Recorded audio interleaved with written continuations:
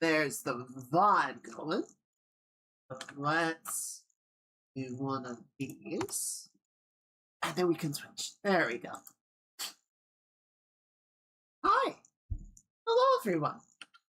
Happy Choomsday. Feeling a little allergies. Allergies just keep punching me in the face. So I'm dealing with that. That's not a ton of fun. But maybe I should actually take something. Right. Anyway, and it's hot. I feel like I was fried my brain. But hello, everyone. Happy Tuesday. Happy week. We are almost done with June already, which honestly, it's a shame. I like June. June's a pretty good month. We aren't quite into like the real intense part of summer yet. And certainly this week is reminding us that summer's here. It is not like France levels of hot or anything, but it is definitely a warm day, and I am not loving it.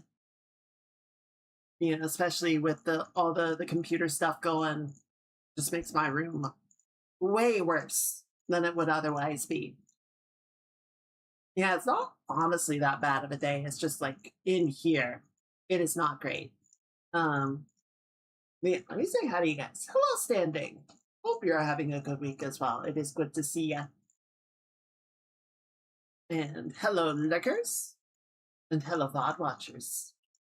Welcome in, everyone. Welcome in. Hello, Mage. Hello to Georgia.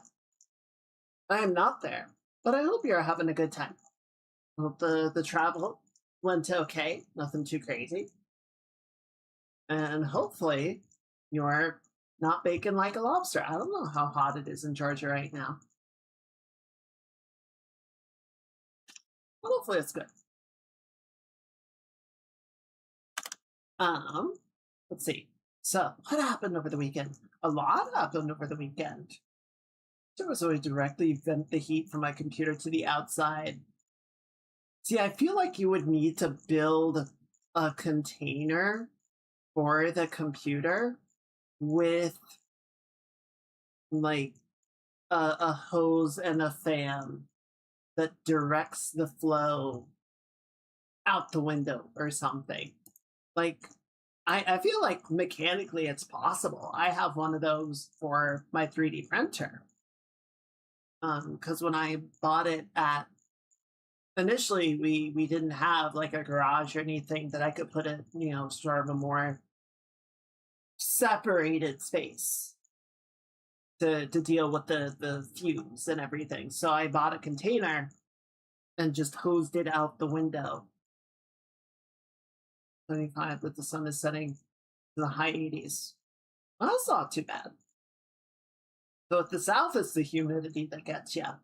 The raw number does not tell the story.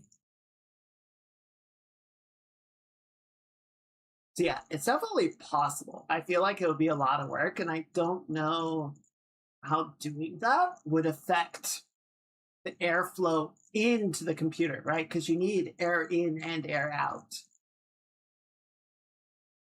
Rain coming if you did. Rain will help.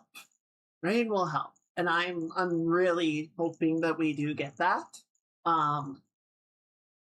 Because there's going to be a parade on Sunday that I want to go to. And if it's hot like today, I think that's going to be, not a deal breaker, but it's definitely going to make it less fun. Might need a backyard data center or something. I don't think that's going to make it any better.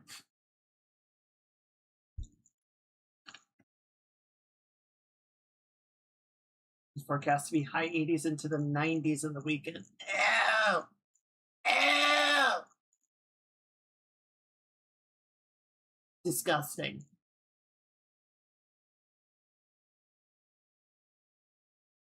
If summer weren't hot, I would love summer. But as it is, so is when you have, well, hopefully You have wear your suit is going to be inside with AC. But please remember, all of you, remember to stay hydrated. It's gonna be stay sipping my juice. Let's just put it that way. Um, but yeah, Sunday, thankfully, was before the heat landed, so it was a really good day, and I got out and I did the bike ride. Um, outside wedding. Well, can we get some 07s from age?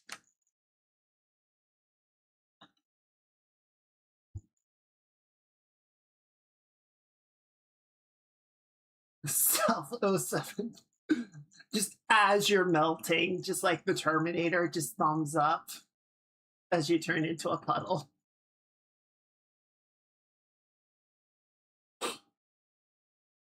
Unfortunate.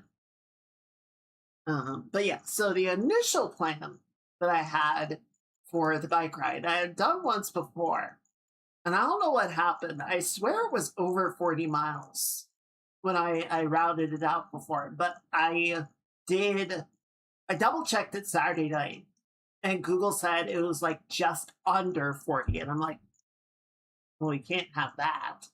So I sort of figured out a slight change to it that would avoid some of the hills and make it longer. So it went up to 47.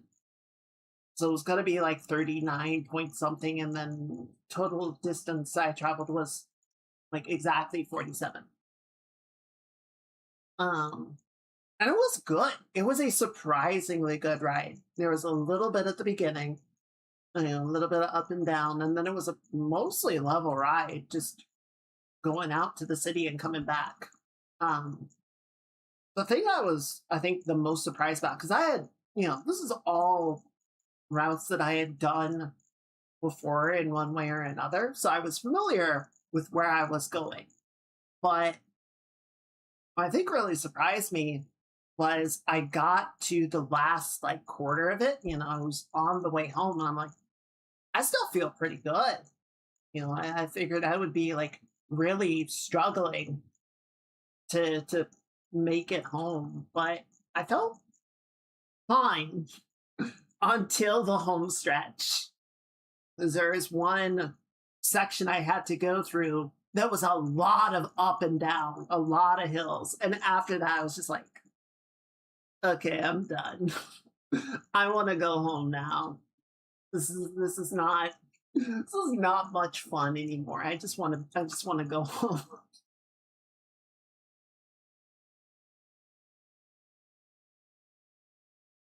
But no, it was a very good ride. It was a really beautiful day. Um, I made a sandwich to take with me, so I had plenty of water, plenty of fuel. I was good. Um, and then yeah, the other thing that kind of surprised me was, you do a big workout, and the next day you're wiped out, right? You're like, oh, everything hurts and I'm dying and this sucks. And why did I do that? I felt fine yesterday. Like, I definitely pushed myself on Sunday, but I clearly did not push myself to the point of like complete exhaustion, which I was surprised about. I thought it was going to be a lot harder on me. So that part was a pleasant surprise, shall we say. And then the other good news was after I got back, my new headphones arrived. I'm still kind of breaking them in. They feel weird on my head. And I don't know if it's because they're new or if something's weird going on with my head. Who can really say? I blame the allergies.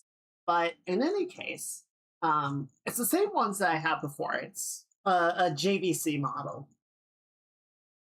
I I liked the ones that I had, but they broke. And I tried doing this whole thing of like gluing it and taping it back together and, getting it to sort of hold its shape as best I could, which was successful. And it was still playing the sound as good as ever. But I think it was squeezing my head. I think it was putting a lot of pressure on my head and was like giving me a bunch of headaches. And I was like, okay, this gotta go. We need a new plan. So yeah, I just bought the same model. They did go up in price a little bit, unfortunately, as everything has been, but I also noticed that I bought these like the first one, like 3 years ago, and used them pretty much every day. Right. So somewhere in the ballpark of 1,000 days of use is like, okay, yeah, you know what?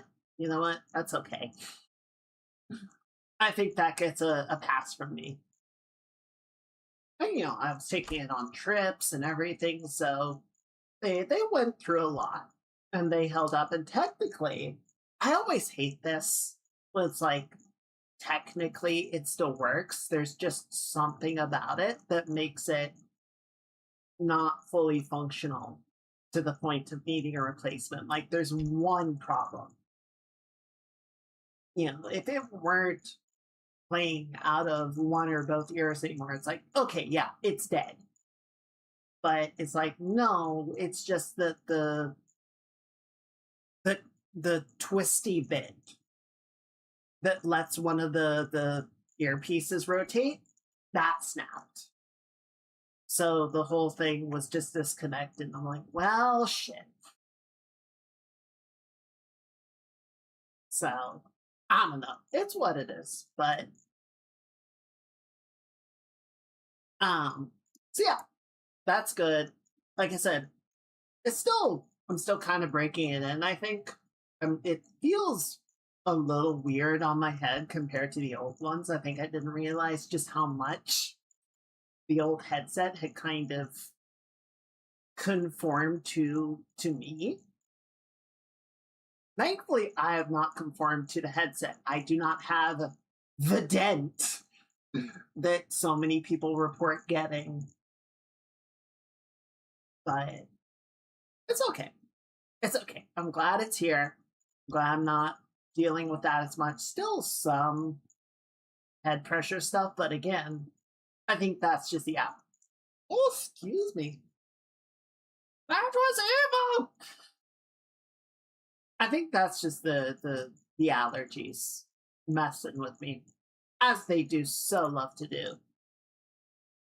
Um, Actually, give me 1 second. I'm just gonna go take something for it, see if it clears me up a little bit. I'll be right back.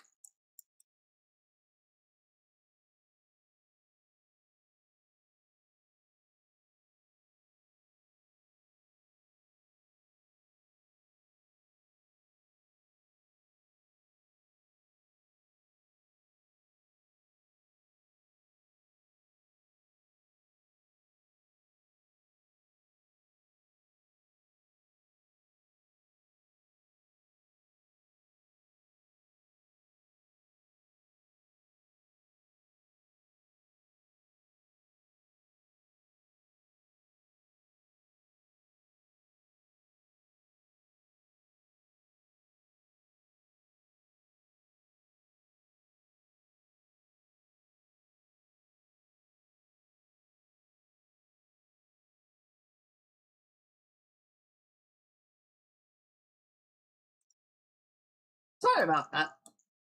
I I was just gonna tank it, but I was kind of hearing myself and how I felt like I was sounding really gross, grosser than usual. Until I was like, yeah, I should try and clear this up. So here we are. Um, how are you all doing? How was your weekend? Did you guys get some good rest? Did you enjoy yourselves? Did you do anything for the solstice? it was a very dramatic day. It was the summer solstice. It was Father's Day. Happy Father's Day, everyone. Um, but yeah, it was fun. It was a good day. It was a good weekend. I have been getting more work done on the model. That was a big chunk of yesterday and today. Not the most fun part. Um, so I've been following Art Gun's V Bridger tutorials and survived to make it someone else's problem. There you go.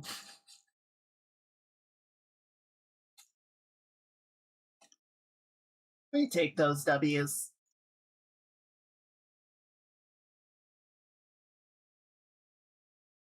Um, but yeah, I finally got to the tutorial on head forms, right? So the different angles, that part of every shooter, every first person game where you have to like calibrate your look directions.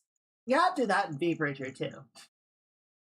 Um, so yeah, Art Gun had some very clever stuff on how to use. At some point, they added a freaking 3D deformation tool, which admittedly is very cool. It is very cool that it can actually sort of simulate three-dimensional planar rotation on a two-dimensional object. So I really respect it. Unfortunately, the tutorial has not been playing out as well for me as it has for Art Gun in the video. Um, I'm still having to do a lot of corrections, a lot of beautification, and I just have more detail on my face than what Art Gun is doing for the Bridget demo model. So that might be part of it, and it might also just partially be that I haven't set it up in the same way. So it's got some pushback, but it is looking okay. And I think another day or two of polish, it'll start to really, really come together. Um, Unfortunately, the hair, I really want to go in and do another pass on, but I don't think the deformation tool is going to help out with that at all because the 3D deformation is trying to do a certain thing, like it's trying to sort of rotate objects in a certain way, and the hair is trying to do something else, let's say. But I do have Kuruama's hair tutorial, so I can go back through that and sort of make some revisions based on what they said. I think we'll get there. I would say the model's probably a little over halfway done at this point. So I don't know. If I can keep this pace, I think July is still a decent chance. Let's hope for that. Let's hope for that. Let's plan for that and see how it goes. Um, Frankly, I didn't play that much over the weekend, right? I had the bike ride. I did play some Deadlock. I lost, which is fair and fitting because I feel like my ELO rank is getting too high. And I told you guys I was going to run into a brick wall. And I think I might be running into it. It also doesn't help that I was playing Dynamo for the first time.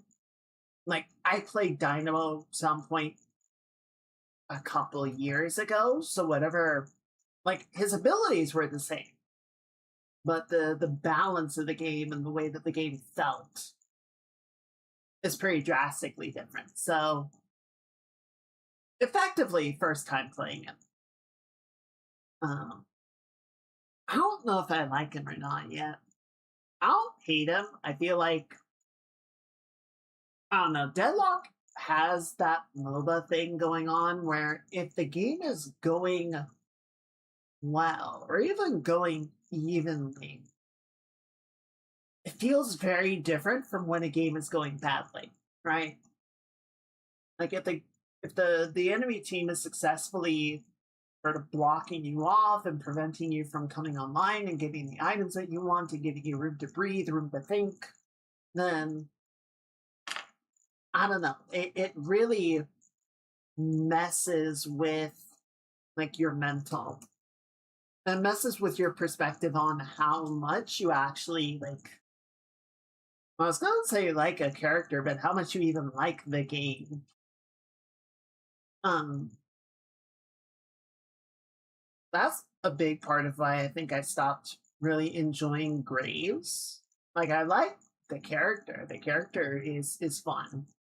Character is interesting, but so often it feels like my enjoyment and my effectiveness on the character is a litmus test of how the game is going, right? Like if my team is doing well, then I'm getting money, I'm buying items, I'm scaling up, and I can melt people. And if my team is doing badly or the other team is doing better, then I am the struggler. And it feels like all of that impact is external.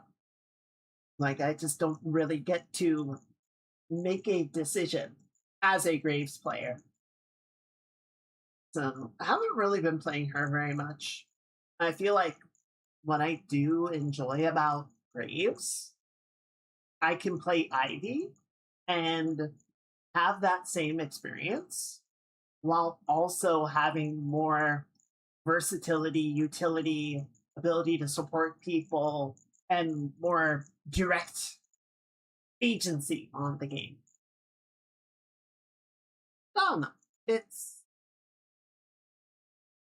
well, I'd like to win another game soon, but this might also be sort of that point where it's like getting into the calibration, right? Like, all right, you're about at the rank that you should be, so your win loss should be about 50%.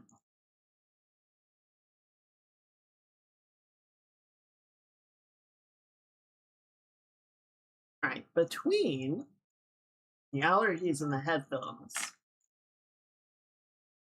I remember this when I got this headset the first time. But initially, I did not like it. I did not like how they sat on my head. They felt very weird. And it kind of took a while for them to break in. I think I'm having that experience again. So I know it'll get there. I'm just not loving it right now. But it's still better than having the ones that were squeezing my skull before. So you choose your battles, right?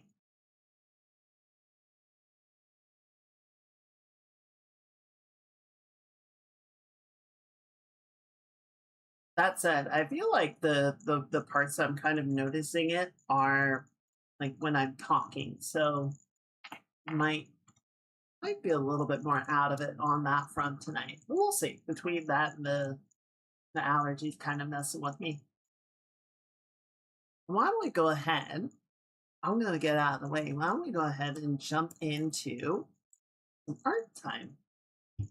We can mess with that. Got everything ready to go.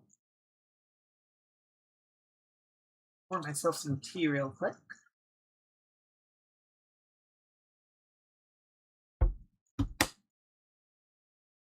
Get started. So, step one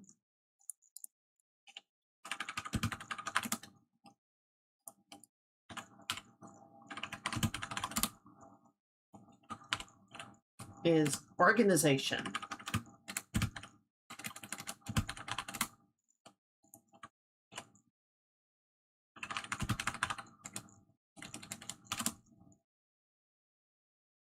The other thing I decided, though I don't think I'm going to bother, we're going to keep the guard wall, but we're not going to put the metal railing on top, just so that we get a little bit better view. I don't think we need to mess with it in the sketch. It is inconsequential right now. What is consequential is getting the art, the colors in.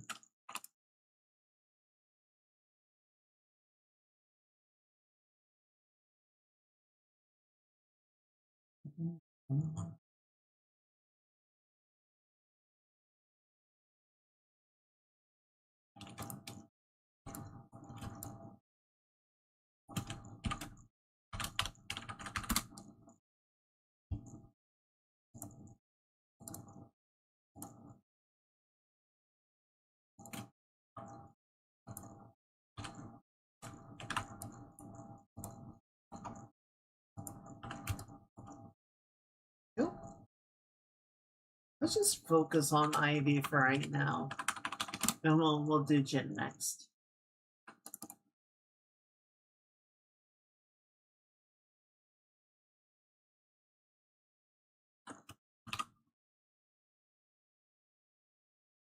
You know, I got a tool a long time ago for Clip Studio where you can just like lasso an area and then it will autofill it with color. You'd think I would actually remember to use it sometimes or want to use it.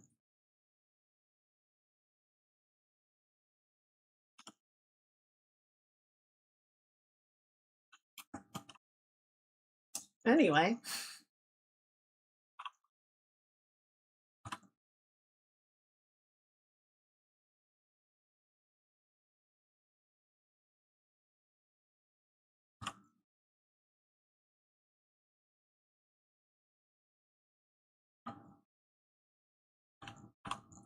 Oh, there was some very exciting news from Elite Dangerous. So they have been teasing the release of their next vehicle. They were very explicitly not calling it a new ship, it is a new vehicle. And they finally revealed some more of it today, or I guess they gave it to the partner program members to let them play around, and then they finally, saw the big secrets that FDev were hiding. So granted, this thing is very small, like it's a small shuttlecraft of a ship, but it is the first ship, is the first vehicle in the game with a fully walkable interior.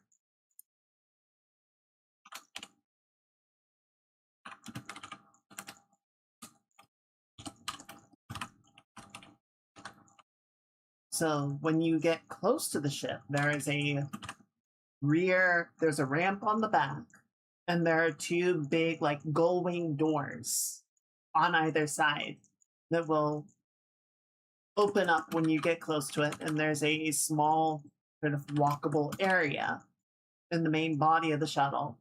And then you can walk to the front, and there is a cockpit that or just like a pilot's chair that you can interact with via a prompt. And one of the things that has always kind of annoyed elite players is that, once they introduce the on foot sections, I guess it's a carryover from Horizons when they introduced the SRV, is there's just this blue like teleportation light. So you would just walk into that and then you would get the prompt. So there's no blue beam anymore. It's just get close to the chair and hit the prompt. So everyone's very excited about that from what I can see. It is a substantial improvement.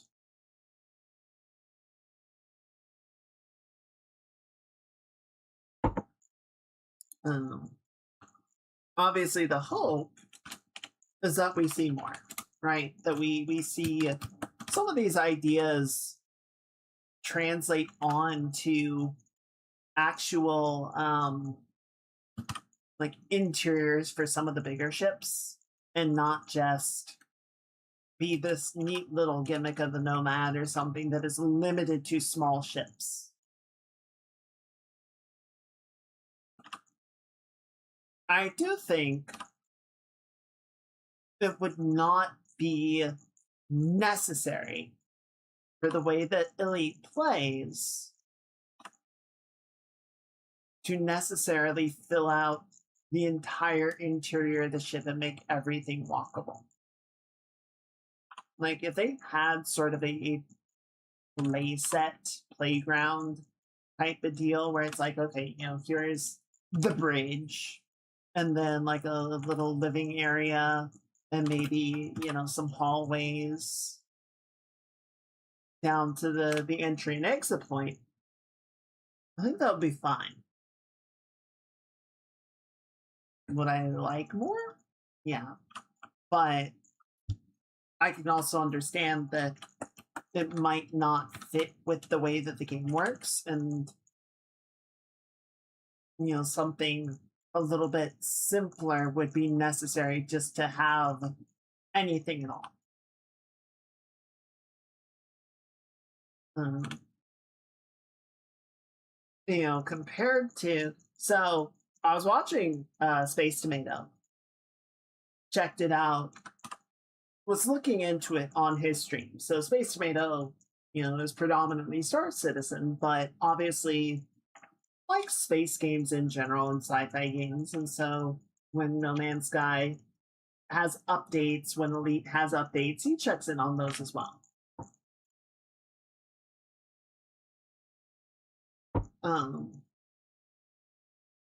What was he saying about it? Oh, his point was, No Man's Sky a while back introduced the Corvettes, and the Corvettes had customizable ship designs with lockable interiors, right? So the way that works is there are a number of habitation modules, essentially hallways that you can sort of fill out with interior decorations and functionality to make it feel more lived in and personal.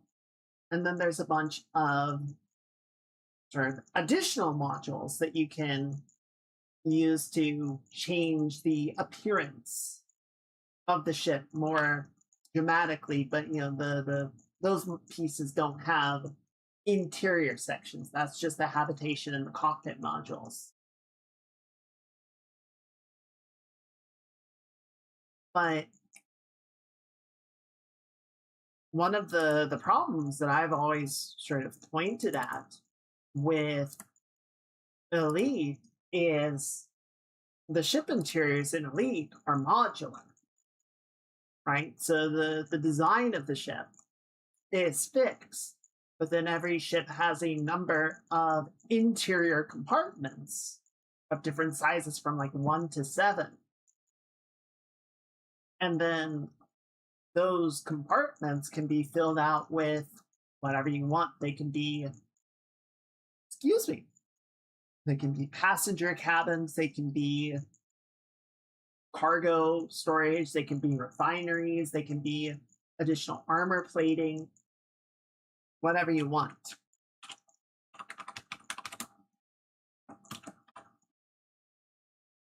So it's always been, one of the potential issues that I've seen in the past with Frontier adding interiors to the ships is, okay, is the interior going to change appearance in accordance with the modules that you've installed, right? Would there be, you got the hallway and then you have the room or the doorway to the size 5 room? And would there then be a modular room in there based on the component that you have installed?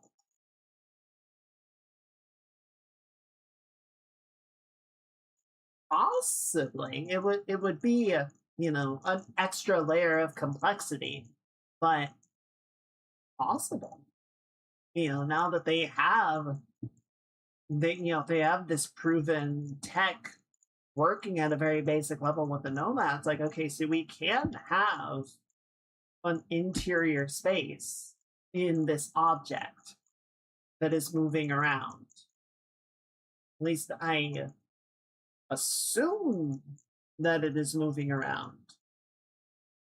I don't know. I think one thing that will have to be tested is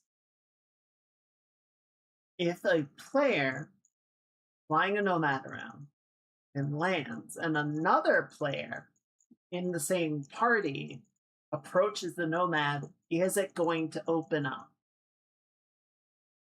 I don't know. There's going to be some interesting interactions to sort of figure out where the limitations of the nomad and the interior space are. But there's a lot of potential good here. There's a lot of things to be excited about. And as Tomato was saying, you know, until the Corvettes update, ship interiors was kind of a thing that only Star Citizen was really like committing hard to. X4 was sort of playing around with it. They was like, yeah, we got a tiny little interior for each ship. And then X4 is like, okay, well, some of the newer ships will have a more complete ship interior, but we're not going to go back and like refit every ship in the game with that. And then No Man's Sky is like, okay, but what if we do? What if we add customizable modular ships with walkable interiors? And everyone else went, oh no. Shit, now we got to do that too.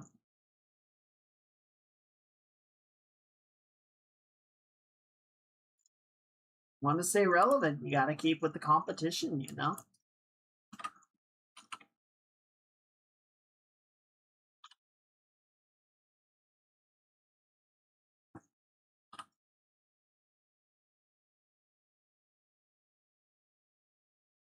Also, I'm sorry if you can hear the air conditioner in the background. Um, I set it up before the stream. I need to have it running, or I would be sweating to death in here.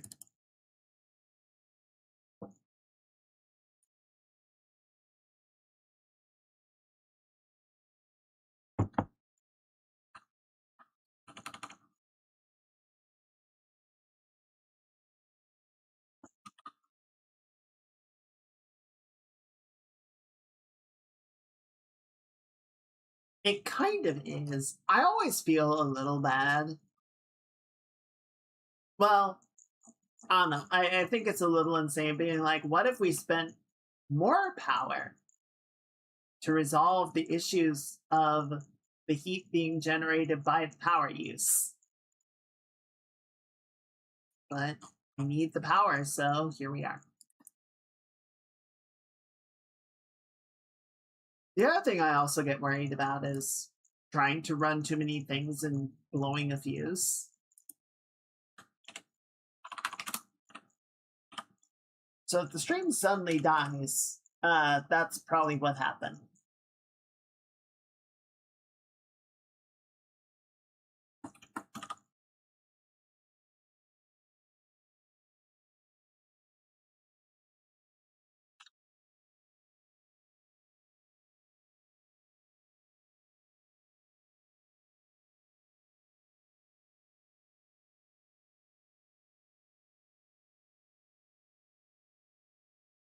Just a little heads up for you.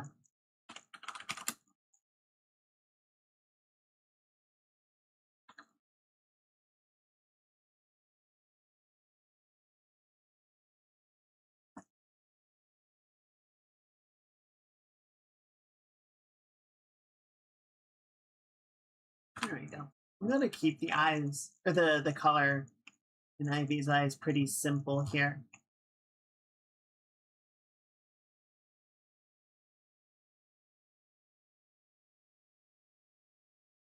Let me check something really quickly. I don't think Ivy has anything on her wrists in this one. Okay, no adornments, but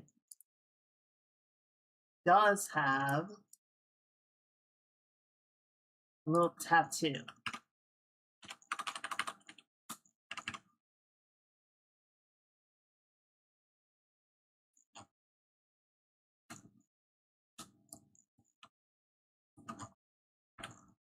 Gonna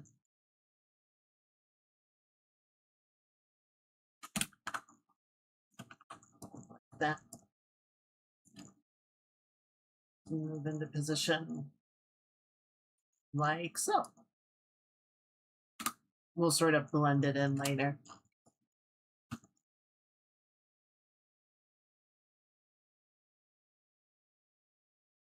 Okay, cool. Oh yeah, she's got some ribbons in her hair that we'll worry about later. But I think the last thing we need is her shoes. And we'll be good to go.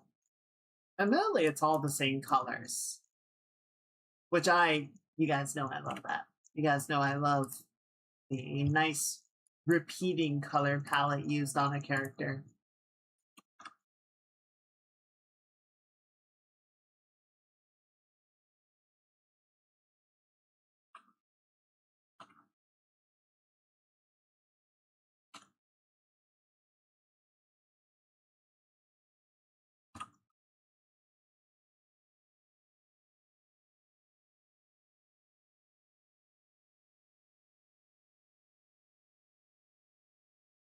Got some little plant adornments on the shoes and ankles, but we'll paint those in by hand later.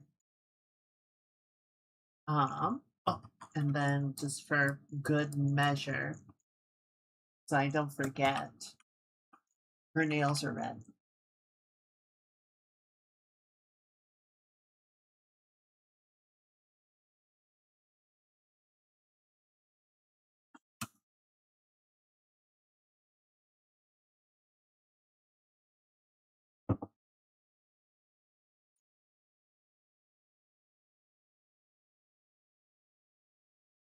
Looks about right.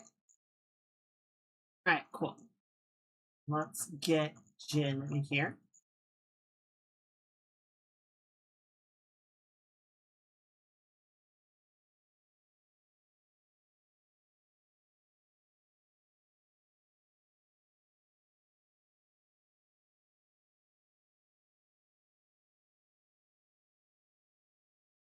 Good.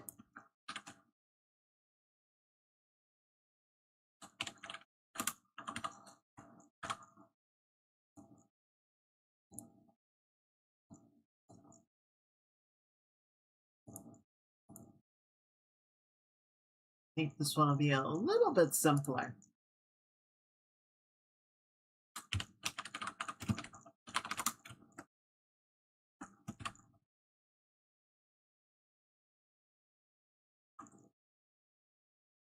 Not quite as many colors to worry about.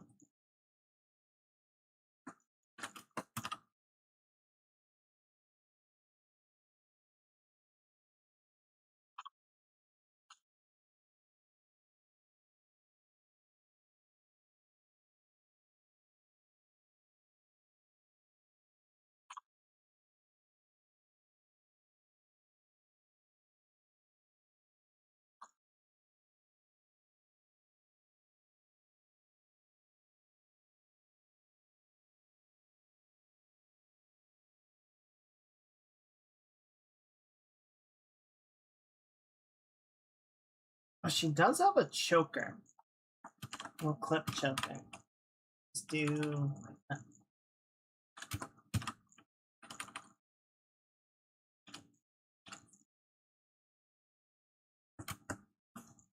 All right.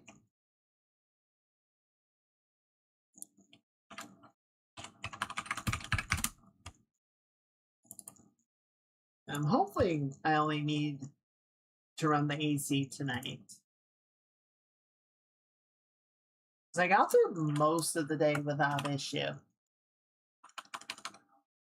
But I knew doing the stream when the room was already hot, having both computers going would just be a miserable experience. So it's like, all right, for tonight, I got to do it. But I think tomorrow, last I checked, was the last day that it was supposed to be hot. I think I will manage. I bought the AC off of a friend a few years ago. I'm sort of to your point, standing. I sort of try to treat it as emergency gear, like just because of how much power it uses. I don't like running it a lot. It's like there are days where we need it. And if I don't need it, I'm not going to use it.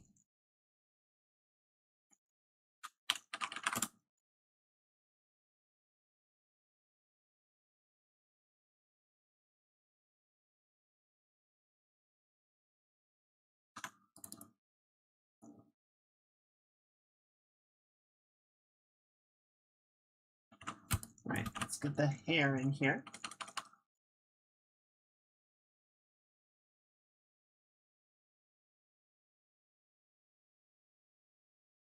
Actually, what I'm gonna do,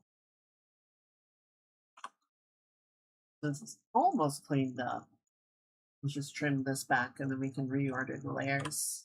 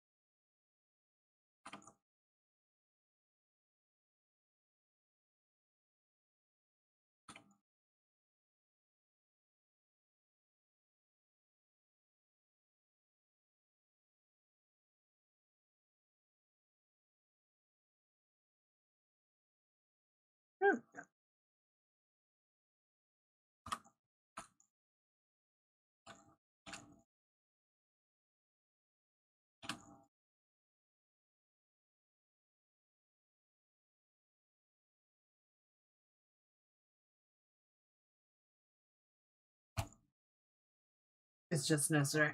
Absolutely. And I am glad to have it on the days where it is necessary. I just try not to use it if it is not necessary, you know?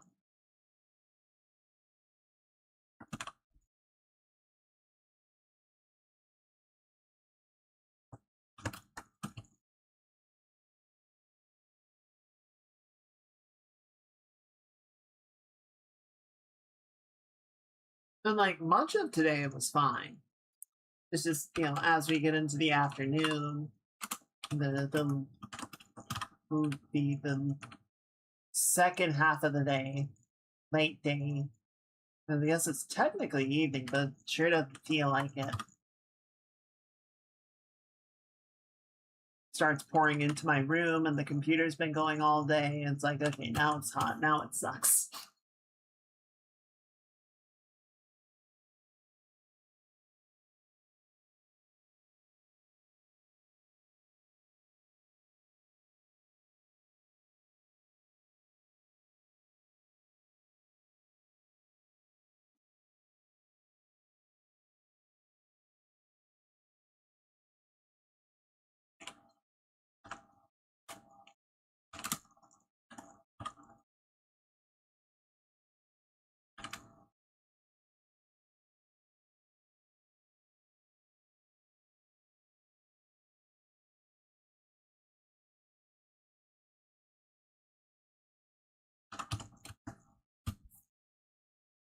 There we go.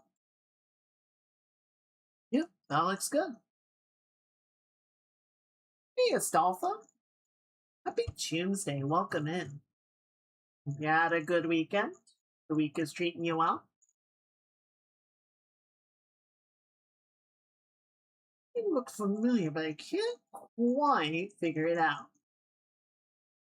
Wait, hang on. Let me see if this helps.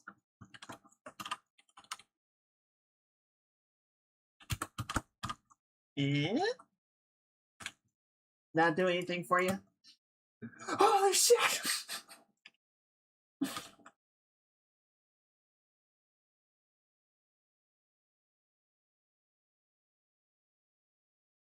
How's your day going, Astolfo? I'm just gonna borrow this for some color reference. Need dinner but I'm lazy? Hmm. Well, what are the options?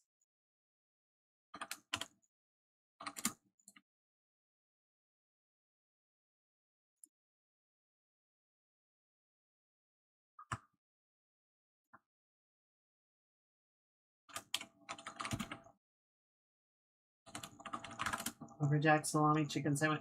Honestly, that sounds really good.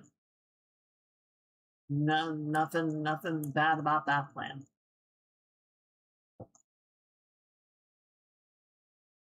Oh, sliced chicken not fried. Yeah, that's fair. Definitely the healthier option. I I find deli chicken. I don't know. Deli meat in general is always kind of eh. It's not bad. It's just eh. You know.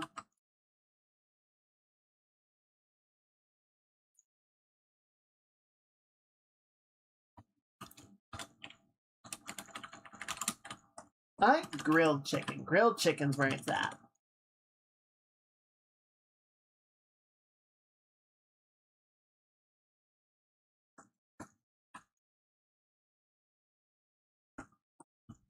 I was very bad yesterday. I got some Taco Bell.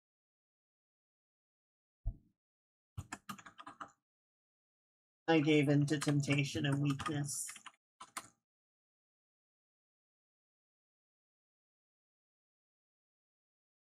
I also got myself a cupcake to celebrate my bike ride because it's like, you know what? I did good. I deserve a treat.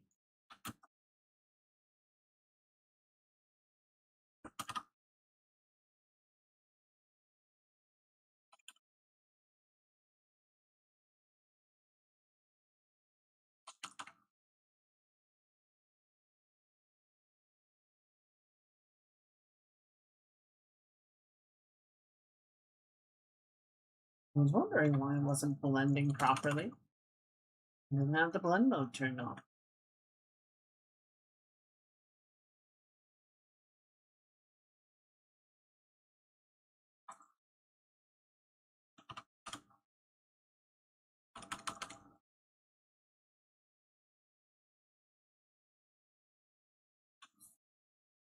I actually want you two to hide for a second.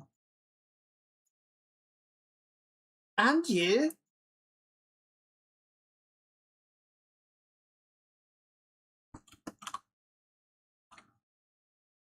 So I can see clearly where we're trying to get at.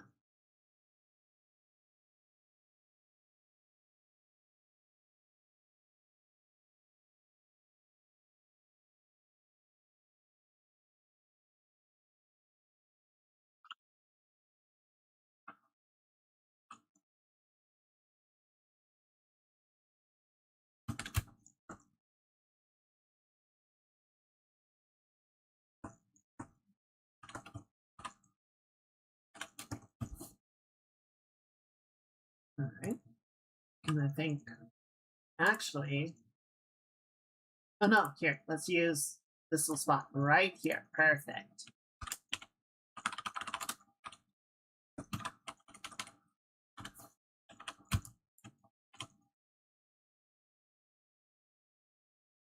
Boop.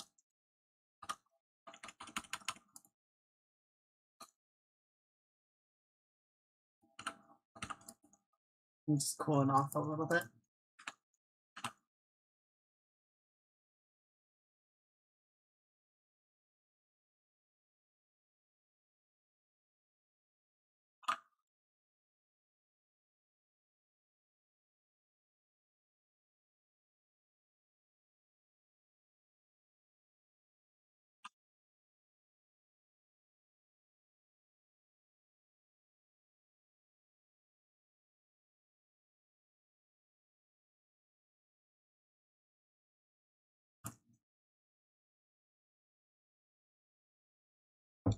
So I ended up, I think I was on the fence about pre-ordering Ace Combat 8 because I was excited. I am excited for that game. But I discovered, or I was talking with my roommate about it, um, so the pre-order bonus that they were offering is a free copy of Ace Combat Zero. Except that Ace Combat Zero has never been ported to PC.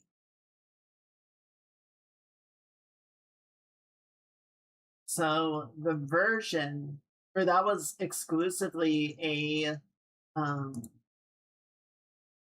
a PlayStation pre-order bonus.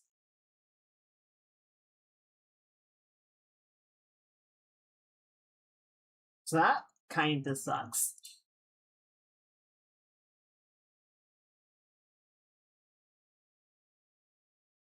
I was honestly excited. And like the idea of getting Ace Combat Zero, which I've heard is a good game, was like, okay, yeah, let's do that.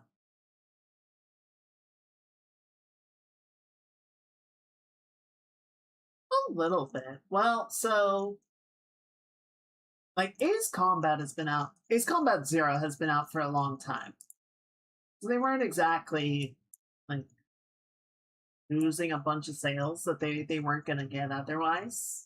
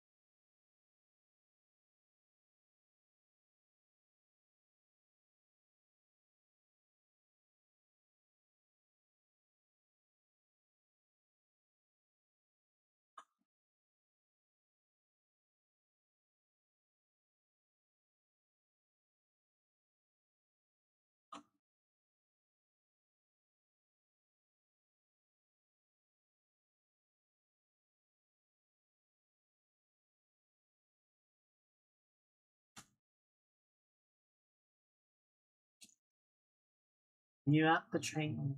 Indeed. Indeed. All right, and then we need one more thing. And I'm not going to try and photo bash this one, I don't think.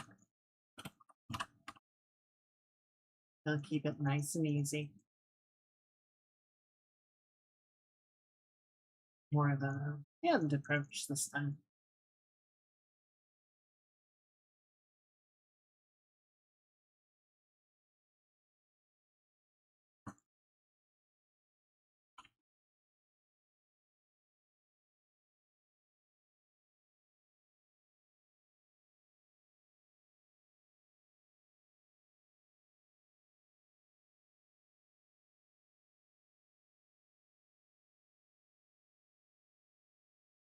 Gonna call it an early night. Sounds good, mate. You've had a long day. But I'm glad you got through the travel all right. I hope the wedding and everything goes well. Where the heat isn't too bad. We'll see you next time. We're gonna say goodnight.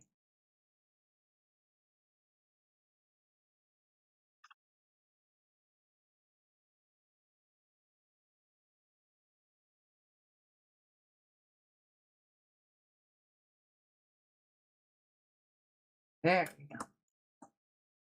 Yeah, just a few clouds on the horizon, I think looks good.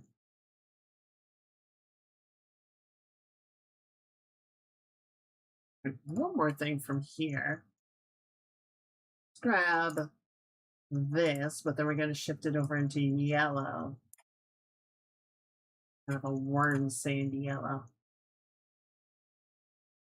We'll have downtime. Yeah, absolutely. Absolutely. Be enjoying the time off.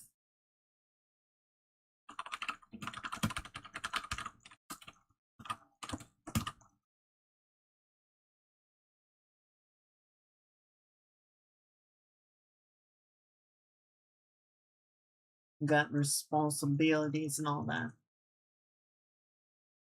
Mostly just yes, enjoy yourself. It comes in like so.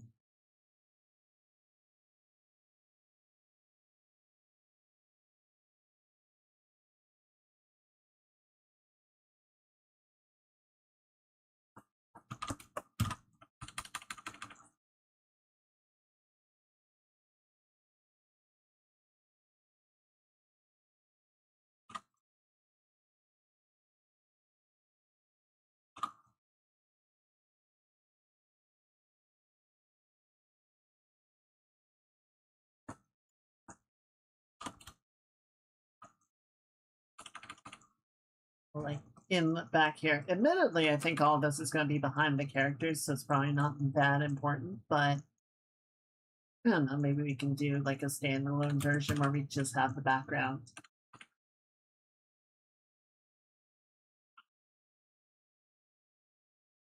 Just for funsies, why not?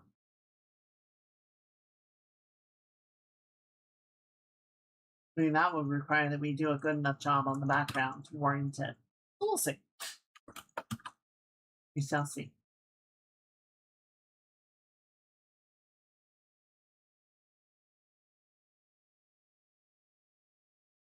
You know, what would be really nice is if we can get this done by Saturday, then we could give it to Ivy and Jin on Sunday to celebrate their completion of Rogue Trader.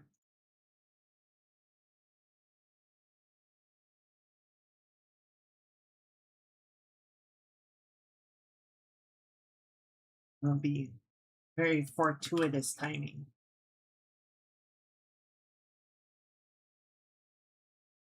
The sense that I get from both of them is a very similar feeling that I had with Horizon Forbidden West of like, I like this game, but I'm also very ready to be done with it.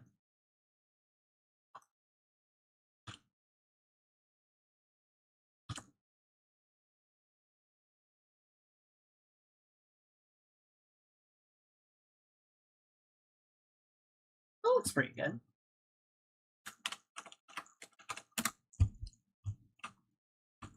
And then what I want to do,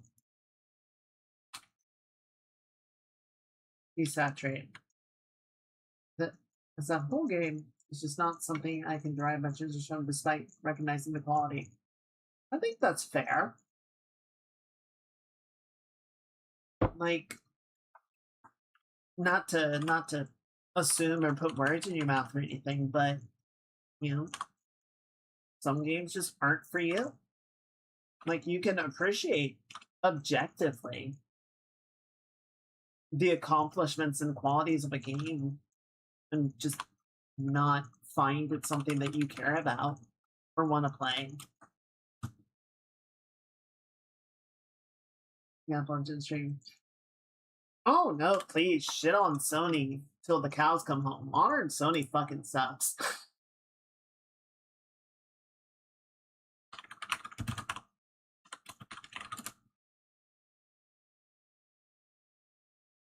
I'm more concerned about video games anyway.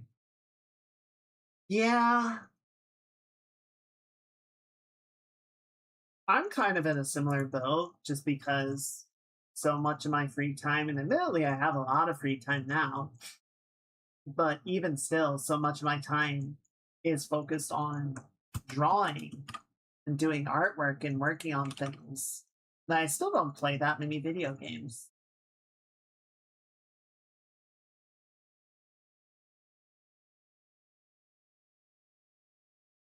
You know, I've been playing a little bit of Haze, been playing some Deadlock when the fellas want to play. Once it goes on sale, I'm going to pick up Expedition 33, but the sale hasn't happened yet.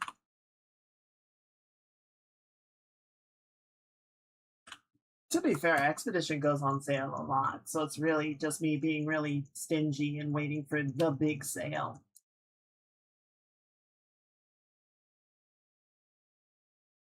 The biggest, baddest sale I can get. I'll get through the Trails RPGs. That's for interest. Well, I think they'll last you a while, right?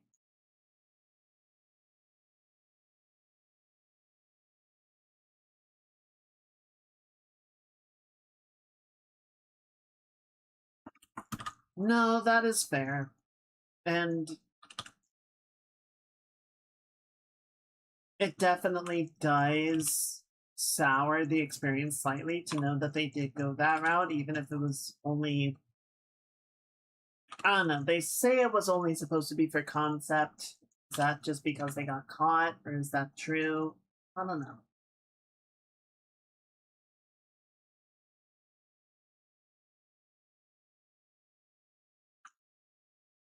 Yeah.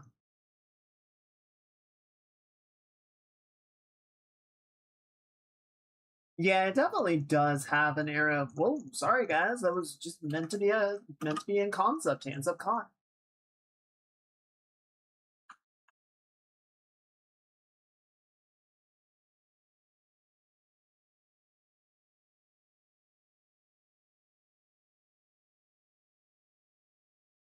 Don't know how that got in there. That's our bad. Sorry. Right. I'm not gonna worry too much about getting every little rooftop in here just because yeah. It's more just I want to mock the idea and rather than like sit here and flesh it out completely. As long as we're getting the feel of it, right? You know, pay an artist, wow, what a wild idea. People may have a good game. Even they suit that. Yeah. I've talked about before, I feel like well, and so let's assume that they were being honest, right? Let's assume that they did only use it as a placeholder piece with the intention of getting rid of it. But it was convincing enough that it got overlooked and put into shit. Right? There are reasons that I'm just going to do this as an example, even though we already filled everything out. Like if I were filling in a character's colors and there's a lot of stuff that is, you know, similarly overlapping, I would clown color it with something really bright and garish. And you can even see, like, this is why I clown color, because there are little spots in here that I missed because the values were similar enough that I overlooked it. But you put something garish, something unpleasant to look at, something so obviously incorrect that you have to go in and resolve it later.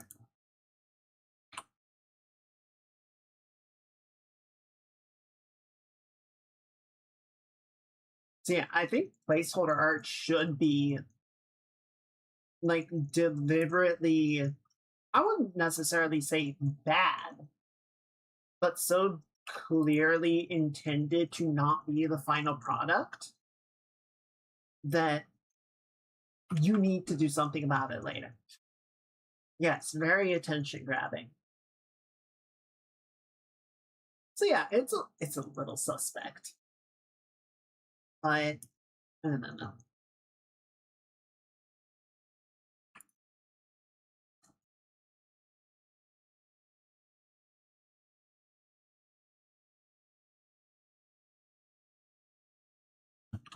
I just hope at some point this whole bubble bursts and we can finally. I don't even know what would happen at that point, but hopefully something.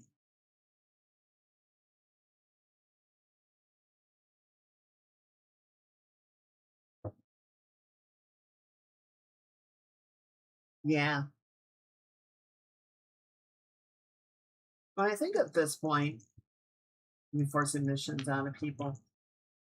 Yeah.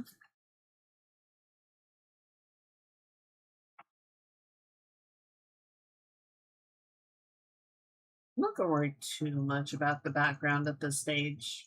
I think it's fine where it is.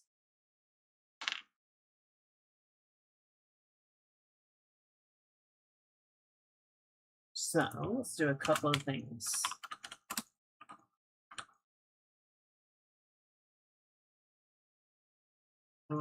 Shit right now, so let's get some temperature going in here.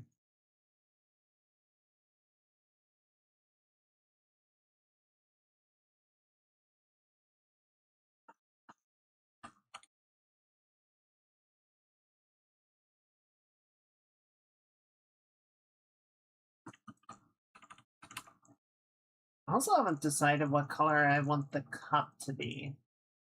What drink should she have? Not a monster.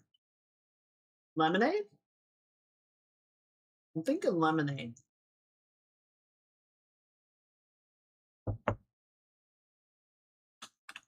It's a bit of a callback.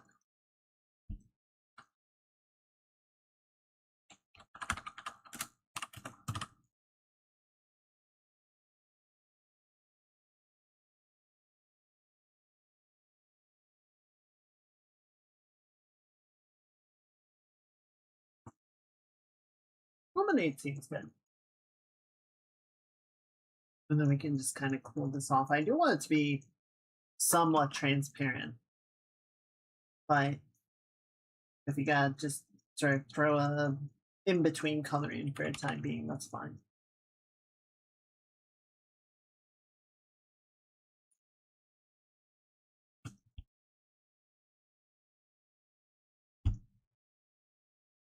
Okay.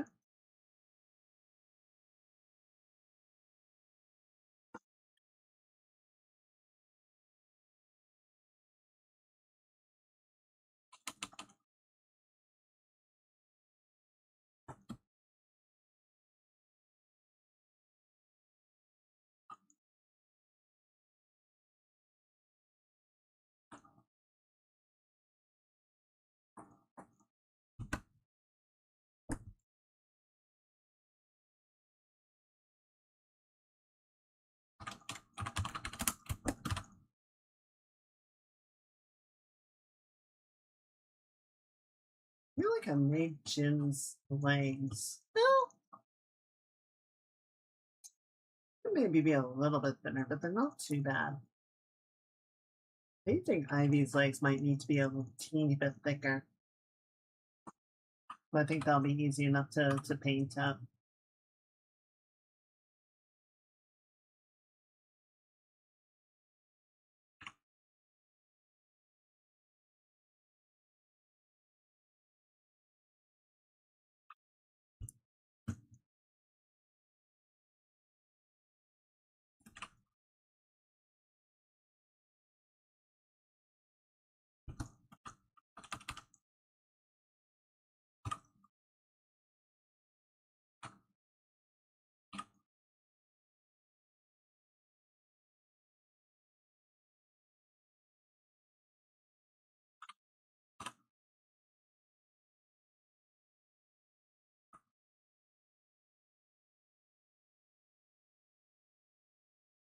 Okay.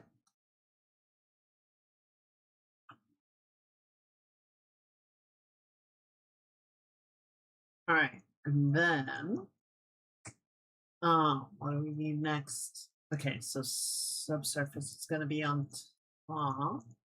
No. No, it can be right here. So I'll keep it.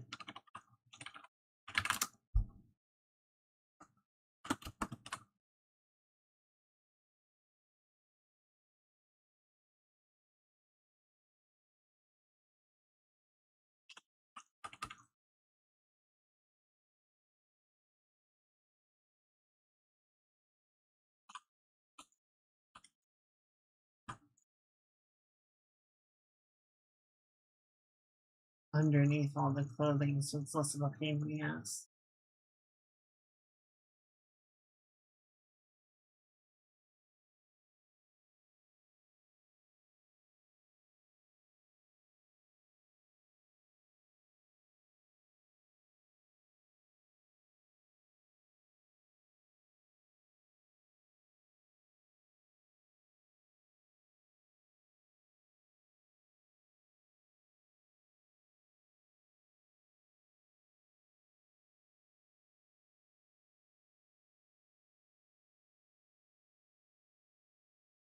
Here we go.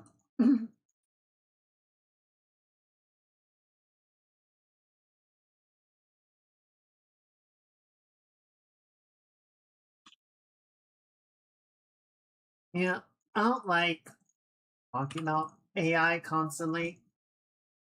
As you guys can imagine, it's a pretty dour topic. And it gets very tiresome. But one thing that I did consider has bothered me a little bit. So I'm glad to see how much people are unhappy about it. And for, a substantial number of reasons people are pushing back against it, which is good. I'm happy to see that happening. But the thing that kind of gives me pause and I worry about a little bit is I have to wonder how much people are unhappy with it, particularly with the data centers, because they're being developed, they're being built in the United States. They're being built where Americans have to deal with them.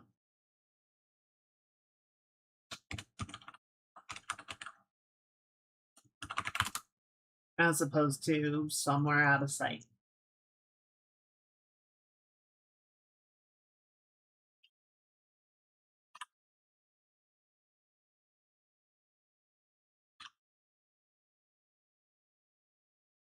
Being mad at them for the wrong reasons is at the very least better than being in full swing. It's definitely better. And I'm glad, yes, I am glad that there's pushback happening. It's just, you know, a little disappointing that if it had been built overseas, I think a lot of people would not care as much as they did.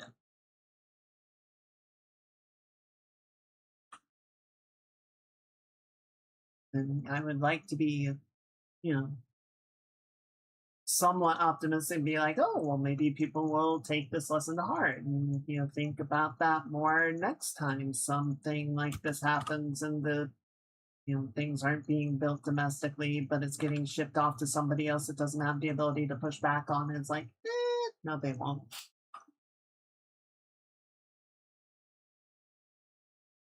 A lot of AI was trashed in trading. Well, that's good news.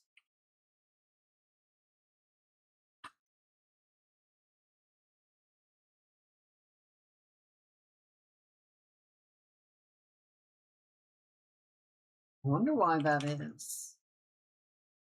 Like, is that because the bubble is finally bursting? Or is there some other reason going on?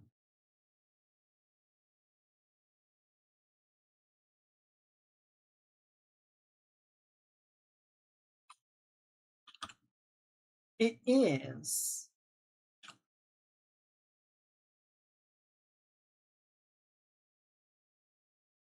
I'm wondering.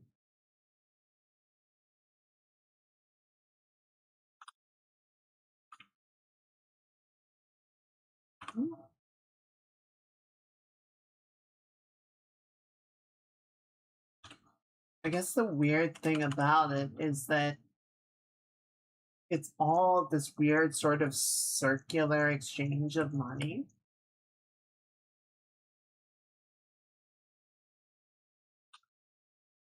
And it basically just sort of self perpetuates until people run out of money and someone is left holding the bag. But so far, everyone keeps throwing more in the hopes that they wind up as the ones on top. Maybe this is that starting to break, but I don't know.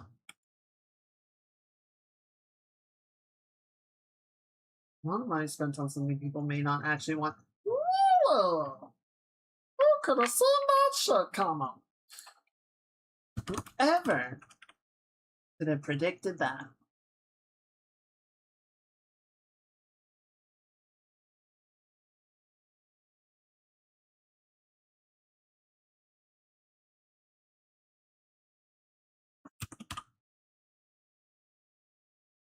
It's almost like everyone was trying to tell you.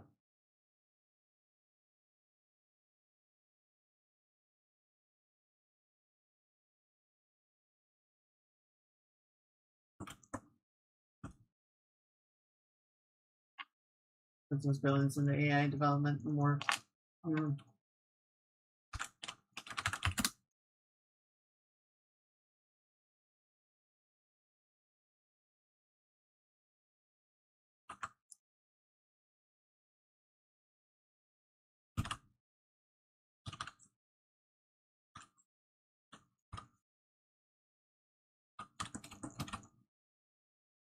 Also getting a little heavy.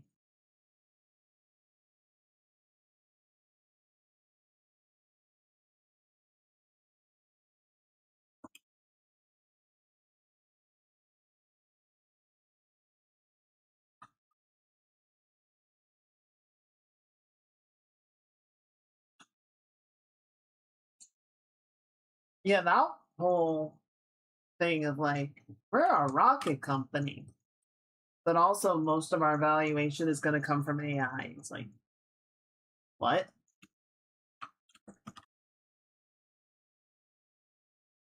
I don't think that's how it looks.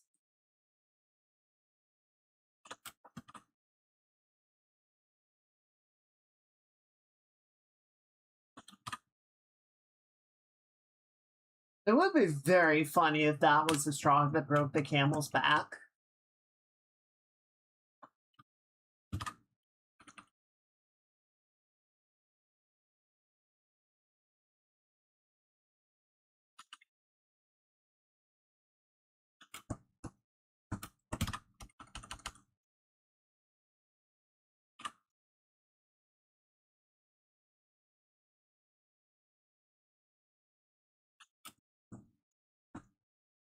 Okay, bro, just one more data center, bro. One more data center, and all of this will come together.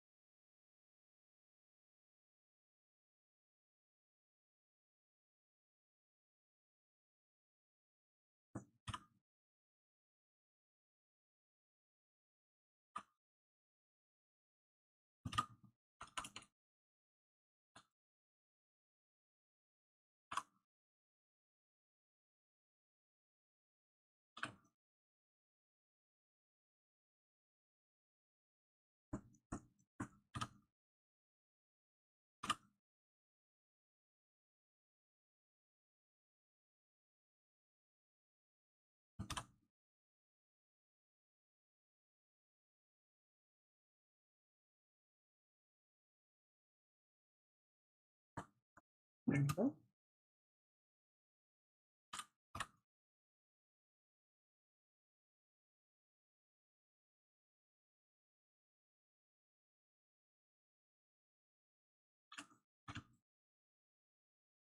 Cool.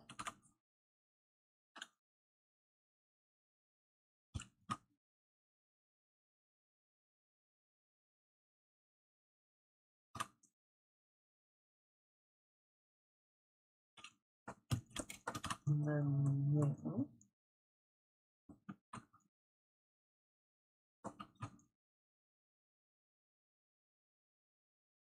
Thank you, Odyssey. Go ahead and sort of block that in like so. We'll put that in the background. Okay, yes. I was looking at it for a second, like, what am I doing here? But it's okay, I remember now.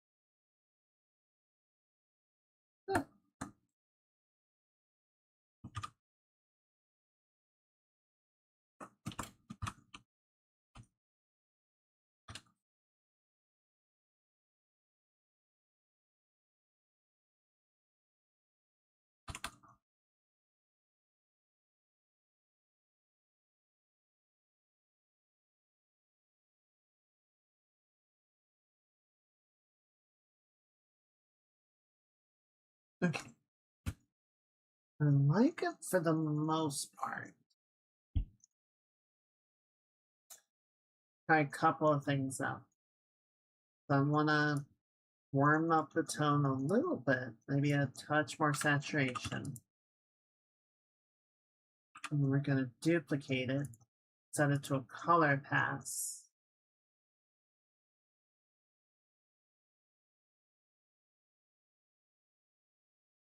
Is that right?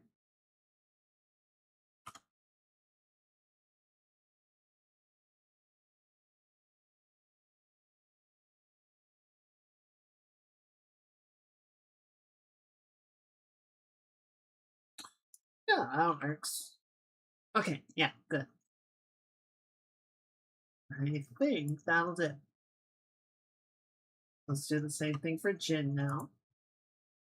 Oh, but before I do, we're going to duplicate the hair layer, set that to a color, just so that it gets a little bit more of the albedo going through the shading.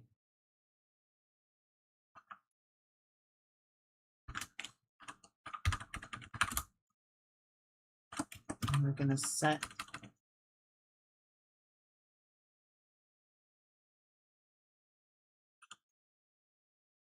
this highlight.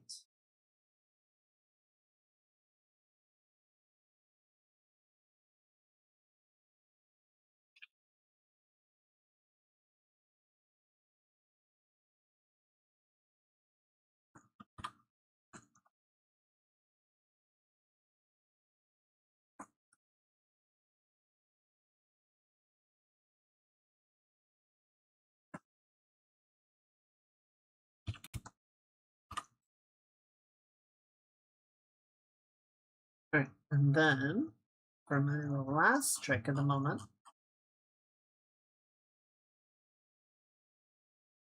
I'm going to delete or copy all of this.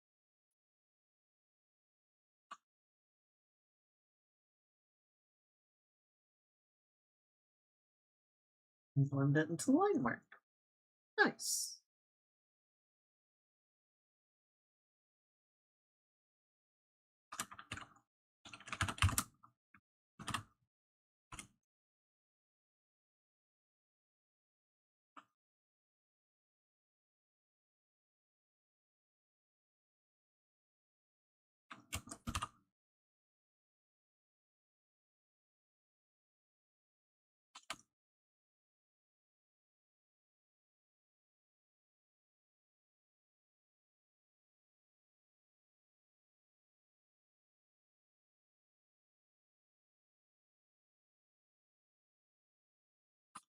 There we go.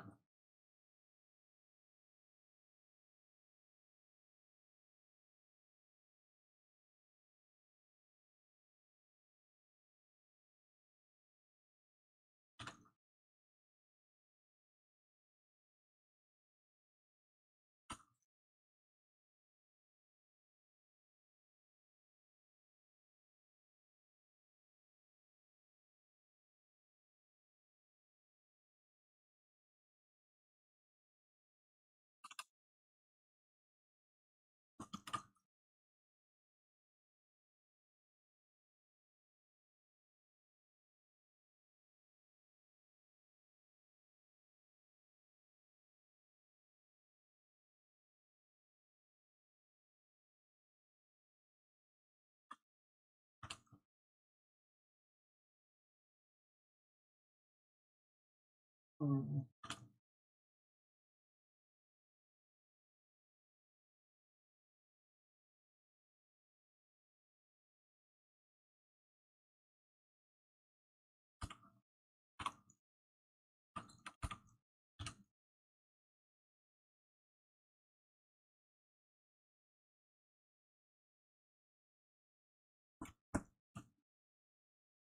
Something is still a little too like dark in the tone.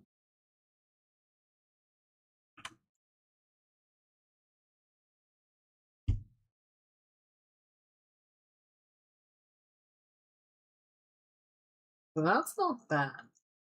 Maybe it's just that Shadow blending with the subsurface isn't working super well.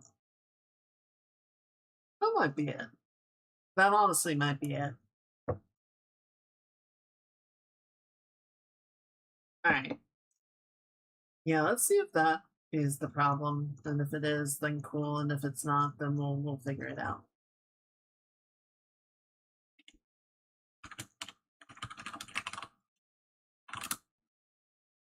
All right. So now I'm gonna take these two, knock them back like that.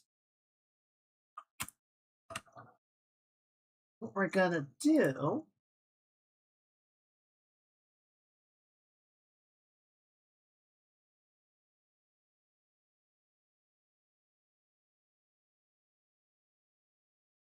um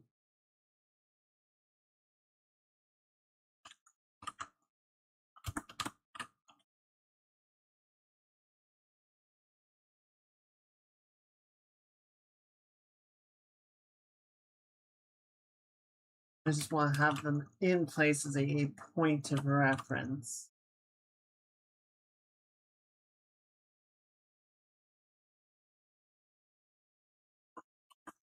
Couple of things to correct. One, the seat black instead of this sort of green, whatever it is.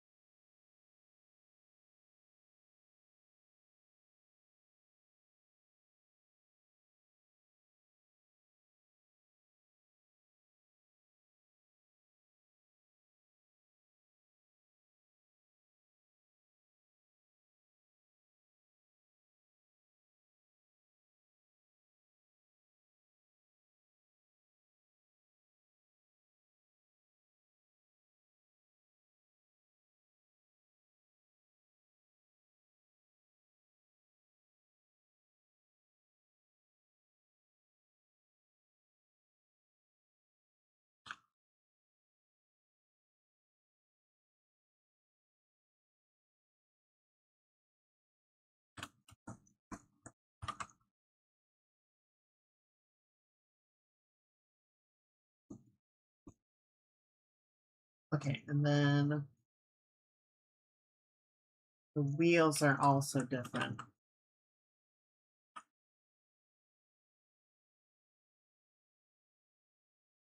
And we're gonna need to draw the shading work in as well. So these are like a 5 points rims instead of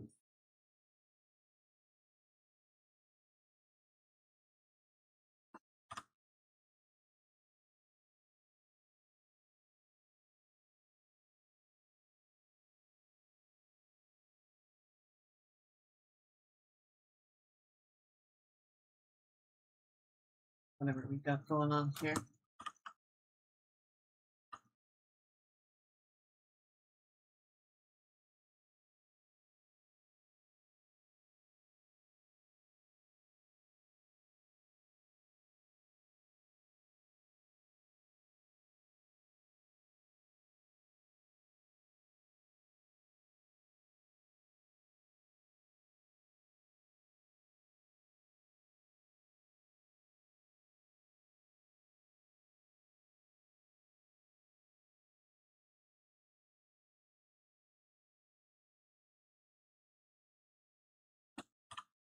Good.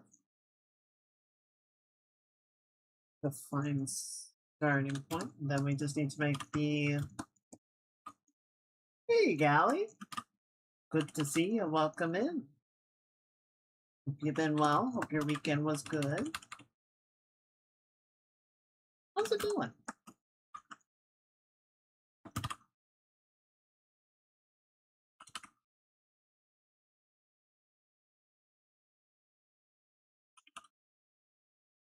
See, that's pretty good. I'm gonna grab some of this. This is trying to round out the shape of the mirror.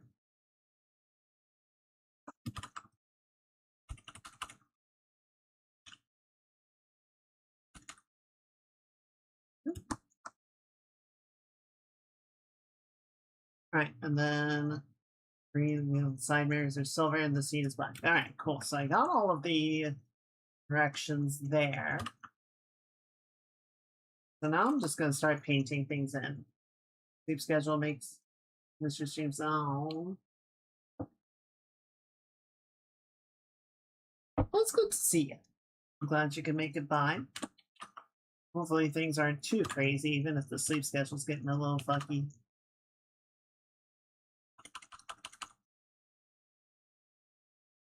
I just want to add a little hint of blue in the shading, try and reflect a little bit of the environment color, not just our sort of matte white background that everyone loves to use for their marketing material. Something like that, maybe.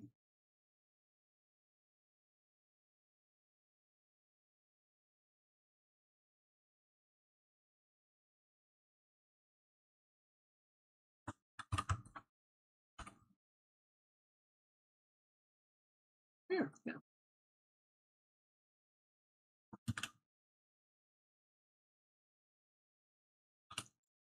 And then, yeah, see, this is just supposed to be like I think it's just like a white floor that's picking up a bunch of color, or just picking up a bunch of bounced light. We can sort of knock that down like that. So there's some blue wrapping around.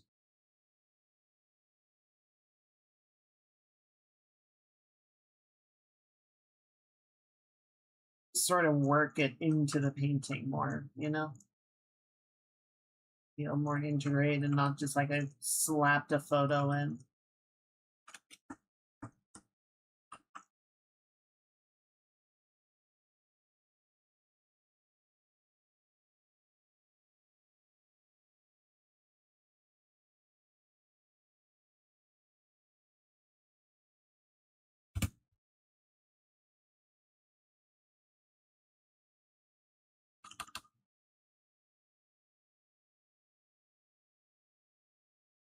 Actually, I think we'll grab a little bit of this.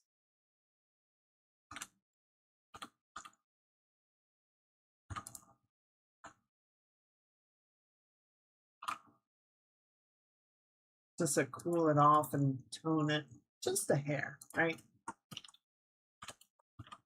Just a teensy teensy bit.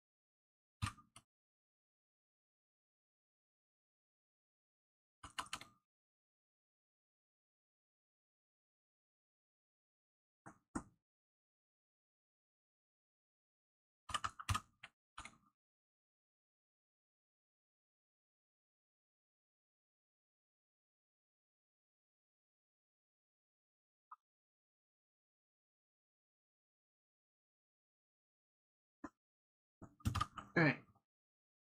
Then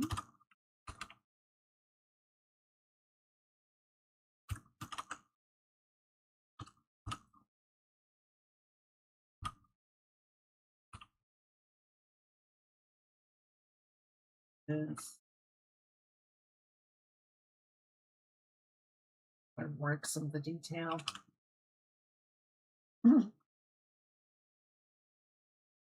I basically want to go over more or less the entire Vespa, right? And I don't want to give the impression that I'm just like dropping a photo in and calling it a day.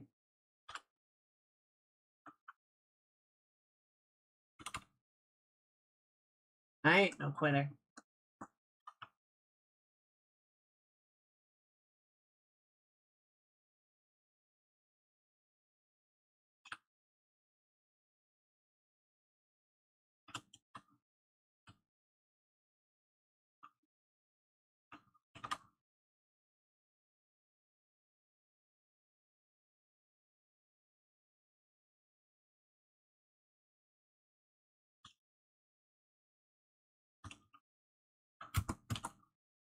think I will paint over the branding though, for good measure.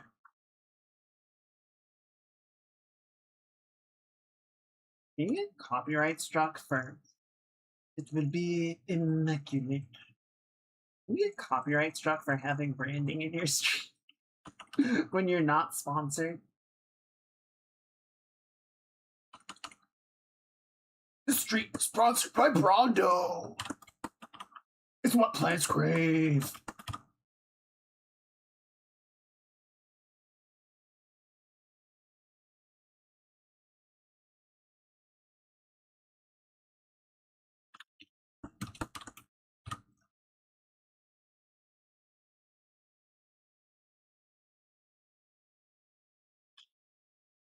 Yeah, it's the best.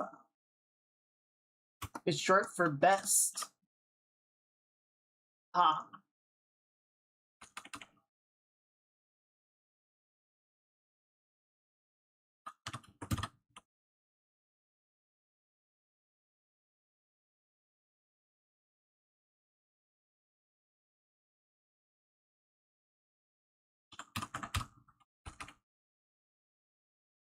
Yes, it's short for best pawn. You have to prove that you're a dad before you can buy one.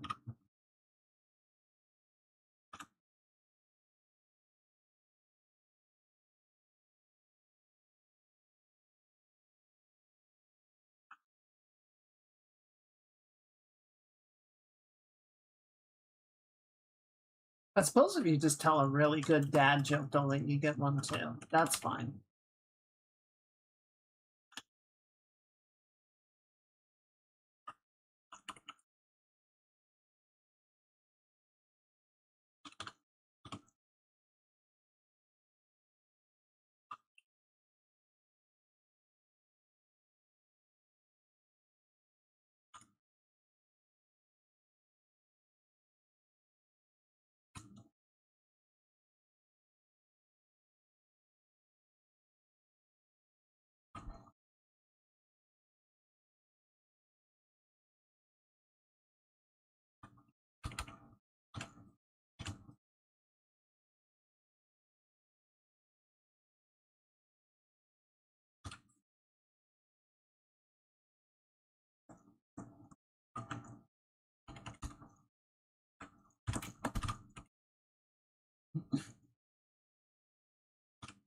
Yeah, what if I made tire textures and then I just made it like a complete cylinder? There's no surface on it whatsoever. The gradients, on the other hand, ooh. Ooh. You know me, I'm a fucking sucker for my gradients.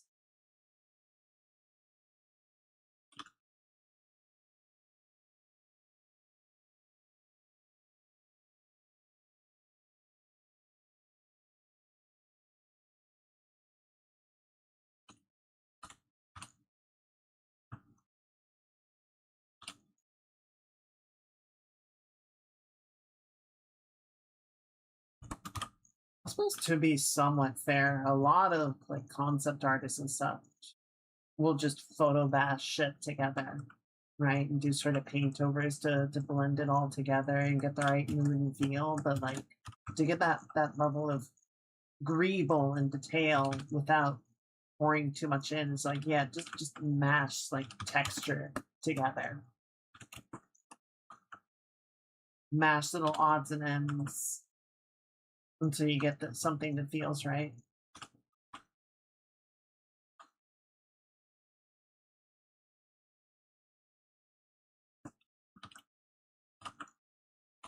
And there's like all this down here. We don't really need to put a bunch of time into worrying about the machinery or anything, right? We can sort of smooth that out for composition's sake.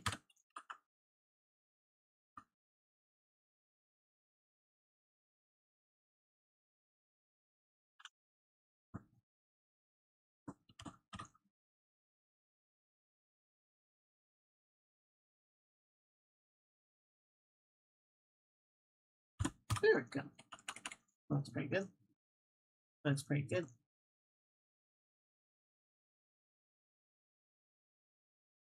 Also, again, like we're working with pavement instead of a white photo room. So the bounce light coming down here isn't going to be as intense. It's probably going to mask a lot of this anyway.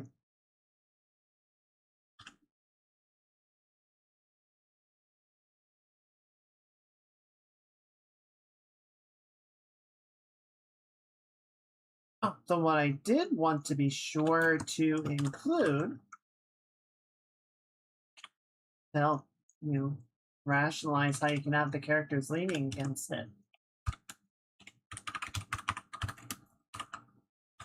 So we're going to have a kickstand.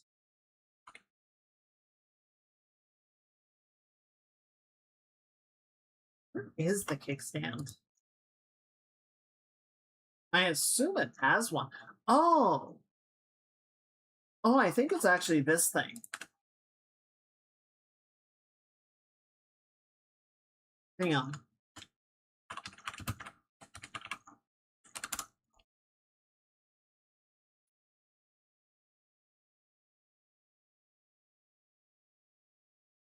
Right. Yeah.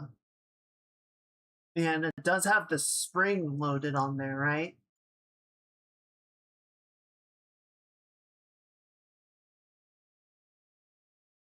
Yeah, so it's like folded up here. Okay, so let's do this.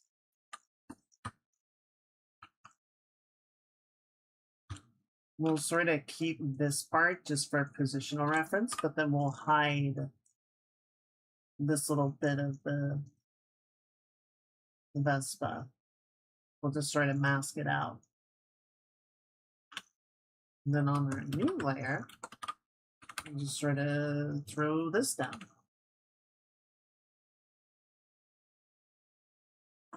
It's got the little boot. Got the little booty.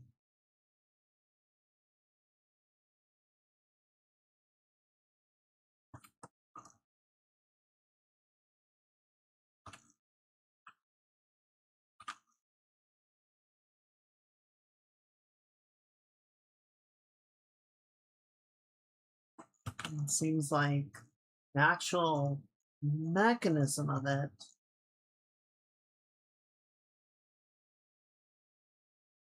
I see a few different things on here, and there's obviously like aftermarket units and whatnot that you can get. That seems about right.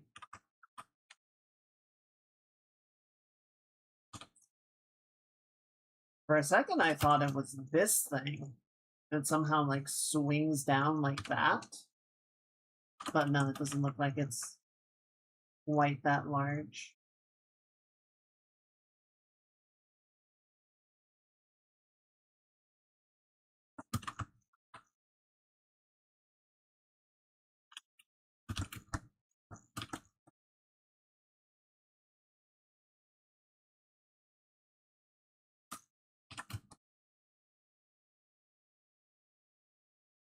Good.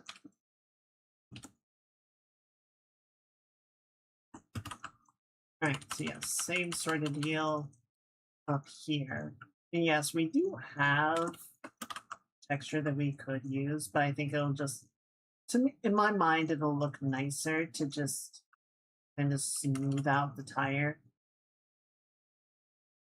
Just have it be more gradient driven rather than having a bunch of texture on it.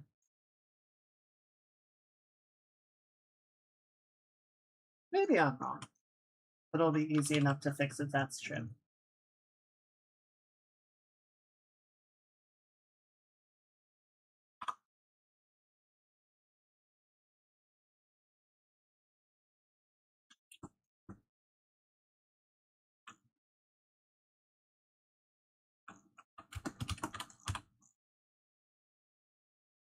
Get rid of that since it turns out we don't need it.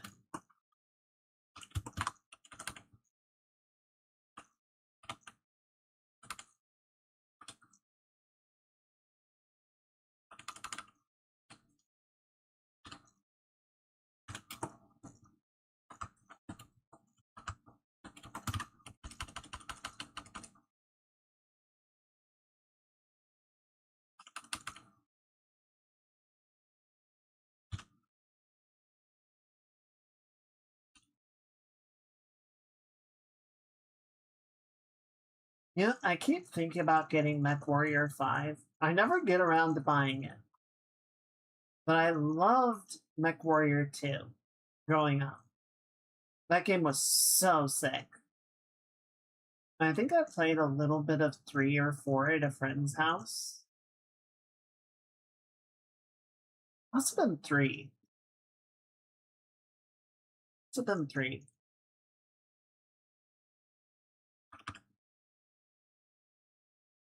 From what I can see, 5 is pretty well done. It seems like it's well received. So, I don't know. I'll probably get it at some point. Too much to do this summer. Too much to do all the time.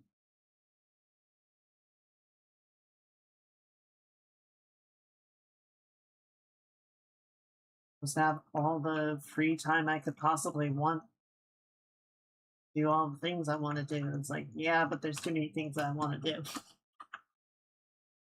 I'm still not free.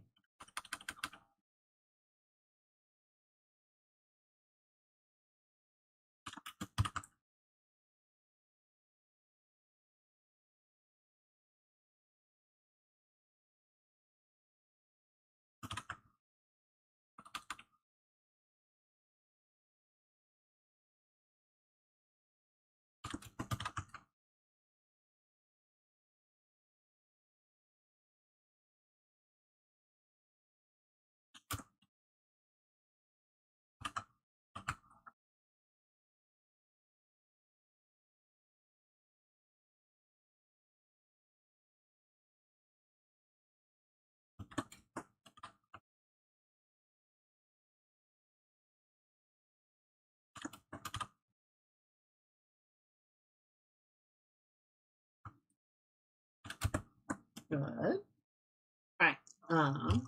Let me double check these rims.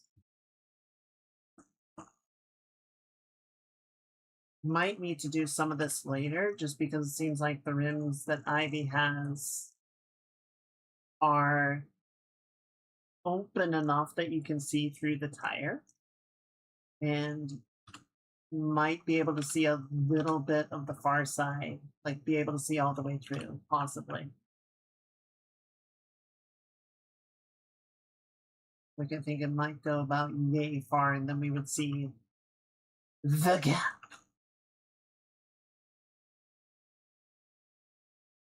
So we won't be able to like fully render or resolve that until we have the background in a better state and know what it is that we need to do there.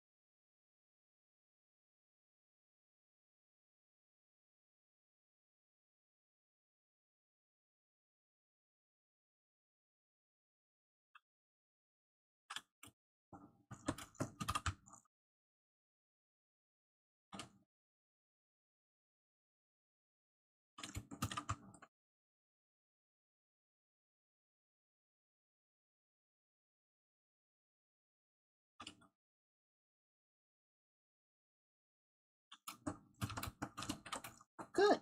All right. I like where that's going. I'm going to save because it has been a minute.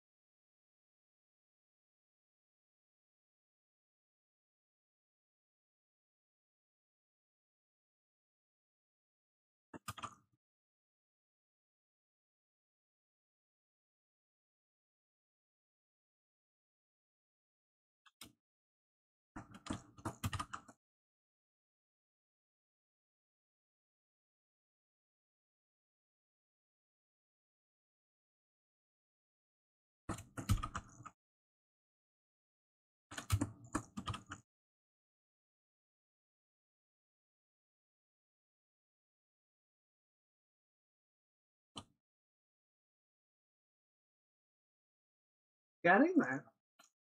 It is getting there.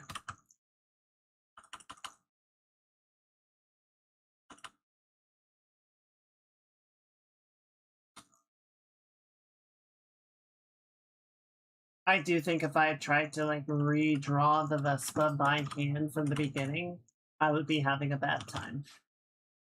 I'm not super good at drawing like cars and vehicles and shit. And I think there would have been a lot of details that I would have really like struggled to land. Whereas this feels much more like, yeah, I can do surfaces. I can paint. I know how to do it.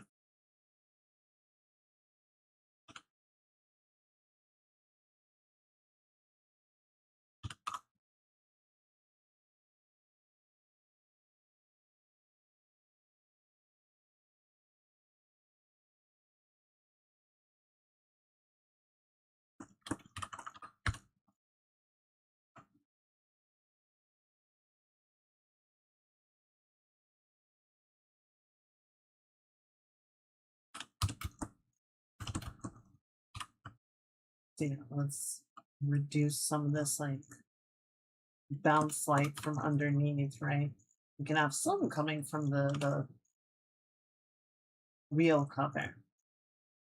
This part that's coming from a floor that doesn't exist anymore. Knock that down.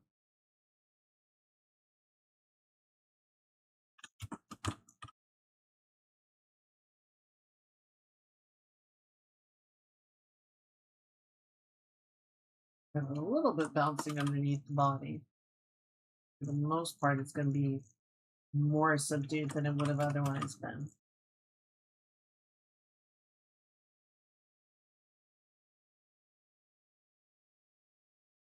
We are going to need to be careful about some of this stuff because the values at the edge of the Vespa are blending into our background. I'm not too worried about it right now just because we put so little work into the background that I don't know where that's ultimately going to land. But it's something to keep an eye on as we go forward.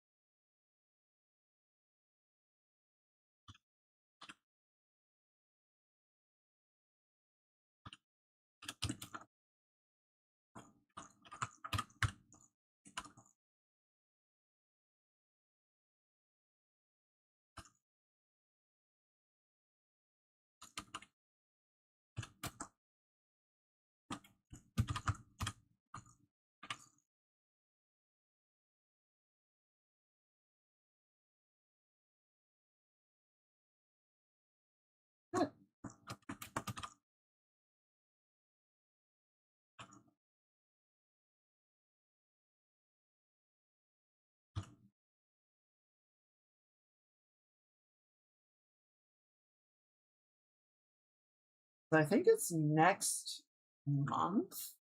I think it's next month. Um, they're releasing a new Ghost in the Shell show.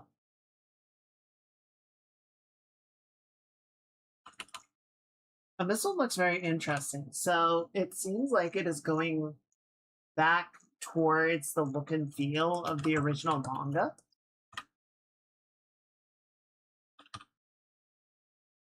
Like the animation style is very 80s coded.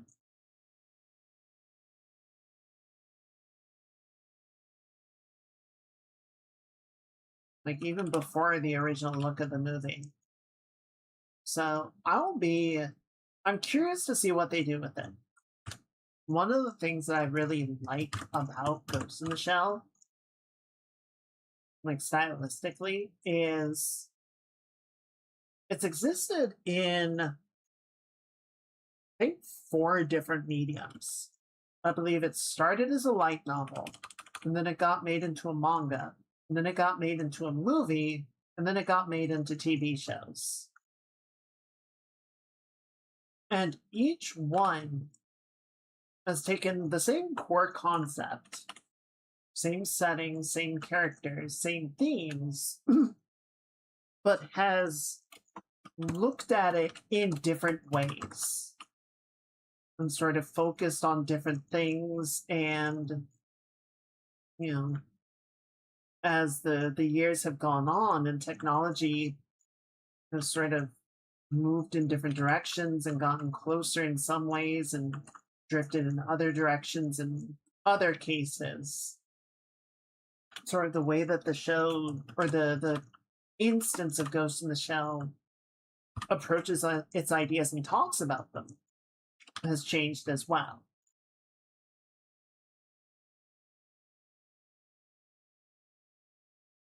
It's kind of interesting to go back to like an earlier look and feel. I'm curious how they will approach some of the ideas, whether they'll go for a more sort of retro idea, more retro version of the story, or if they will really modernize it.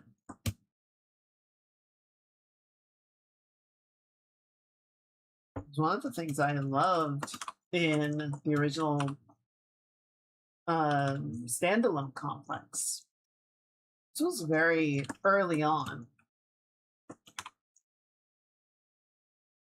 Or not early on. It was maybe halfway through the show, but there was an episode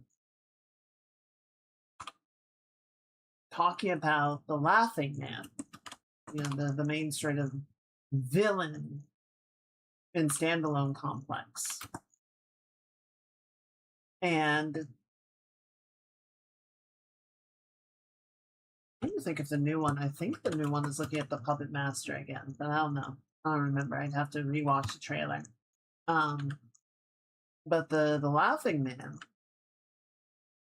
is, you know, sort of a terrorist, cyber terrorist in standalone complex, and there's this whole episode where a bunch of forum chatters are having a conversation about, you know, who the Laughing Man is and, you know, which of the various cases that have been attributed to them are actual cases and which ones are copycats, and, you know, all these other things. And there's, you know, sort of a few people that are running the discussion, and they're all sitting at this round table going back and forth, while most of the people that are, you know, sort of following along and chatting about it are sort of up in these bleachers, this amphitheater around the table, you know, as they sort of comment on things that appears in these windows in front of each of the main people. And it was this very interesting, like early to mid 2000s sort of idea of what would chat rooms in the 2030s look like? How would we be like physicalizing these spaces?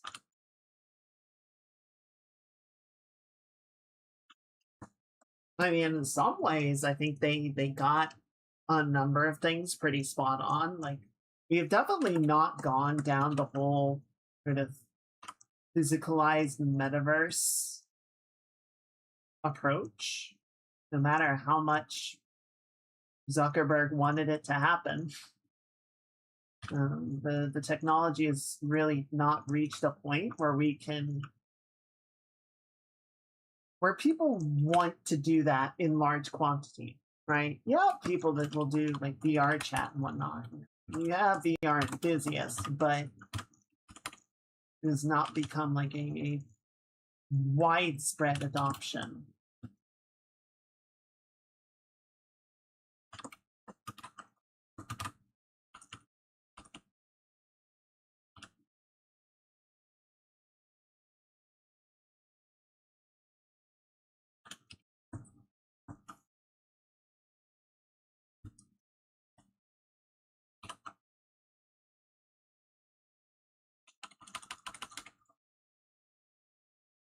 I don't know. I always really liked that episode just for the way that they thought about it and the way they looked at it and represented it.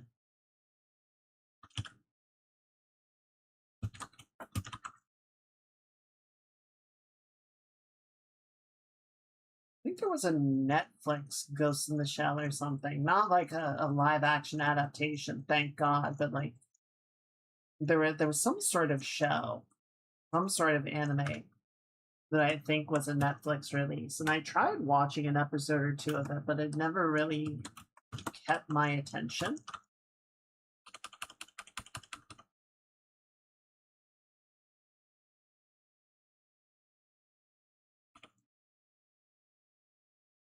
I don't know. It was kind of, it was like weirdly Mad Max post apocalyptic. I'm like, what is happening?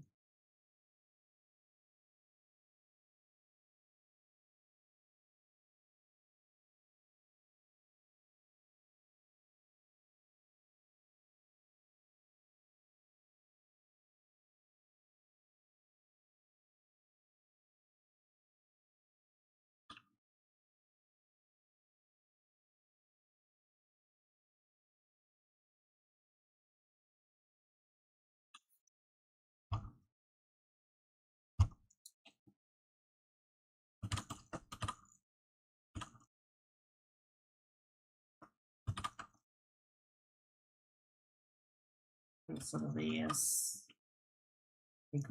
Actually, yeah, this needs the same like rubber grip.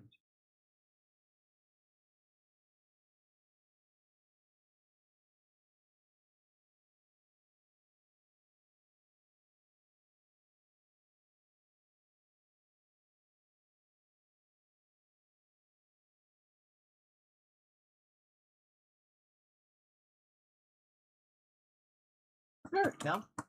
That looks pretty good.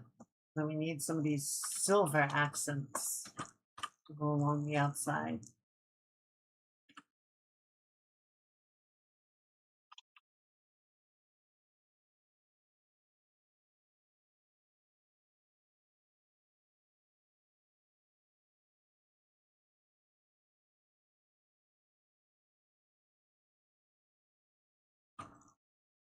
Some parts of this almost look like a 3D render. I think that's more just a trick of the lighting than anything. Like the lighting is, the whole sort of like white environment, uniform lighting. It's informative. It lets you see the object very clearly, but it doesn't feel natural. I think for some things that's fine, and for some things it's like, no, I need to know what this looks like and feels like in a real world context.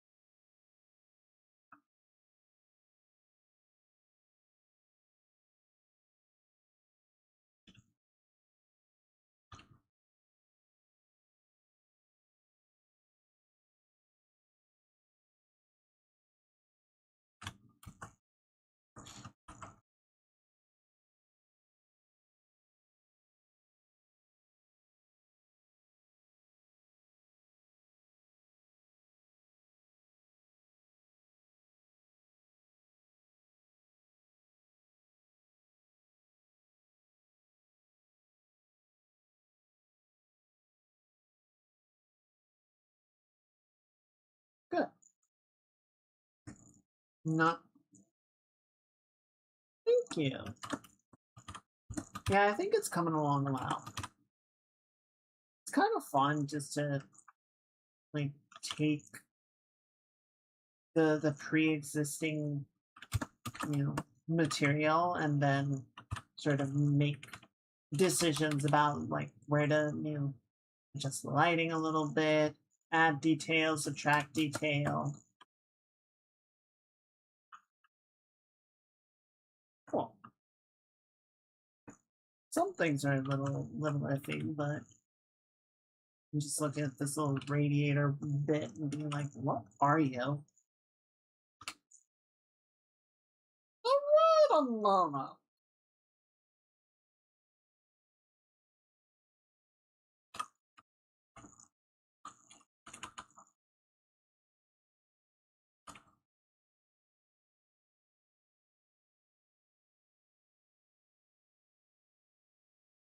That feels better.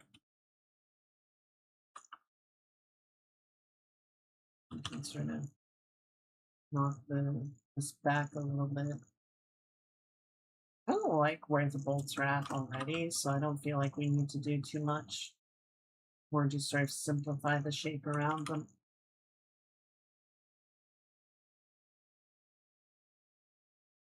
Right now I'm dealing with the Vespa in isolation. It is the bike that is approaching. It's rolling. But, as we start to paint in Ivy and Jen in the background and everything, that'll also give us a little bit more that we can sort of come back and build on that information, build on the look and feel of everything sort of coming together and make sure that everything fits nicely and cohesive whole.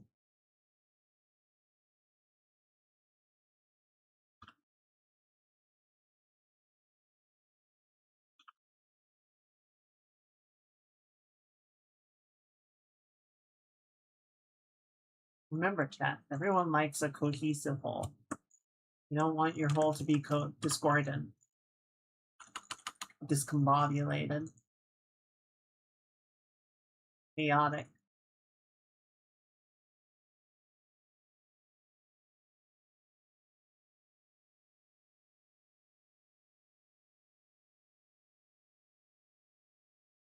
Yeah, I think we've got the same sort of thing that in the render we're getting this like bounce light from the floor that we shouldn't be getting in our capture. So I'm gonna knock this off.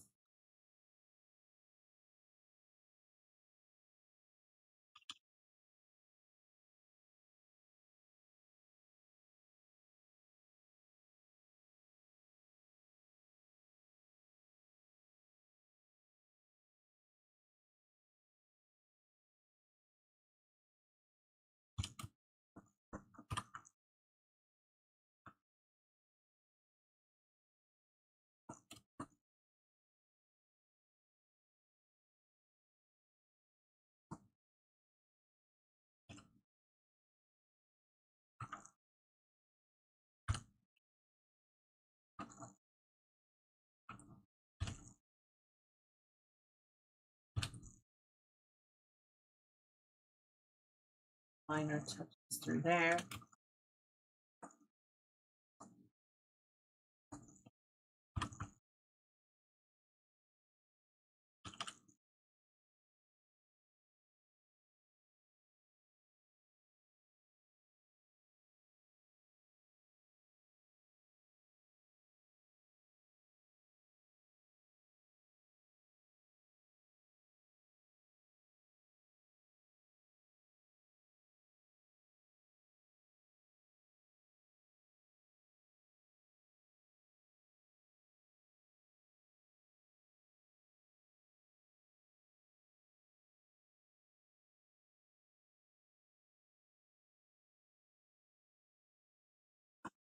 All right, and then sort of a similar thing because back here we're sort of losing that point of separation between the Vespa and the background. I'm gonna give it this nice rim light just to help drive them apart a little bit. Get really clear which one's which. Simplify this a little bit because it really doesn't need to be that dark or draw that much attention.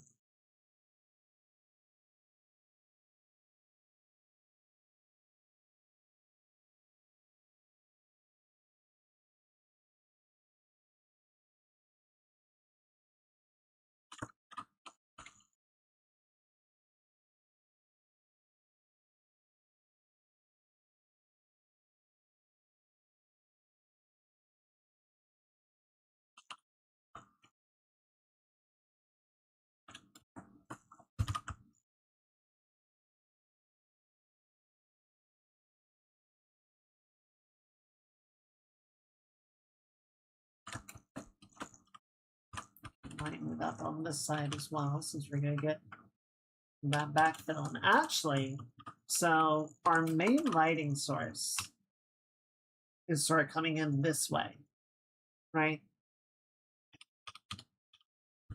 So this should be backlit and be getting a lot of blue from the sky.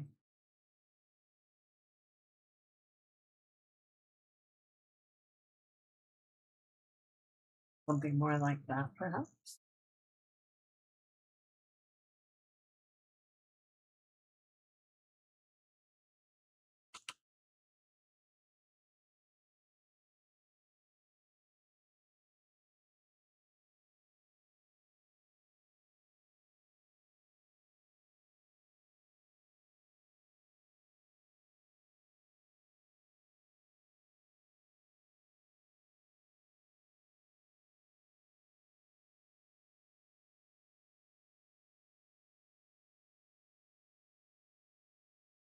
Good. I think that works. And we can sort of carry this idea, excuse me, down a little bit farther. This whole thing sort of curves, right? Bring a board down through here.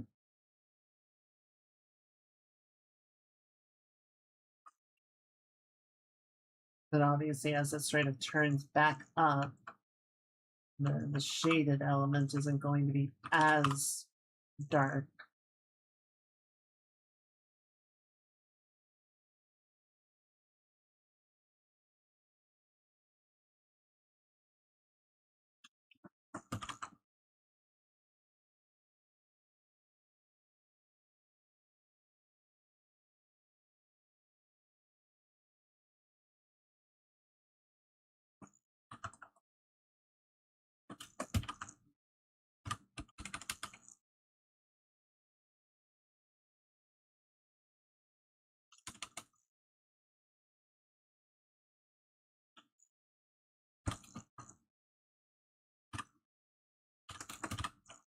Bring line back a little bit.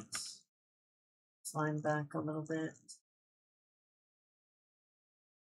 Keep smoothing this out. Tech was showing me last night, or asking me about which clip studio I'm on. So apparently, I guess, I don't know if Clip ever sent me a message or anything about it. So I'm on version 4, and version 5 is out. I'm probably not gonna get it. I think I'm just gonna wait for version 6 and upgrade then. So, as much as I hate subscription plans, like, as a rule, the annual plan for Clip was on sale yesterday, and I decided to hold off, but it's on sale. It was on sale for like $13 a year, which is a pretty good price, especially for how much I use the software.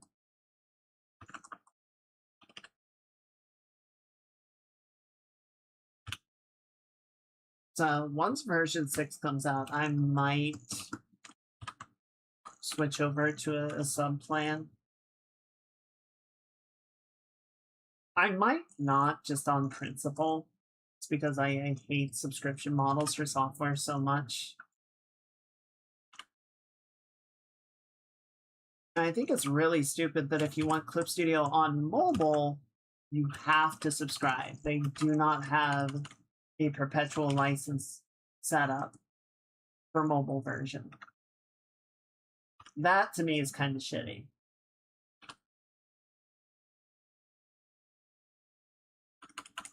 But I guess the mobile version is different enough from the desktop version, the PC version, and the Mac version that it has a different sort of mode of development and they can justify it. But I don't know. I think it's shitty.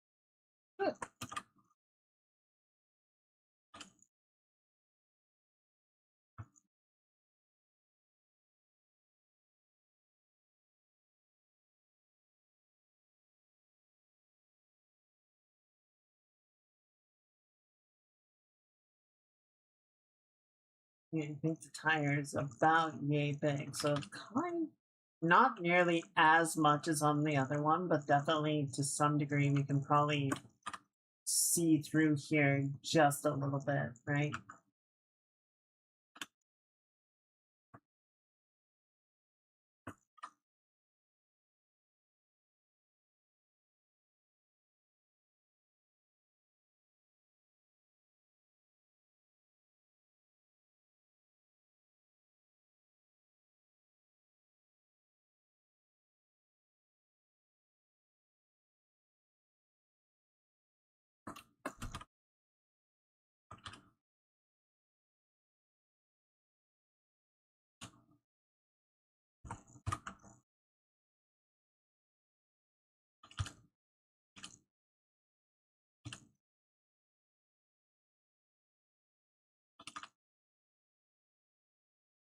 Yeah.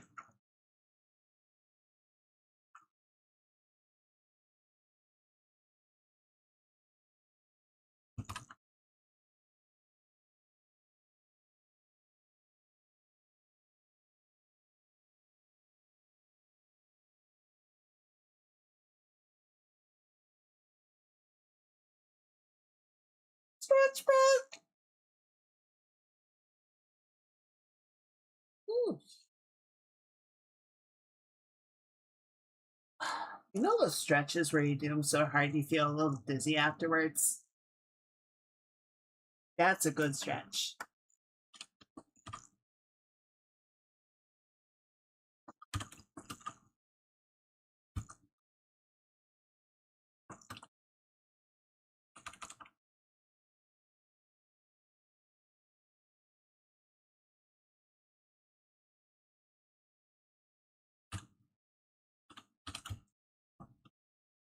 I don't know what that is, so I'm getting rid of it.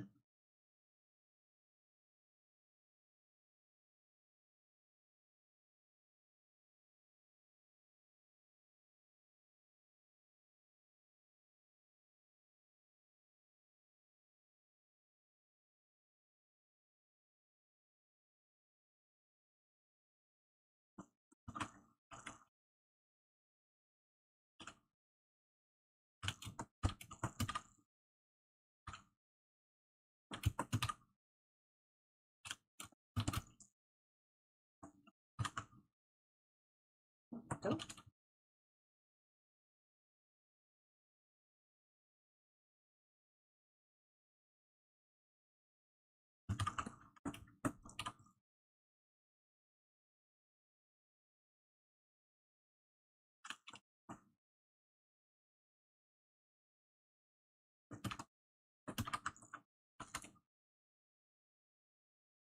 Correct a couple.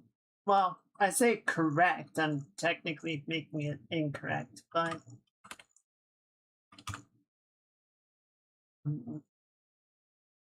making decisions about the look and feel.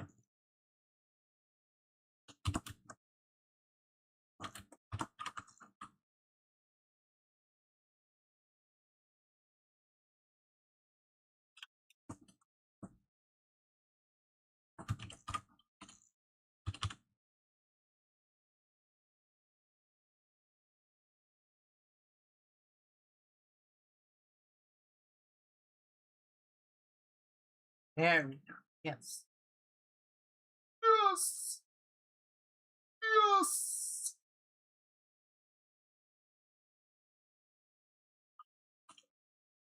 I don't know if this is a question really worth asking, but was the recent Street Fighter movie any good? That came out, right?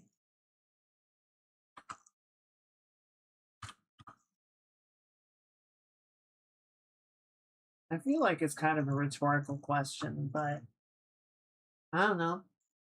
Maybe someone actually had an idea worth having.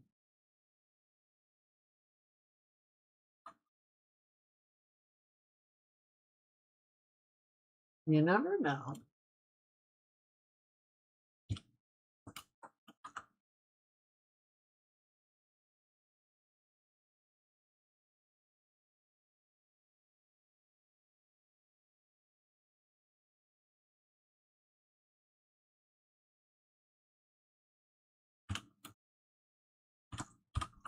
Yep. Oh God, who was it? I think it was Jeff Fu a while back. In one of his videos was talking about how it's Jeff Fu. It was something I was watching. It was talking about why are there so many sequels and adaptations? Right? Where's the original concepts? Where's the original movies? And they were pointing out the number there are a number of like timeless classic movies that are adaptations.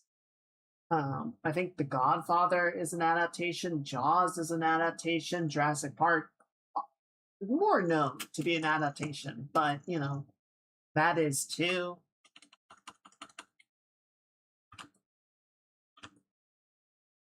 Like to some degree,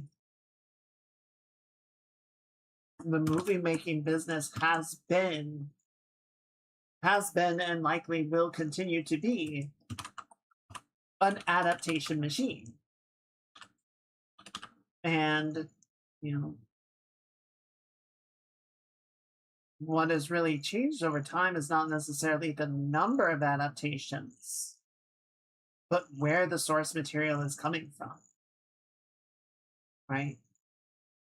Going through books and stage theater, radio shows, and then, over the 80s, 90s, 2000s, we had a bit of a resurgence that has continued to the present day. Comic books, sort of as the popular medium of the day changes, the people conceptualizing movies change where they're looking for their source material, but the process of looking to adapt something that is sort of known and already popular is a very old art form. It's a very old practice with cinema. And the point that they were making is as the years kind of creep on, um,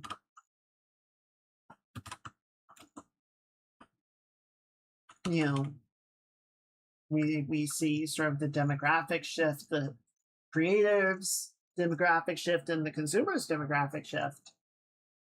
We're probably going to see more and more adaptations of what those demographics are familiar with and would get excited about. So, more adaptations based on video games. And, you know, we just had the Backrooms movie, which I'm still salty about because Backrooms is just discount SCP. SCP never got a fucking movie. It did get a video game. It was called Control. Um, I guess to be fair, SCP is really more just like a crowdsourced X Files. So I don't know how much I can really talk shit. But the Backrooms, from what I heard, was actually a pretty well done adaptation of the concept and has been quite successful.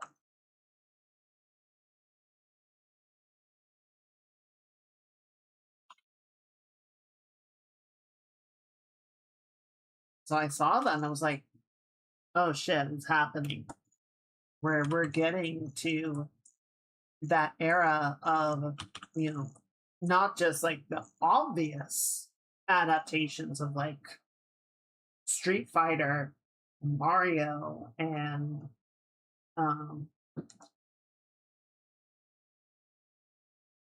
shit, what other game adaptations have there been lately? But where we're getting more like sort of inside, I guess you might say, insider aware adaptations. Well, there was the Minecraft movie, which, from what I've heard, was fine. I never actually watched it myself. Like, it was a kind of movie that kids would enjoy and people could go watch and be like, yeah, that was a movie.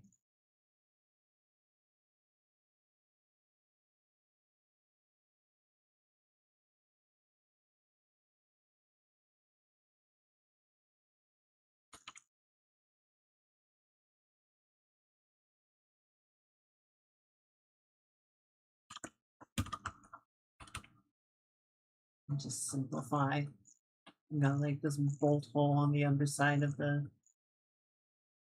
handle, the head. We don't really need that for our own purposes.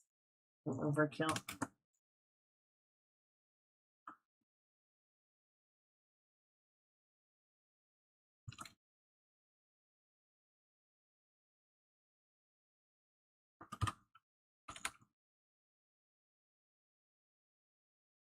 I don't know. I think it is interesting. It's like,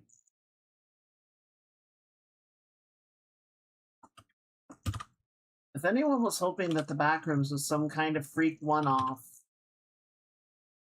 it is not. And especially given that it was successful, we're likely going to see more groups, be it independent or corporate, looking at, well, what other video games are still there or out there ready to be brought to the silver screen or streaming platform of choice.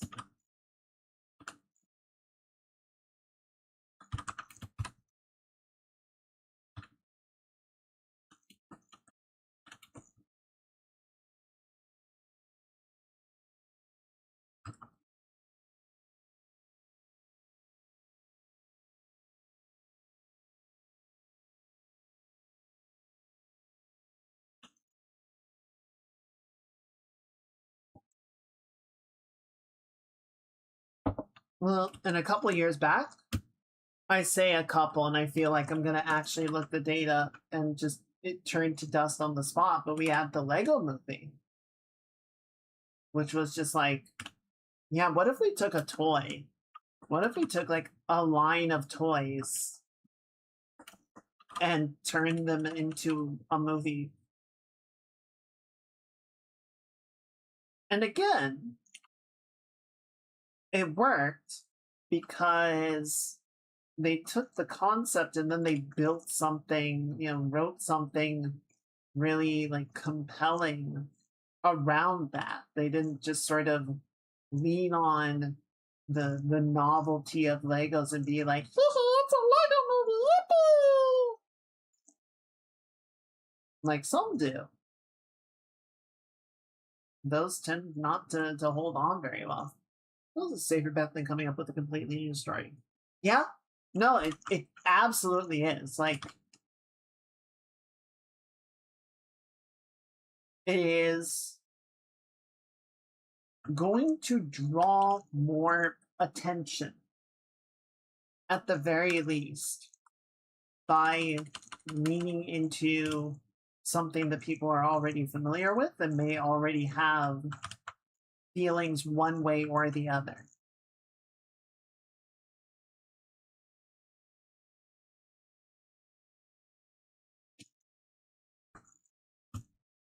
It is a safer bet to get people engaged for sure.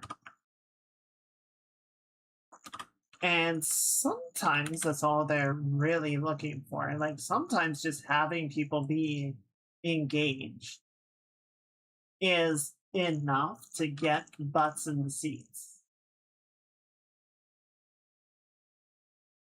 Again, you have to follow that initial sort of curiosity up with something worth the time and effort, right? You can't just give them a mediocre nothing burger of a movie and expect it to do well just because it has a familiar franchise attached to it. Sometimes that happens, but you're really gambling by relying entirely on that. Lego movie did something good. Minecraft did something okay. The first Mario movie, I think, did better than expected. And the second one, I've heard, is basically just kind of brain rot. It is a series of funny vignettes and references strung together by the vague wisp of a plot.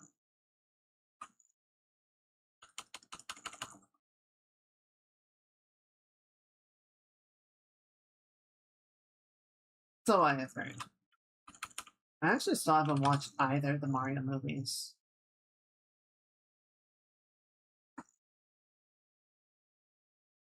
Maybe I should at some point. Maybe.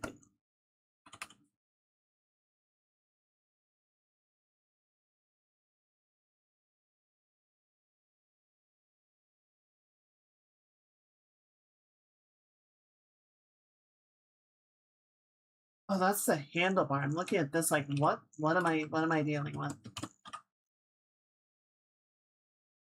But yeah, I think that's always been the case. Like,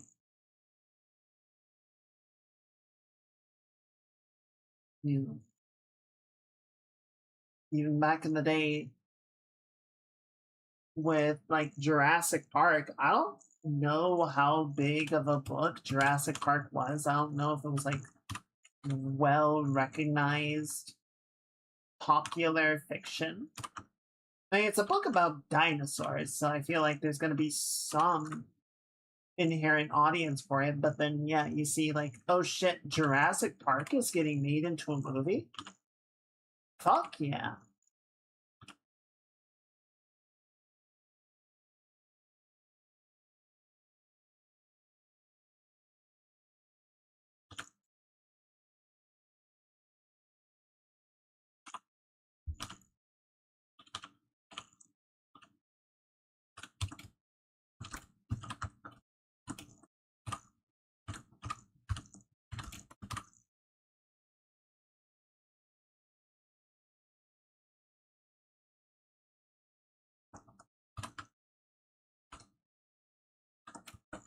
gonna spend most of the stream tonight working on the Vespa now. I'm having fun with that. I think that does kind of rule out the possibility of getting it done for Sunday, but that's okay. There's not really any actual rush on it, you know?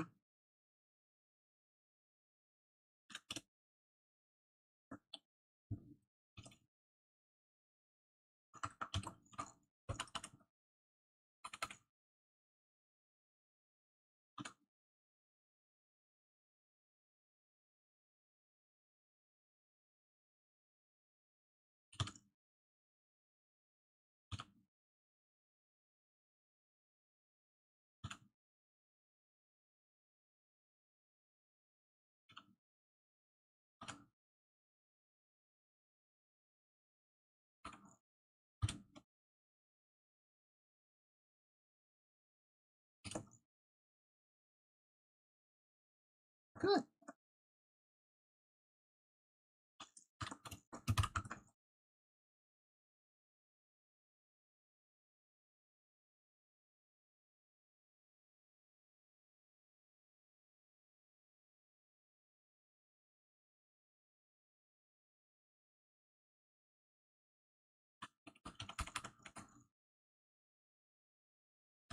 Well, I think at this point, a lot of, especially big money entertainment, is safe bets, right?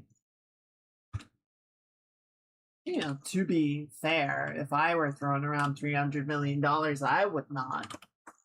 I would be very risk averse too.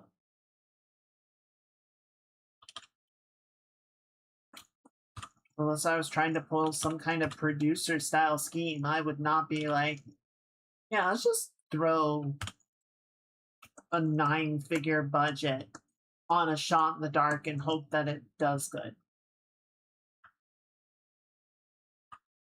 No, I would definitely be like, okay, well, what can we do to sort of ensure our chances that this isn't going to blow up in our faces?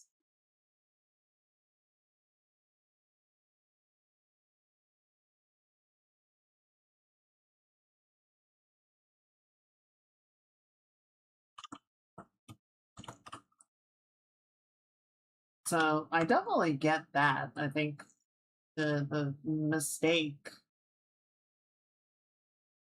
is trying to plan around that rather than sort of figuring out a better methodology that doesn't sort of lean into the weaknesses of putting all of your eggs in one basket, you know?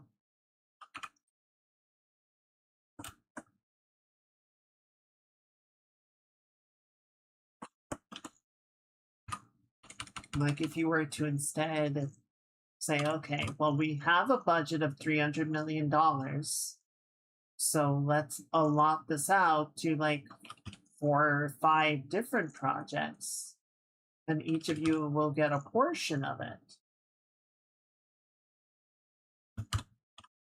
And then, you know, one of the projects does really well and covers the entire cost of the group of them, then awesome. And one of the projects didn't do so well. Well, that sucks, but we're already, you know, in the black from project A, so it's not a huge problem, and we can, you know, take those lessons and go somewhere with it. And then the other projects do okay, but again, you've already recouped your total cost from the one blockbuster, so you know, now that's just money in the bank.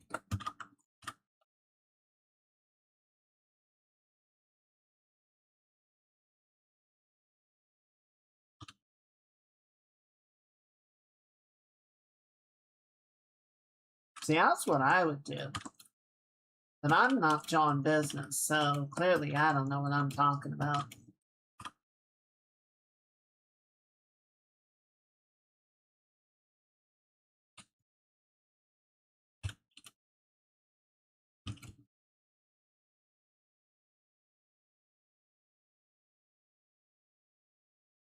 All right, I'm gonna make one more touch up down here. This will sort of simplify it and bring this in line a little bit. And then I think we will jump back over because I do want to start painting the characters a little bit tonight. Even if it's only for a little while. Again, like, I like that we're getting somewhere with this, but I think if we don't have all the information we need to paint the Vespa until the rest of the painting also starts to come up to level.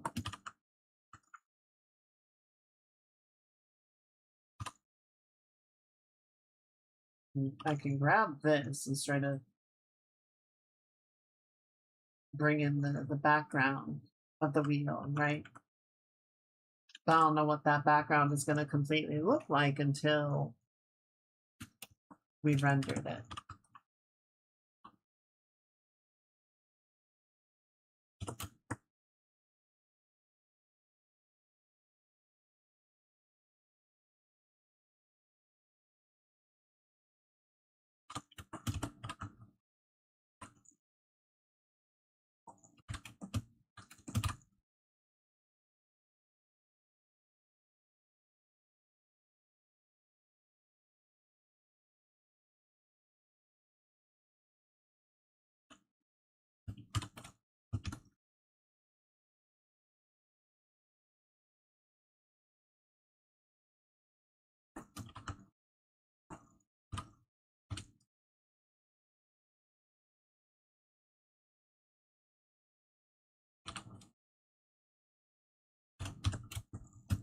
All right. Let's leave it there for now. Let's bring these two back in. Also, the other thing is we need to, do the cast shadow from them, which we can't really do when they're not there.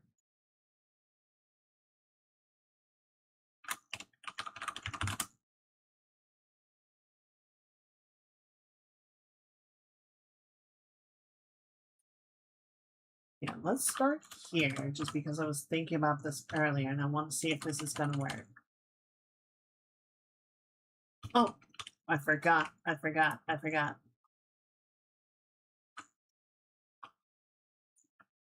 Need to give Jin's line work the coloring. There we go.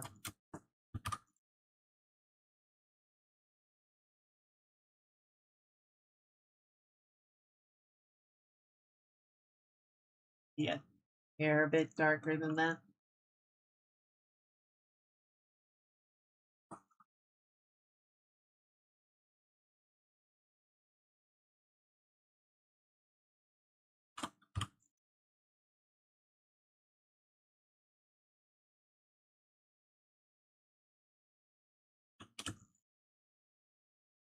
I was reading the Chris Pratt made time travel movie called The Tomorrow War. I remember I didn't see it, but I saw something about it. Chris Pratt seemed like a base bet. Paramount spent $200 million in the picture. Wasn't finished until 2019 and the pandemic killed it. Oof.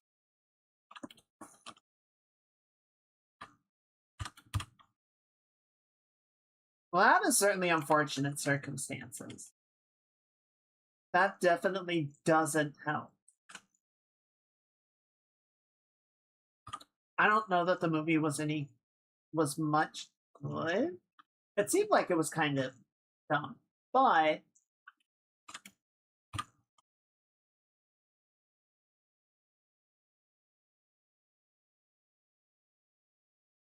yeah, you're right because you never know what else is going to be happening, right? I mean, Gorilla has gotten slammed by circumstances twice because the first time they released Horizon Zero Dawn, which was their new IP, their first title since Killzone. It was, again, considering that they were the Killzone guys, that was Horizon was a very like bold out of left field play. And they released it the same week that Breath of the Wild came out.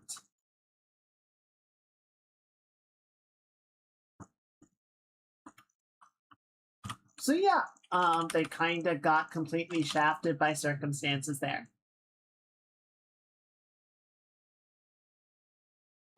But, you know, I guess it did well enough. Yes, oof indeed. It did well enough. It was popular enough that they, you know, got to make Forbidden West and release that the same week as Elden Ring.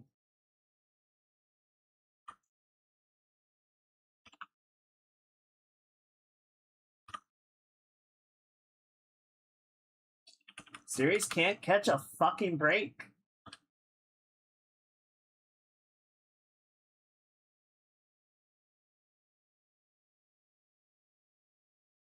And this is why everyone is going through all of these gymnastics to avoid releasing in the same time frame as GTA 6. Right? No one wants to be up against the juggernaut. No one wants to be up against the titan that is almost guaranteed to be the hottest shit of the season.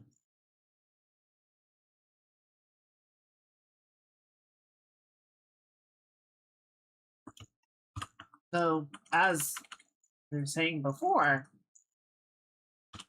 at this point, everyone is crowding around the margins of that potential release window so hard that the actual like mid-October to end of the year schedule is empty. So you actually have less competition releasing within the window that GTA 6 is expected to come out compared to trying to dodge it and running into every other game that is trying to dodge it. So at this point, fuck it. I think, what was it? There's like a Barbie game and one other thing that have said they're coming out in November. They're just like, whatever, we're a Barbie game. Our demographic doesn't even like come remotely close to GTA 6. Why should we care?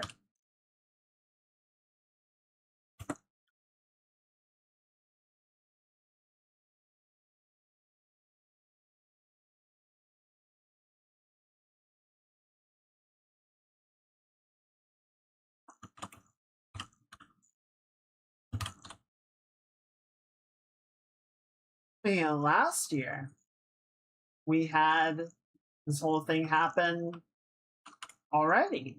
You know, GTA 6, 2025. When's it coming out? Then Rockstar said, it's not, we're delaying it. And everyone went, God damn it. And all of the other developers went, oh, okay, so October is a safe release window. So we can bump our releases back up and it'll be a good time. And they did that. And so did Team Cherry. He basically just like almost shadow dropped Silk Song onto everybody.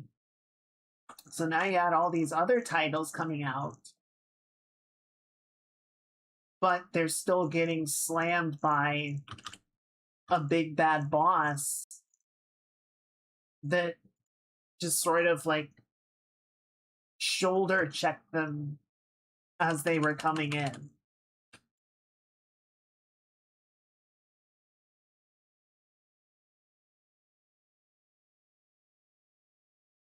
Again, like even if you make all of the right moves, even if you calculate everything out to go exactly the way that you expect and want, you don't know what everyone else is doing.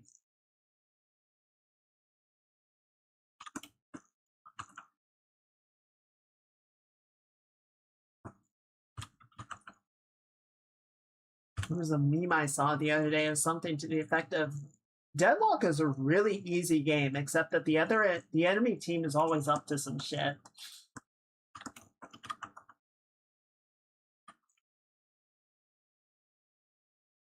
Yeah.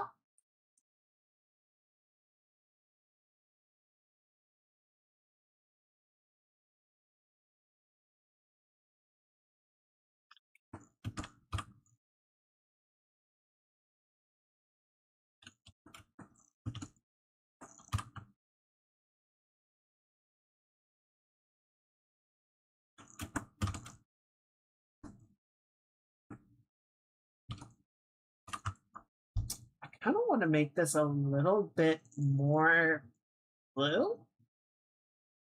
No, no, I think it's probably fine where it is. We could maybe add a touch more blue.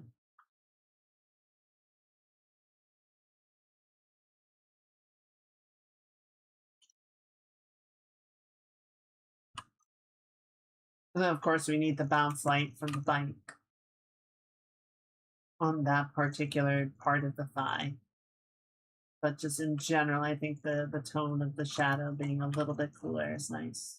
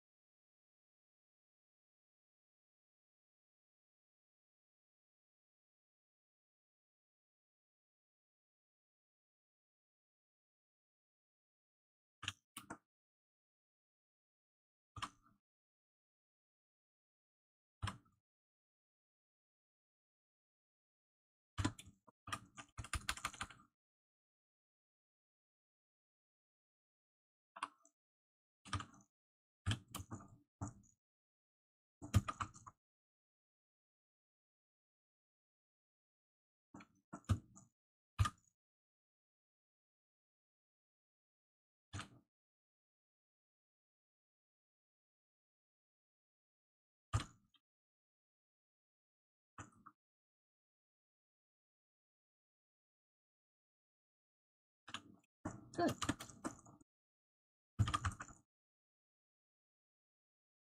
Let's sort of push this up a little bit.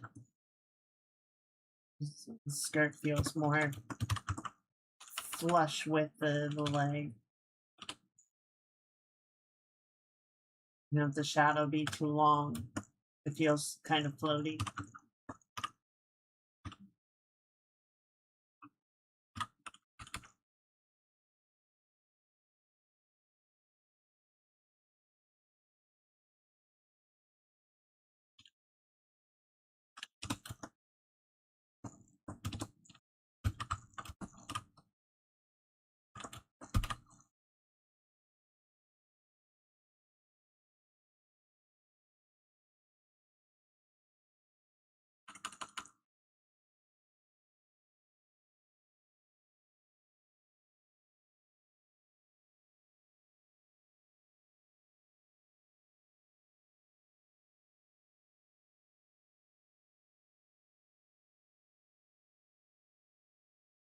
Good.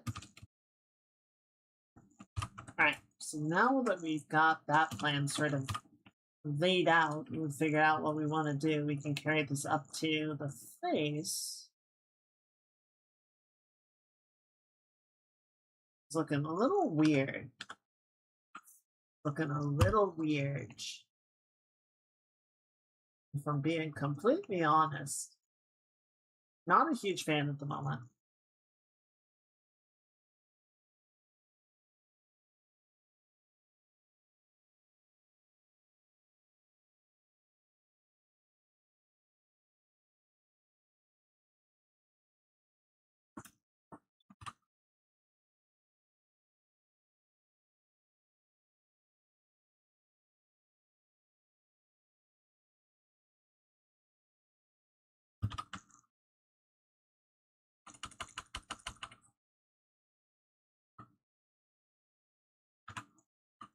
What is happening?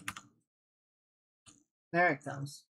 For some reason, it felt like it wasn't painting for a second. Couldn't figure out why.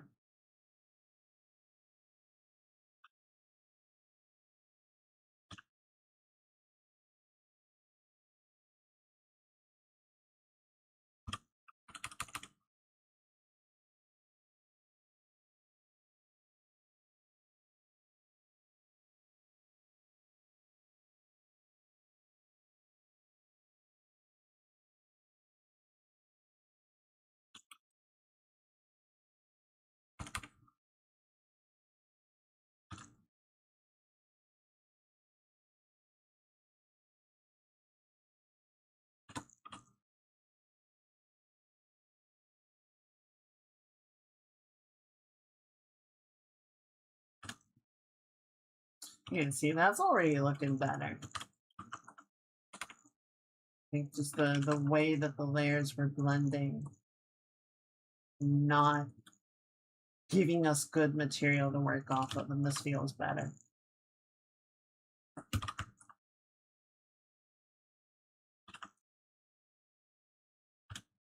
Kind of reminds me of a character from a webcomic I read.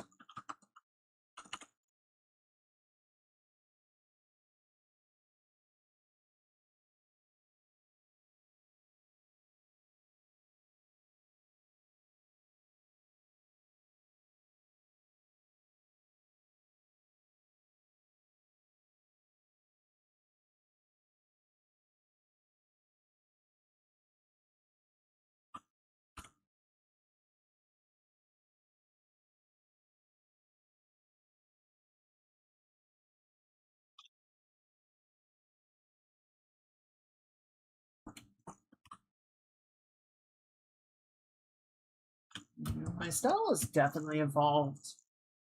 I think I've been trying to push it to not have shadows be as dark and intense as I used to do them. Sort of trying to play with tone instead. You gotta have something be lighter and darker than others, but like, it's a bright sunny day. Even in the areas that are going to be, pretty shadow cast, it's not gonna be dark, you know? Unless they're like going through a tunnel or something. And even then, unless the tunnel's really long, you're gonna get a lot of bounce light. Sort of lets things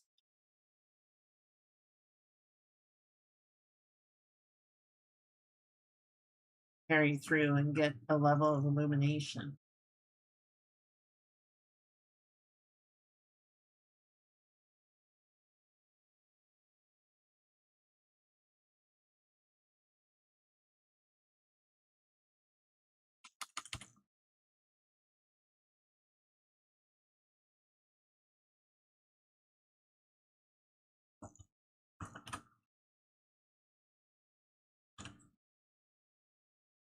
Every time I go out on a bike ride, one of the first things I have to do before I even leave the house is, grab my phone and change the brightness to maximum. Because if I go out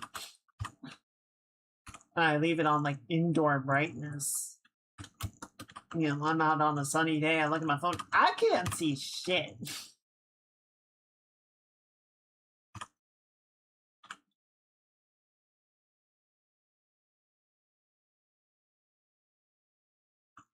I'm trying to take a photo and I'm basically just looking at a black screen.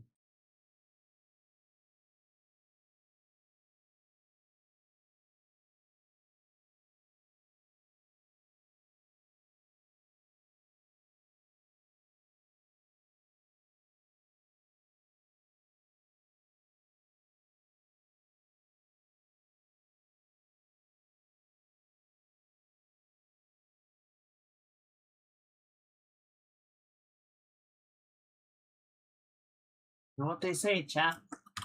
The sun is a deadly laser.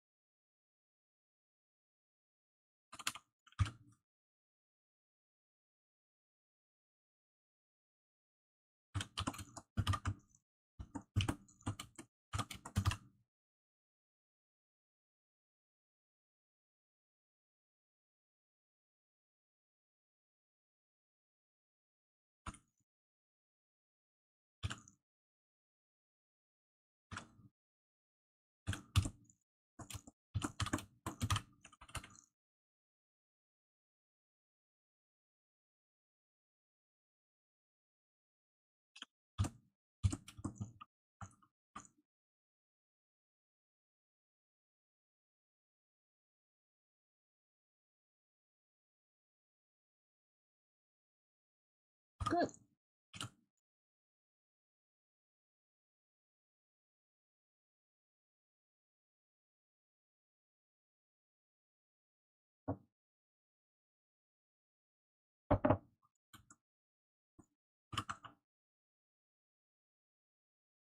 All right, let's clean up a bit more of this line work.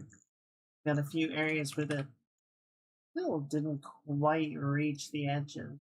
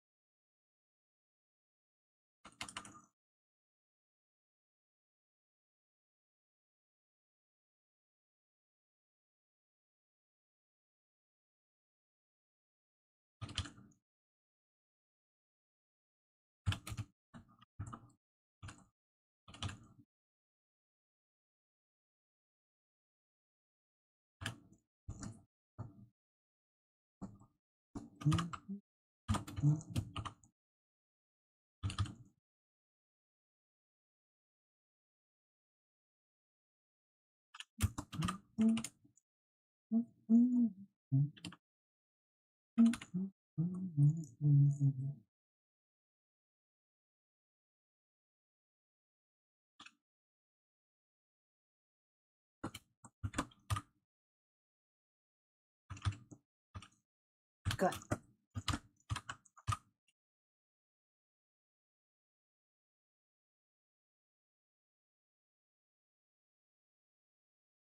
Ooh.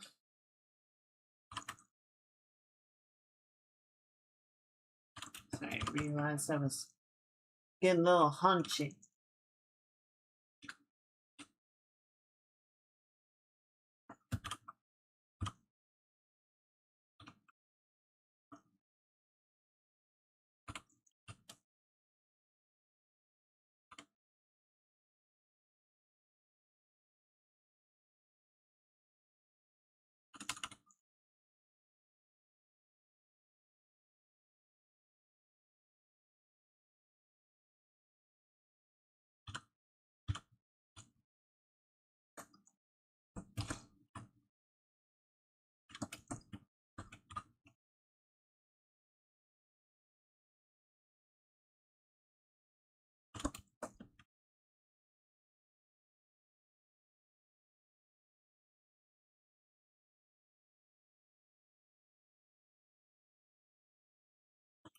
Good.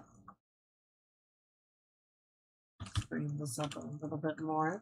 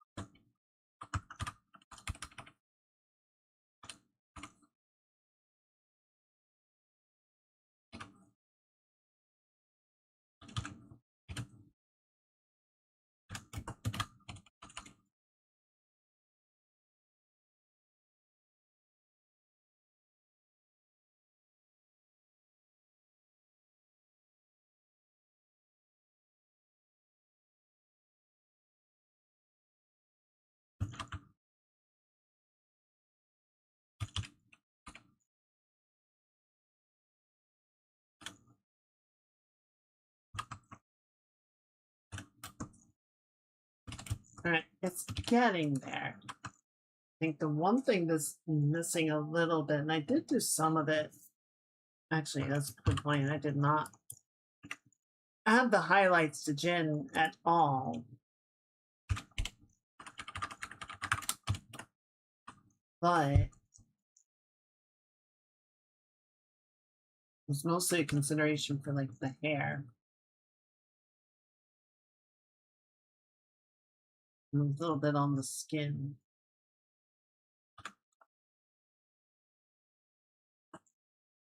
Where to lighten up best the shirt.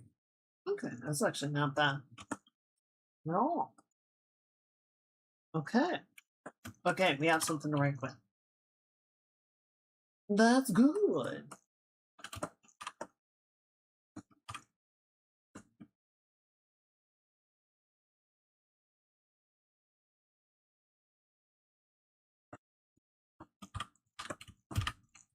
These boots are very shiny.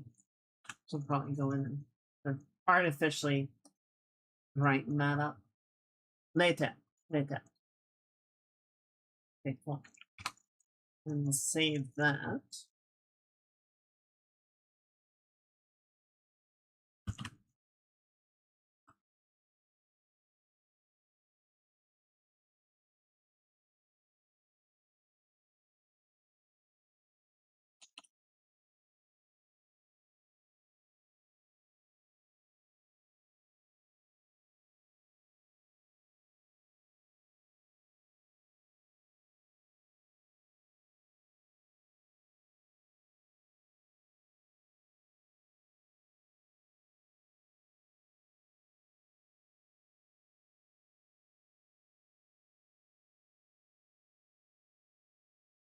You know, I remember a while back,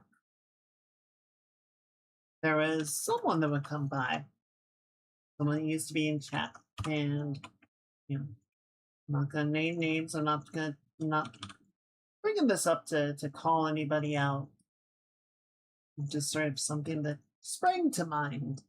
I remember at one point they said I was like their number 3 favorite streamer or something. Like they gave it a specific numbering, which one I was. I'm sure they meant it as like a compliment. But it also came across a little bit weird of just like, you know, you're on the list. You're not at the top of the list. But, you know, you're on there.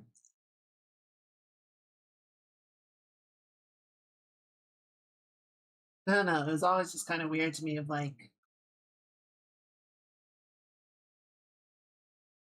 even if you have sort of a numerical ranking in your head, to tell someone where they fit on the rankings is, I don't know. It was a little weird to me.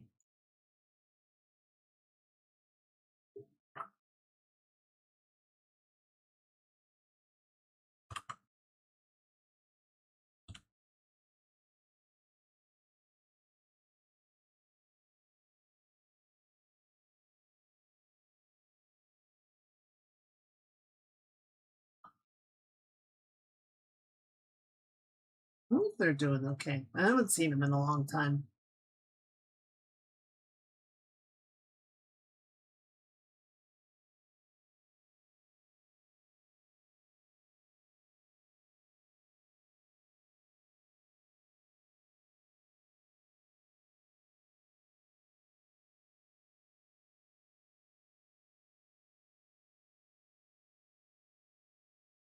I always kind of wonder the folks that pass on through, come and go. I haven't seen them.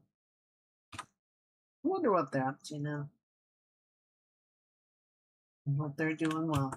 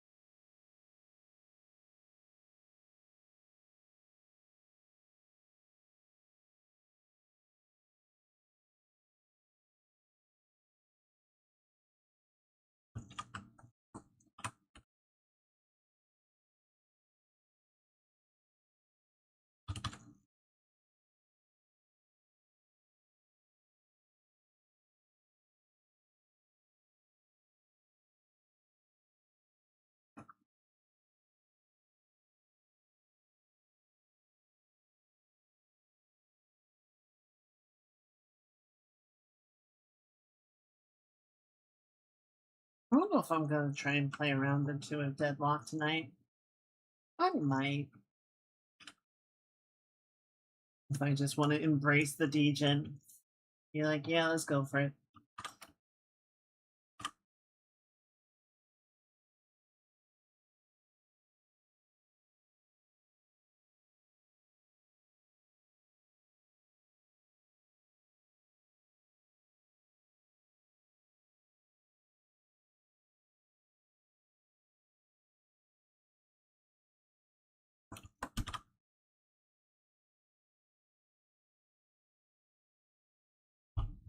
Double check the structure of the lashes here.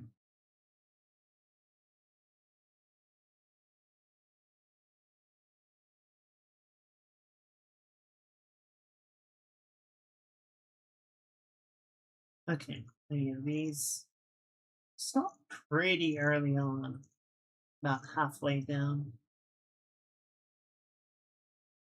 Every eye is a little bit different.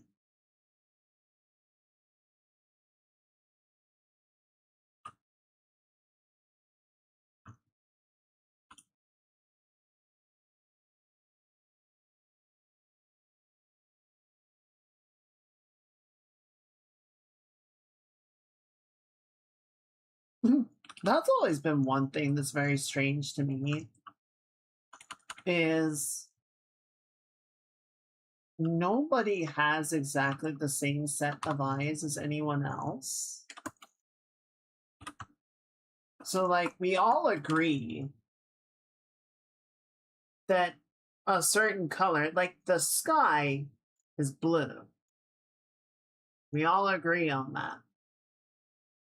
And before anybody pretends to be a conspiracy theorist, shut up.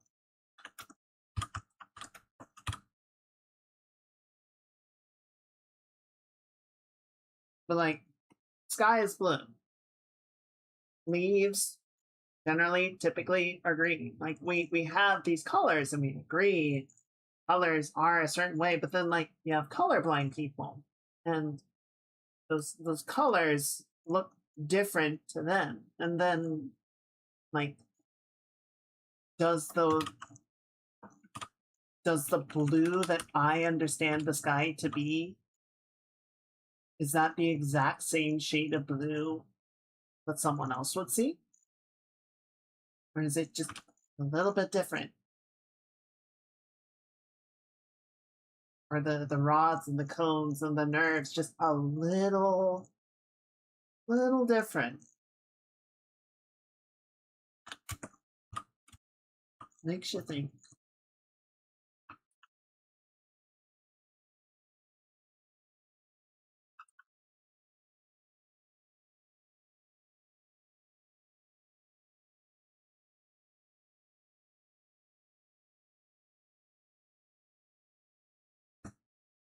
It's also part of why I don't bother to color calibrate my monitors. Like, I've got 4 of them. I pull up an image on each of my monitors and it looks a little bit different. And then if you pull up the same image on your monitor, it's going to look a little bit different.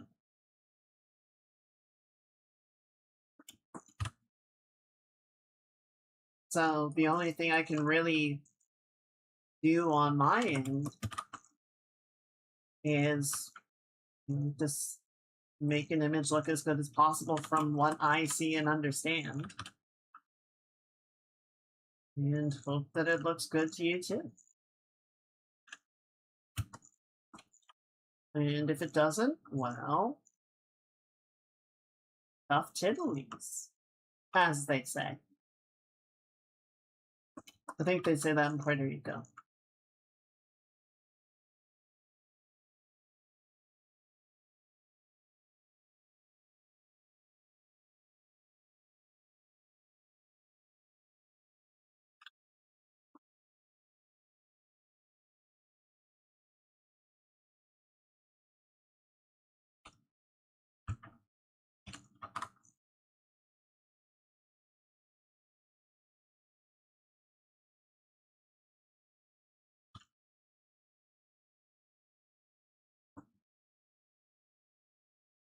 I think that's looking pretty good. And the one thing that I want to do is we're gonna shade this side of the face a little bit more, right? I want to try and bring some volume back in. And when the face is like perfectly evenly lit on both sides, especially when it's not like a front on shot, like a, freaking DMV photo or something. It's like, okay, the lighting should be a little asymmetrical at least. Shade this in a bit more.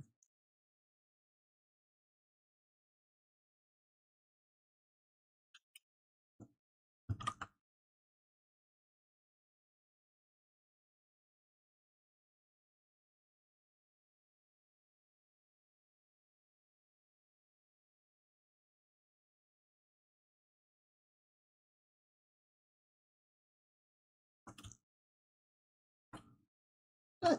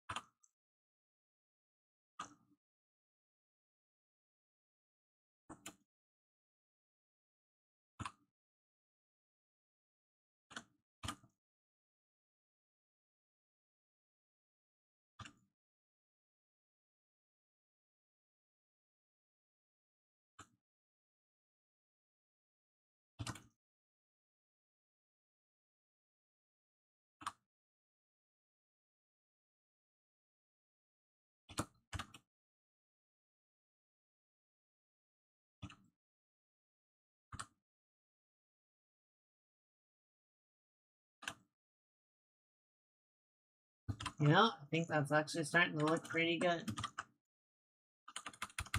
I'm starting to really dig it.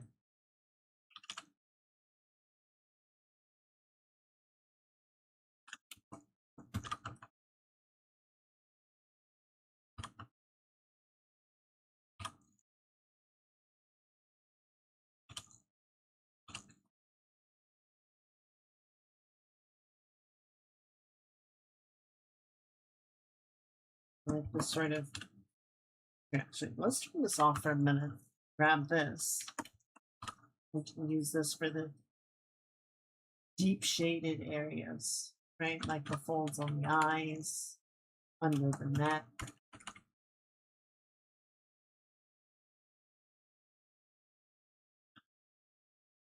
A little bit back in this corner.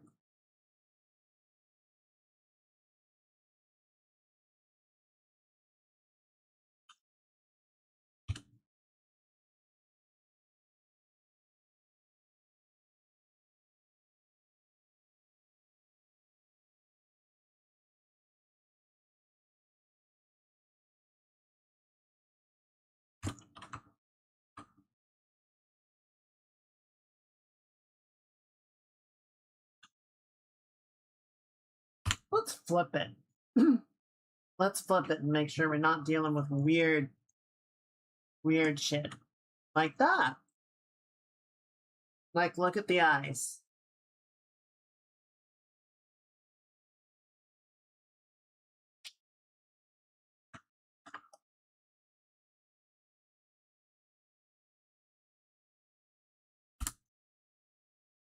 Yeah, I think we're dealing with two things.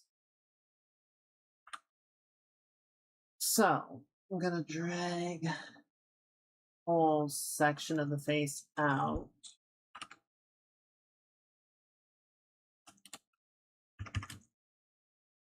And just sort of move the center line of the face a little bit farther forward.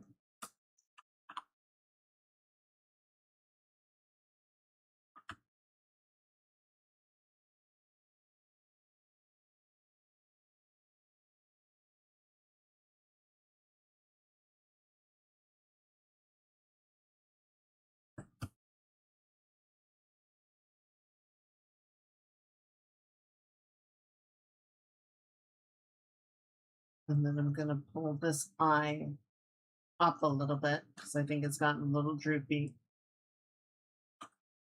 And rotate it like that, maybe scale it back ever so slightly.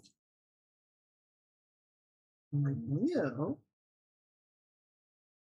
take this side.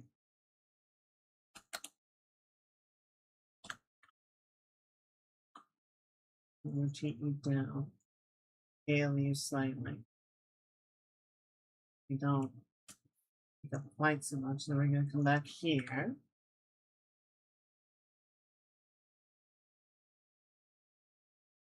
Try and match you up.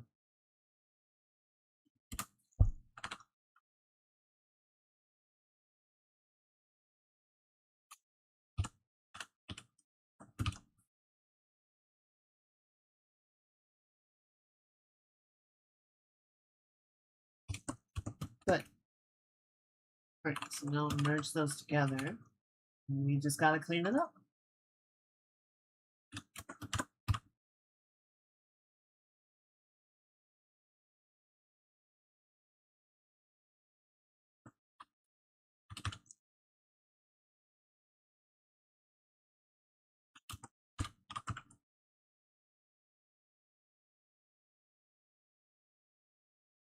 And that's why we flipped drawings, chat.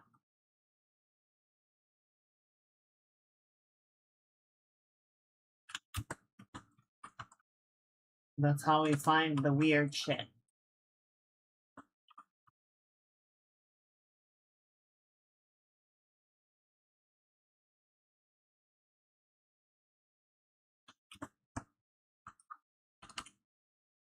Back in the old days, you had to like hold it up to a mirror or something. Try and find it that way. Suppose nowadays, if you're doing like traditional media, the easiest thing would just be to like take a photo and flip it and see how it looks.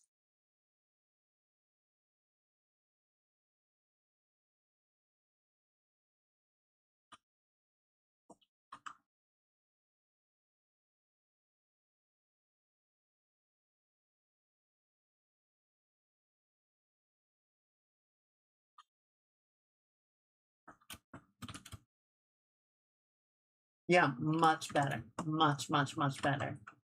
We can sort of roll this back a little bit. And I think the cheek is coming out a little bit too far, so let's slim that down slightly.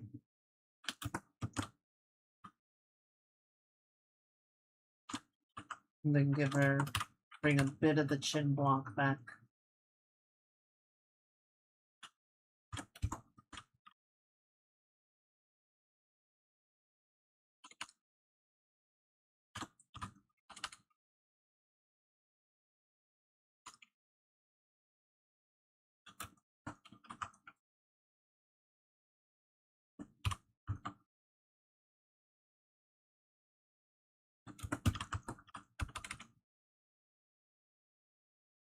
Good.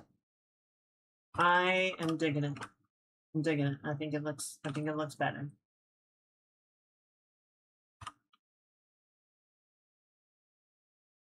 We'll play around with her talking a little bit.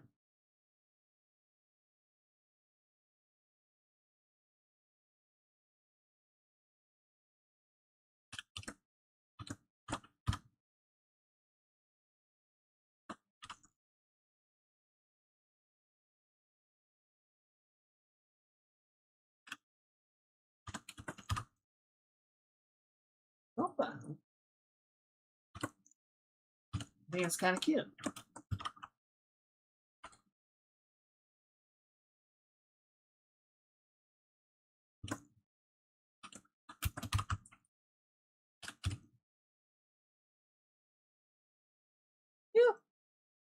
Yeah, I think that works.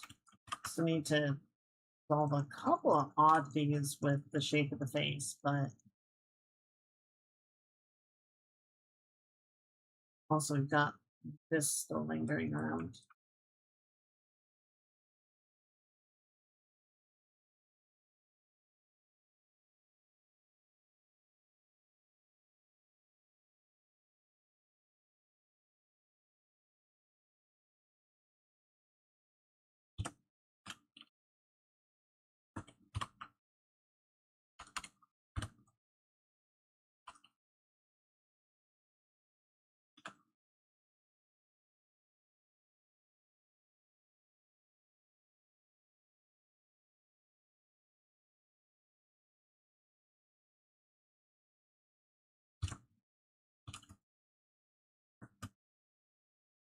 The eyes are definitely big, but they're also big on her model, so it's kind of what we do.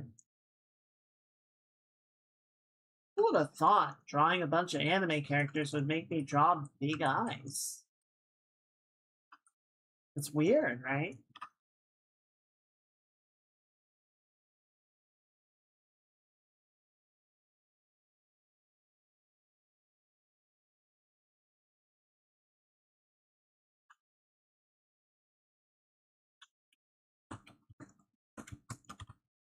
I would have been happy back when art was done with rocks and berry juice. It definitely would have been harder. I don't know. I think it would have been fun in its own way.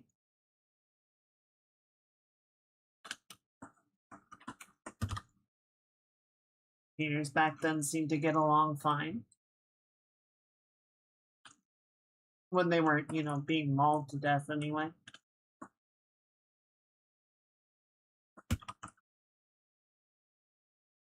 That said, I do greatly appreciate the modern conveniences.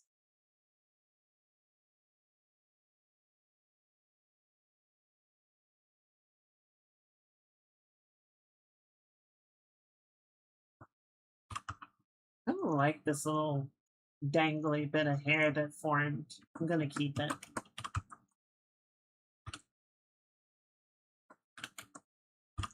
That's what we call a happy accident.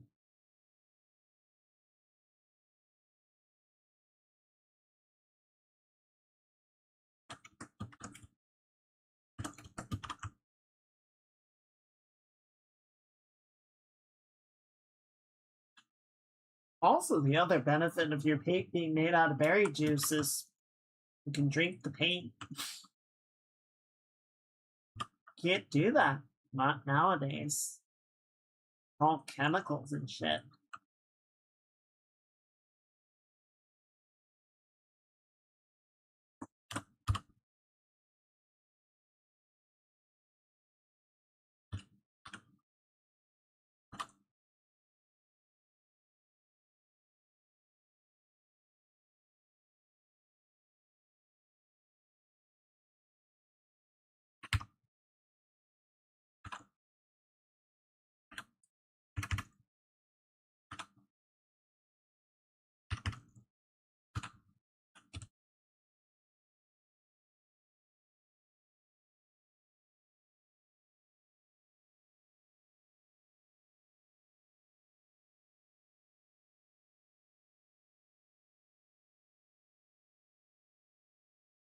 Right. I'm gonna merge it in because I like it. I like where it's at. I think that feels really good. I think it's really pretty.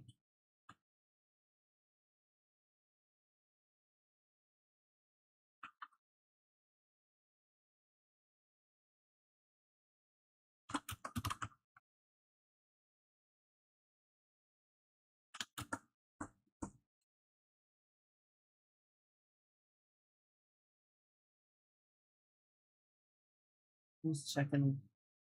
My room has cooled down.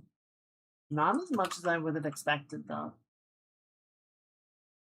Because computers are giving the AC a run for its money.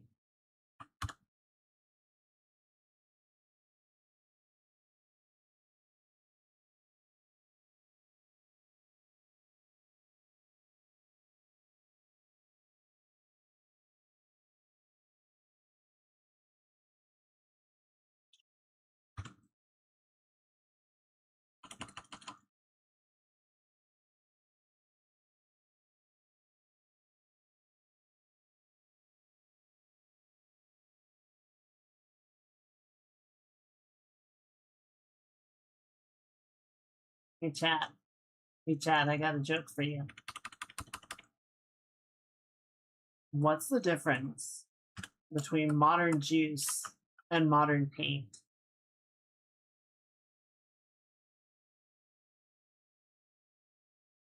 Modern paint admits it doesn't use fruit anymore.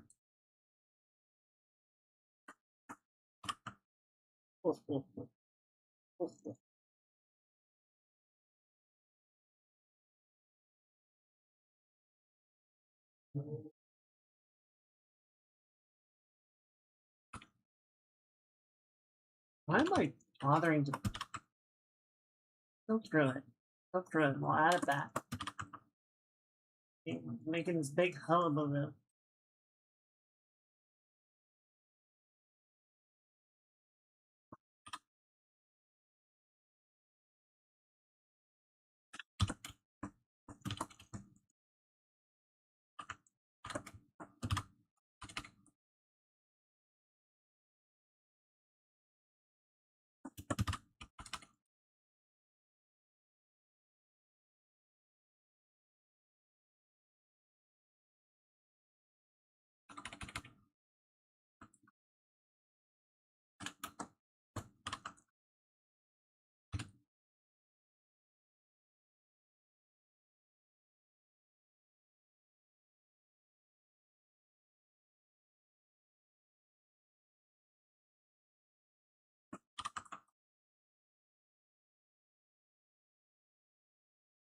That said, with all the warm weather, I've been hankering for some juice. I got some at the store yesterday. I got some strawberry lemonade and I got some orange juice. I'm like, oh hell yeah.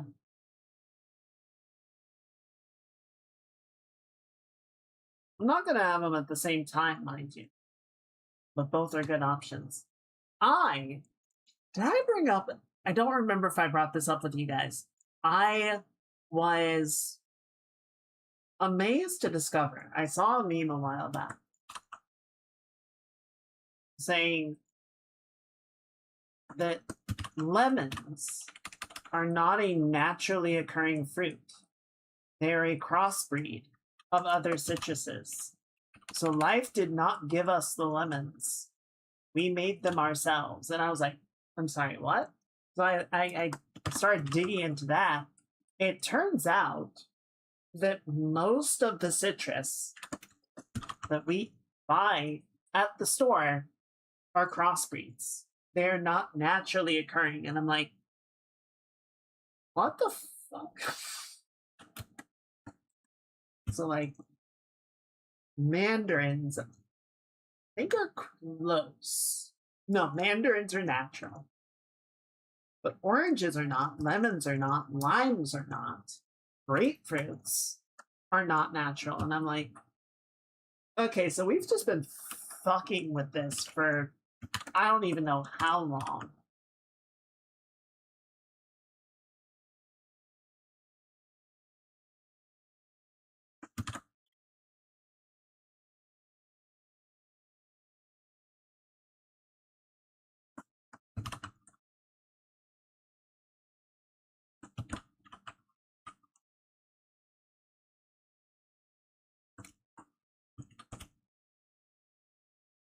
Thank you, honestly.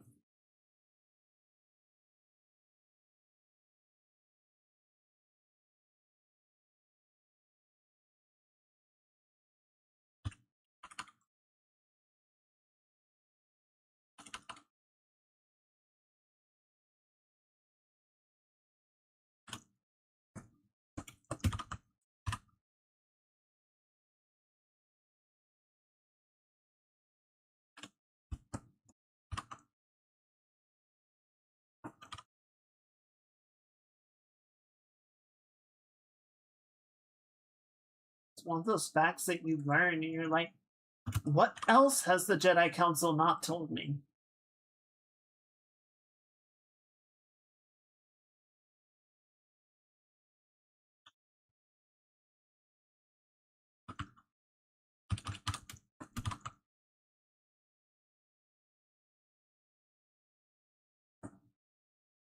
I remember years ago, someone in my free company argued that the Star Wars prequels were good because we had so many memes from them. And I'm like, I don't think that's a definition of good. Being memeable does not necessarily mean it's good. It just means that there's things that you can like call on for comedic effect.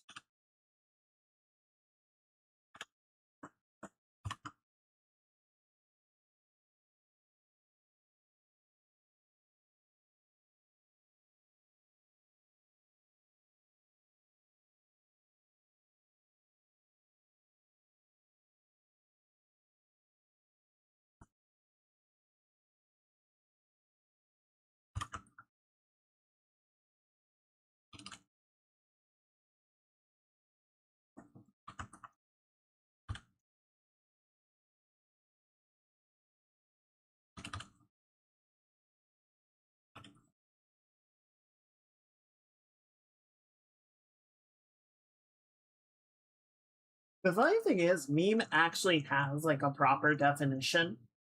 I believe it's French.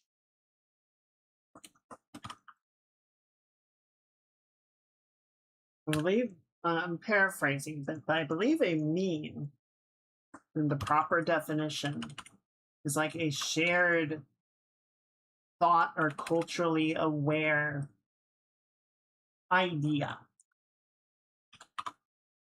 right? Like it's a zeitgeist. It is something that everyone is sort of in tune with culturally or socially.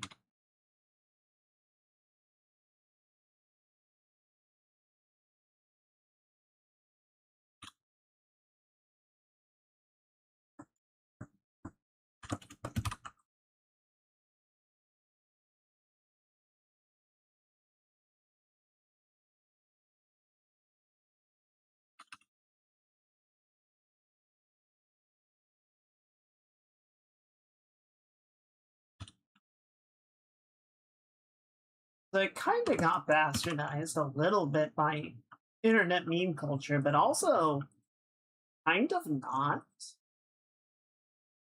Like the word is more or less serving its purpose in a roundabout sort of way.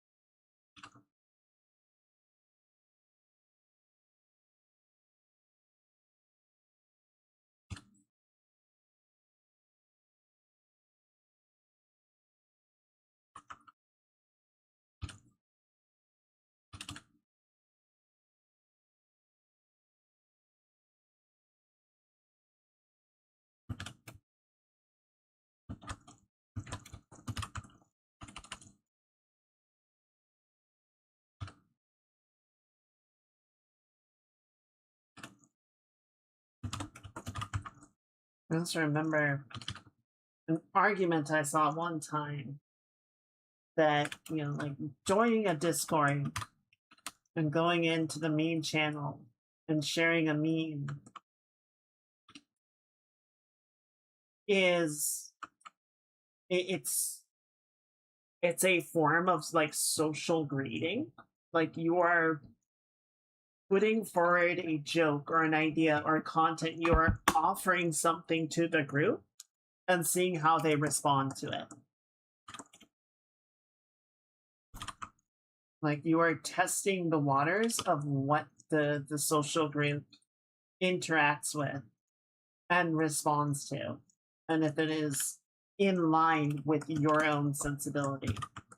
I'm sure any of you guys that are on Discord habitually, or even Reddit or other social media groups, you have sort of different I'm just gonna keep using Discord servers, but you have different servers.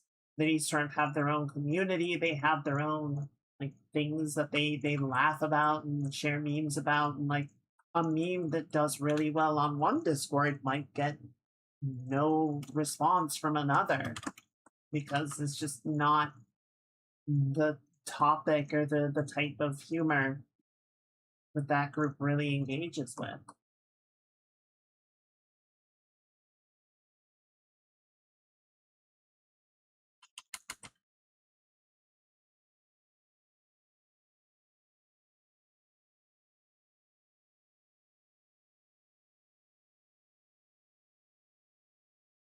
I suppose in a really roundabout way, if you think about it, sharing a meme is kind of like dogs sniffing each other's butts.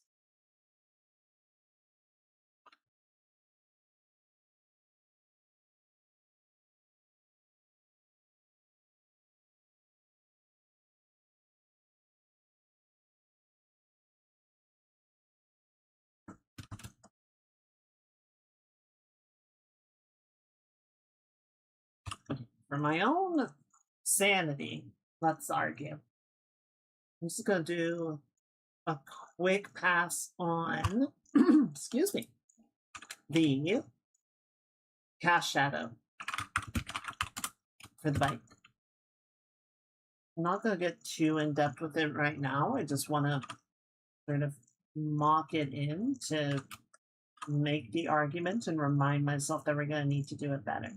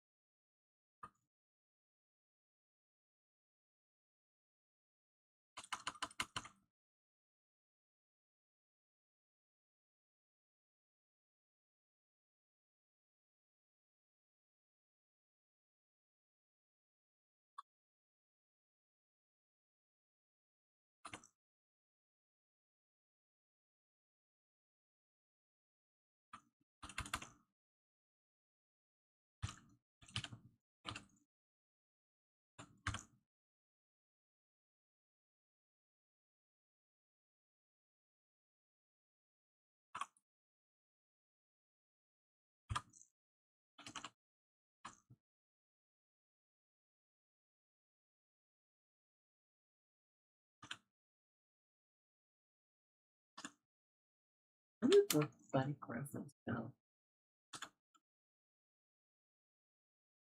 There you are.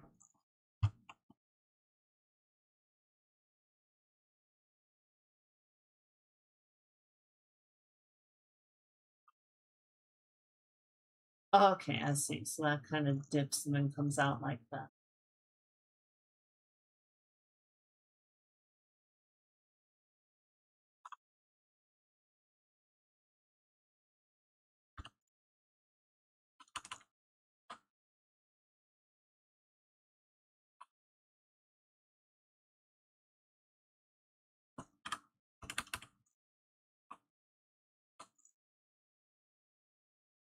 This actually shouldn't be that soft of a fall off. Shape is pretty close to the surface. It's going to be very, it's there or it's not. Sorry, hang on.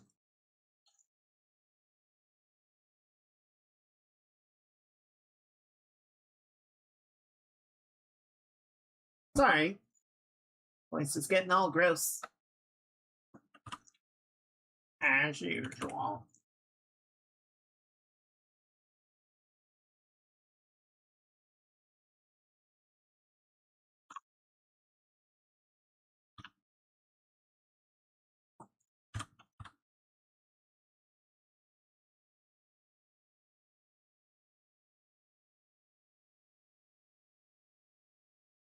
There we go.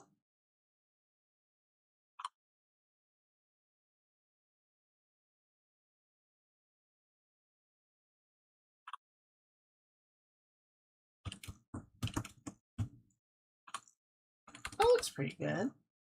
I think that's working. Yeah. And then, not doing a great depiction of it right now.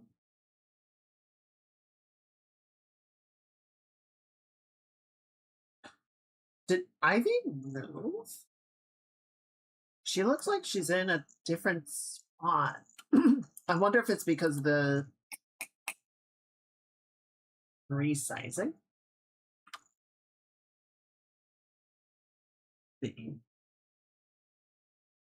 Maybe I resized her at one point and it threw off the positioning of the hand.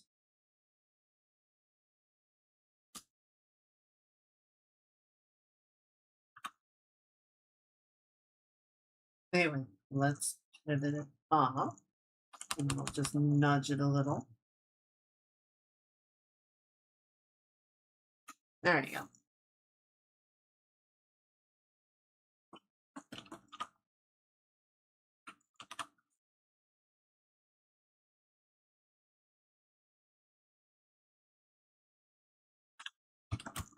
There you go.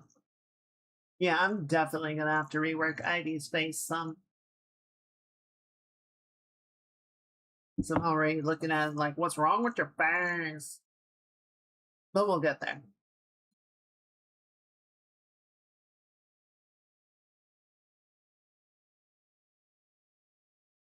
Yeah, I'm not touching the fucking hands tonight.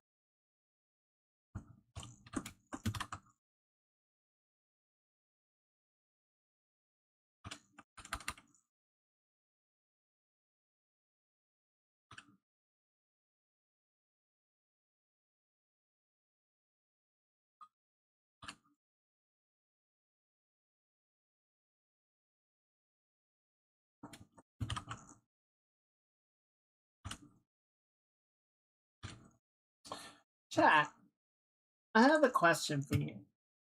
This came up in Jin's stream earlier today. I was thinking about it. How often do you go to a restaurant, a dine-in place, and order a salad? Like, as the thing that you want to eat, your main order, not as like a starter, not, comes with the salad on the side. Like, no, I want to eat a salad, give me a salad.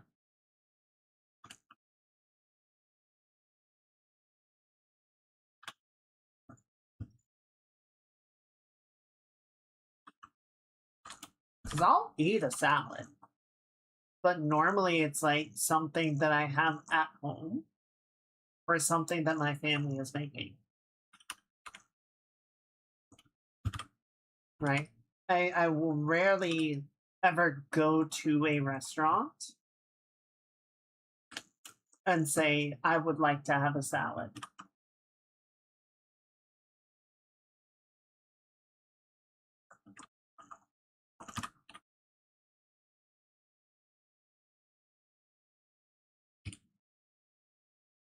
I think just because it's kind of like going somewhere and getting a grilled cheese. It's like, I can make a grilled cheese sandwich at home. Why would I pay somebody money to make something that I can easily make myself? Complex salad with lots of stuff. Yeah. And that makes sense. That I totally get.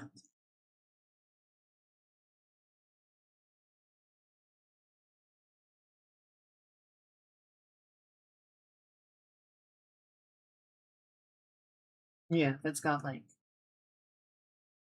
meat, nuts, and mixed fruits in it, and fancy dressing and whatnot. Then yeah, it's like it's kind of a special thing. But if it's just like a Caesar salad, it's like, yeah, I can make a Caesar salad. That's not special.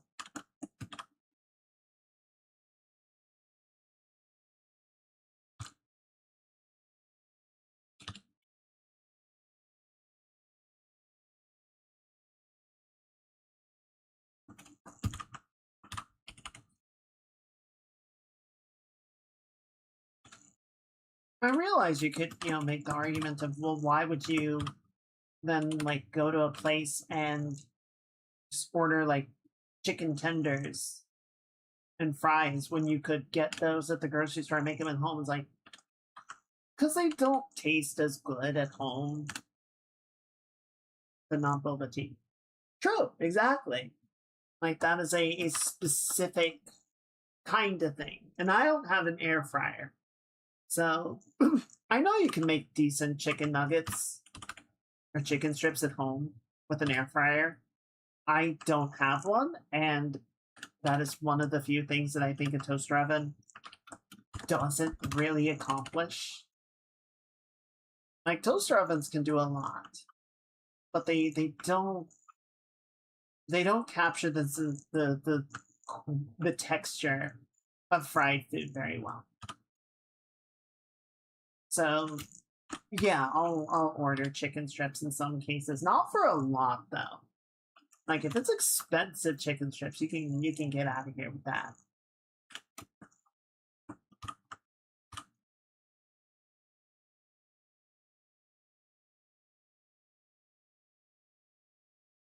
But yeah, no, like I would not go to a burger place or a barbecue place and order a salad. It's like I am here for the thing that you are known for.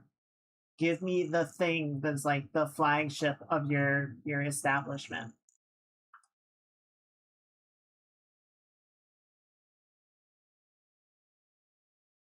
What if you're going to like a Chili's or something? Just a smorgasbord of every kind of food that has been ever crossed the American palate. Then yeah, whatever. You want a salad? It's a good salad. Have the salad. But I still wouldn't order like a Caesar salad. I should say it would have to be something kind of special and fancy.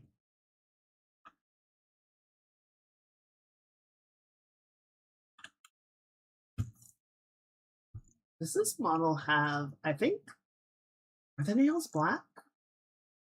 I thought they were. No, it doesn't look like the model has black nails. But I'm gonna do black nails. I feel like Jen would want that. She had it on her previous model. I know Tech just posted something. Oh, but it's closed fist, so there's no way to tell.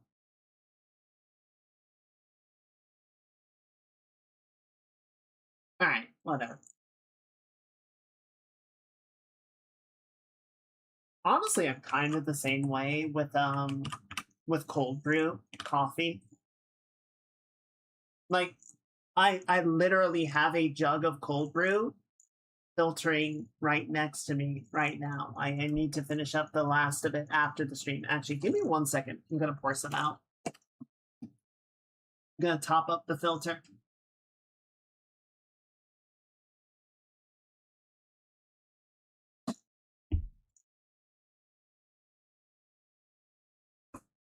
I'm not going to pretend that my cold brew is like the best cold brew ever.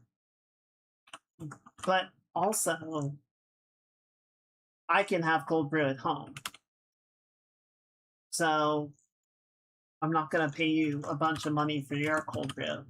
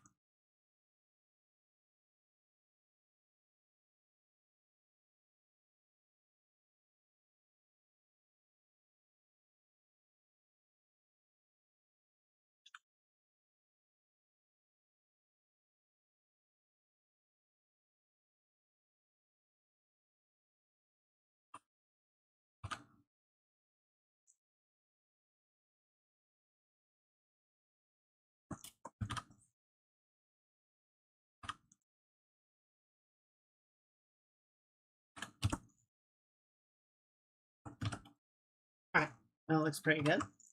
I'm going to borrow a little bit of this for the nails.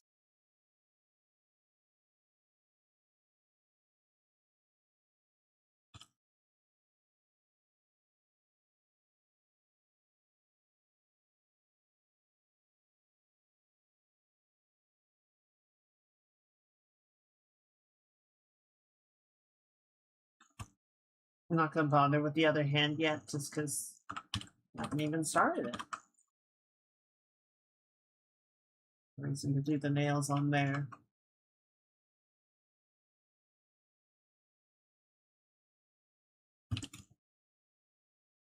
All right, that looks like a good start.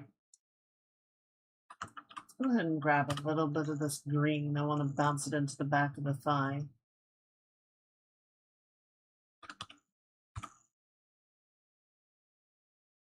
Oh, it is coming in. It's like the exact same value, so you can't see it.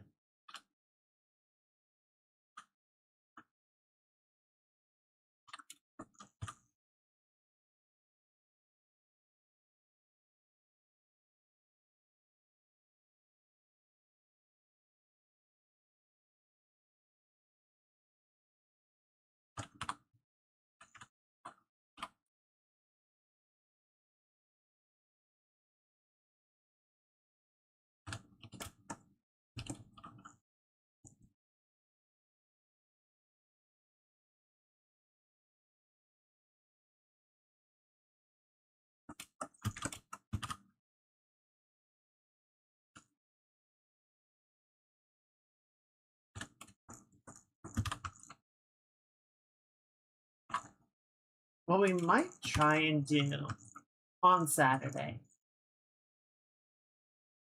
because it would be nice to give this to Ivy and Jen when they're both streaming on Sunday. We might flip. We might do the normal flip thing, because I feel like no. I was thinking we might do the art first and Hades second, just so that we have enough time. But then I remembered we haven't even started the background. I'm like, yeah, we're not finishing this on Saturday. That's okay.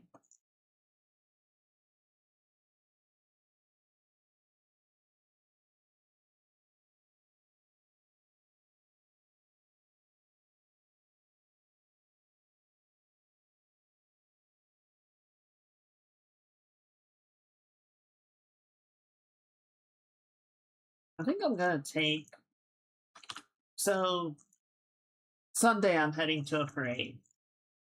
Probably gonna meet up with some friends there. Um, so I'm probably not gonna do a long bike ride this week. I think I have a plan I want to try and do the following week. So it'll be the first week of July. Something a little bit different from what I did this past Sunday. Just, I don't know. I like variety. I don't like doing the same thing over and over again. I find it makes it really dull.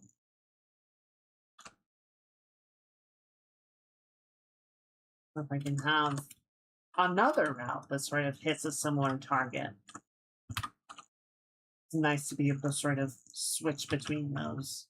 Also, I don't think it's necessarily a good idea to like go for a really long ride every weekend. You know, you do kind of need to give the body time to recover.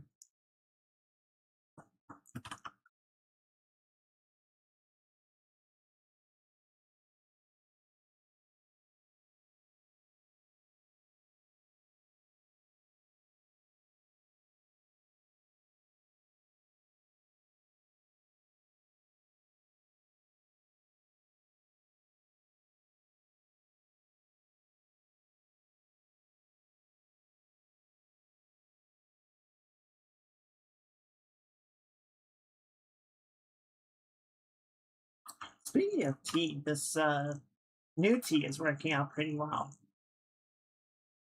It's definitely more flavorful than what I was using before. I'm probably going to keep using that instead. I will use up what I have. I hate wasting food. But I think once it's gone, I'll probably not. I'll probably just continue with this new one.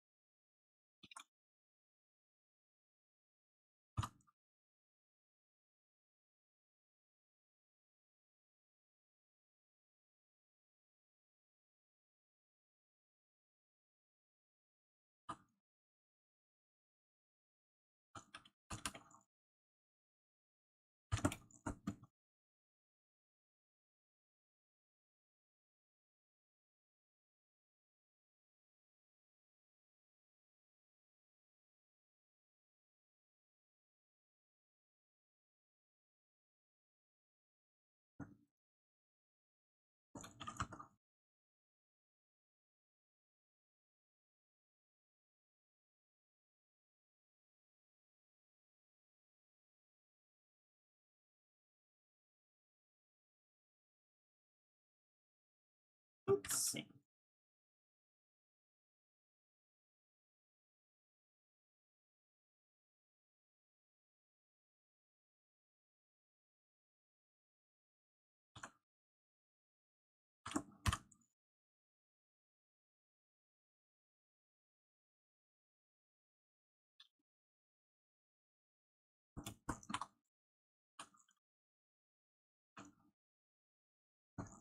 Probably just slim that down.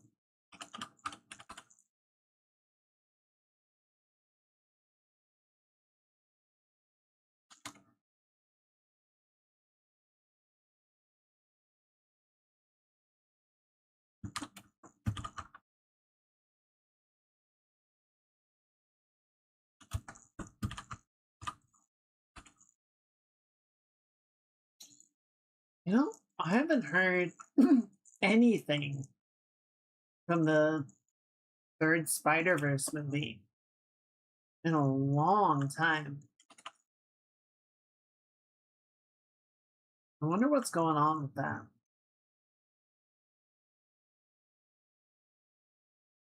I know. I don't think it was like delayed or anything. There was a statement a while back about his progress for like planned release date. That was a while ago.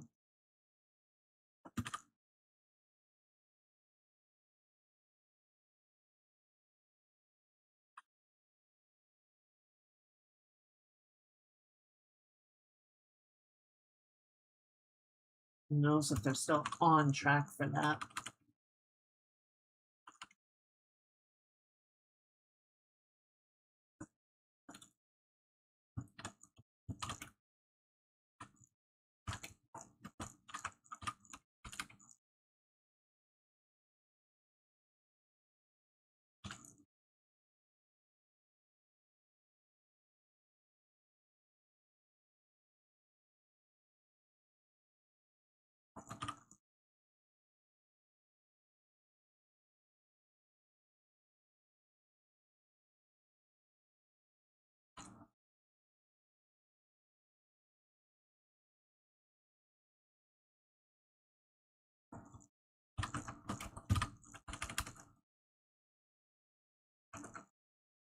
Apparently, um, CIG is, speaking of potential releases that are kind of in the wind, CIG is putting together some manner of Squadron 42 event and has been sending invites out to content creators and concierge backers and the like.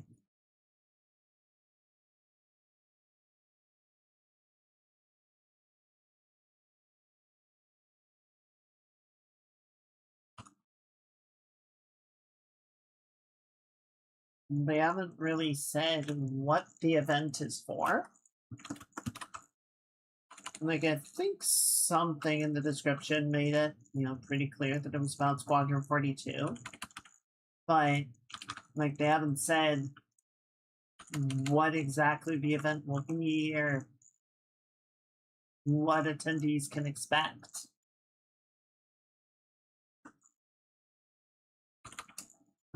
I think the plan is for it to be in October, which is when CitizenCon would normally be.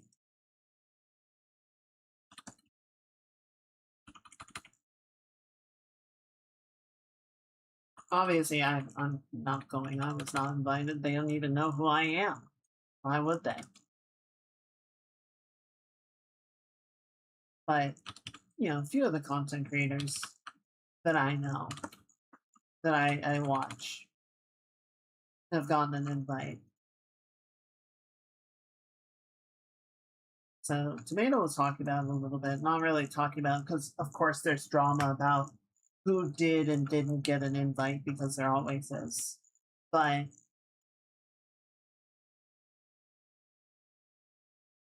we're just kind of like a little trepidation, just because it's like, well, what? We don't know what this is going to be. And CIG has hosted events like this in the past, which were kind of didn't really like turn out to be much of anything. So his sort of bet seems to be on there being a trailer at Gamescom in August. And that's gonna have the final release date. So if they do indeed do that, then it could be that this event is sort of part of the marketing push for that and will sort of lead into the release of the game, which will be nice.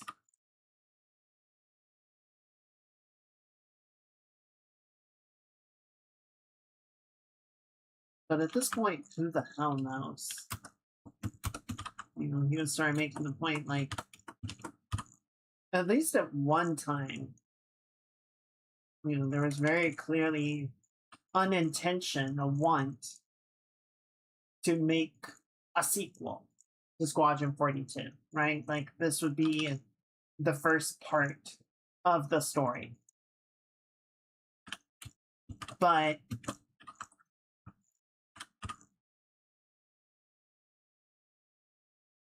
who knows if that is still the intention? Who knows if that is still on the table? It might. Okay, so this is entirely speculation. This is entirely what if, maybe territory, whatever you want to call it. Because the original intended release date for Squadron 42 was 2016, which obviously did not, you know, happen, seeing as it's a decade later, we don't have the game.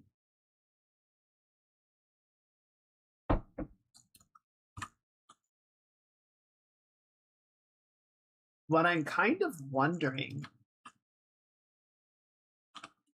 like, okay, so even with every possible delay, including Zeus showing up as a cow and or goose at your office,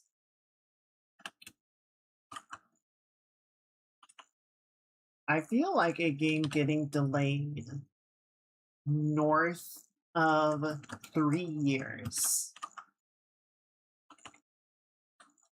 is exceedingly rare. Not impossible. Not impossible, but it's very rare to see a game get pushed back that hard, that far. It has happened. It has happened. I can't think of any tiles off the top of my head, but I'm sure you guys can.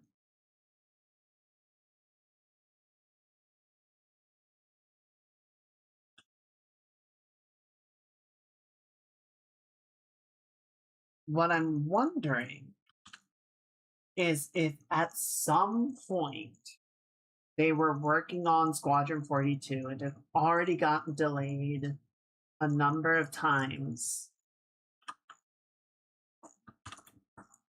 and someone said, why don't we just do the whole thing at once? Right? If we're going to struggle this much to get a single episode out the door, let's not go through this rigmarole repeatedly. Let's just make the entire thing in a single go. Is that opium on my part? Is that a gross misunderstanding of where things stand and where things were headed? Probably.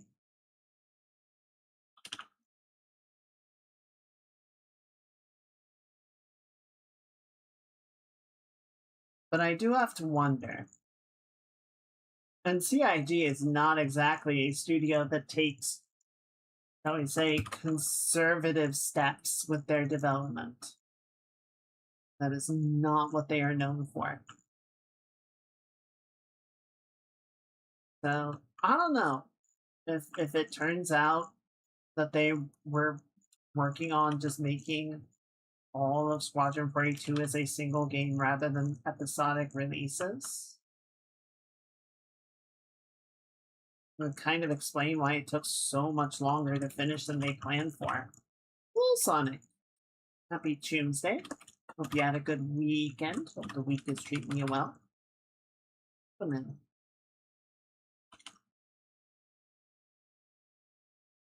It is certainly, I don't know. It's probably not likely. I'd say it's possible.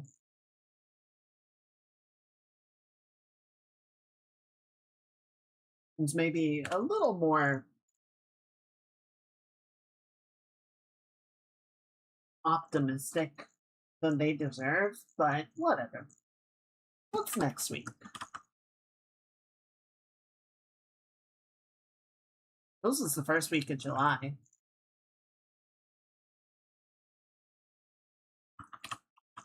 Oh, is the summer sale kicking off? I feel like they rarely announce when the summer sale is. It's more just people sort of reading the tea leaves. Disability Pride Month. Oh, cool.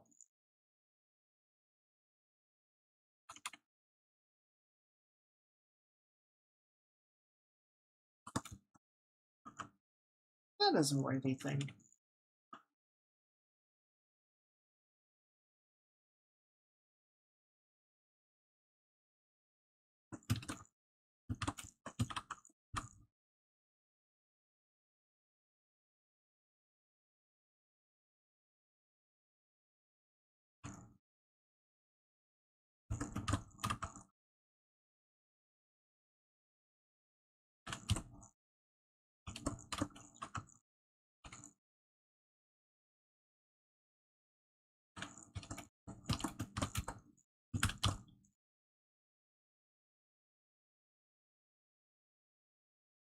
Something's weird about the legs.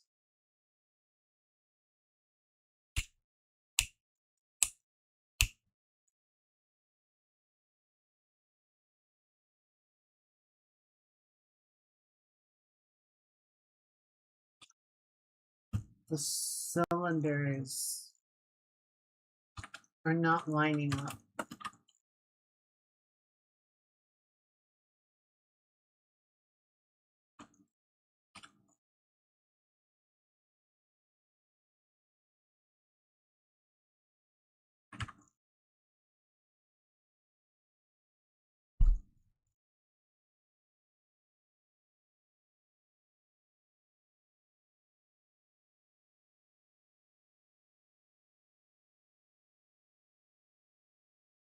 Okay.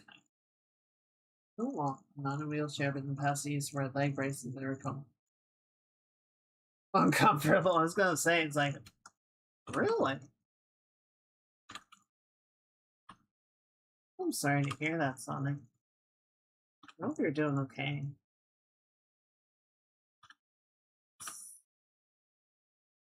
Something like that.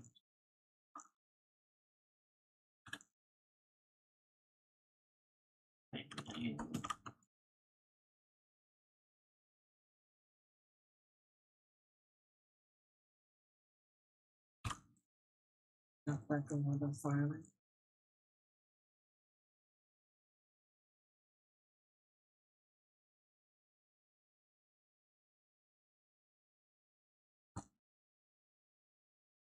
Okay.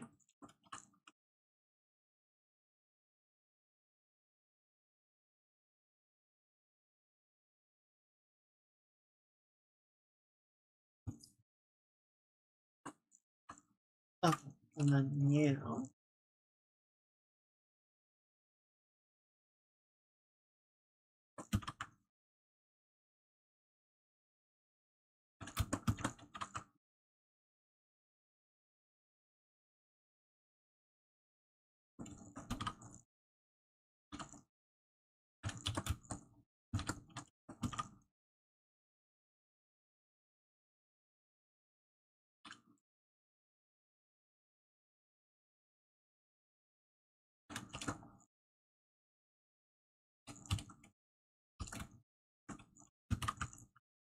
Find anything good?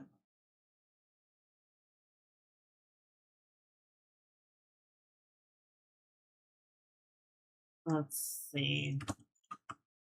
In here. Okay, so I think that works pretty well. And then this, if we just kind of knock it back a little bit farther.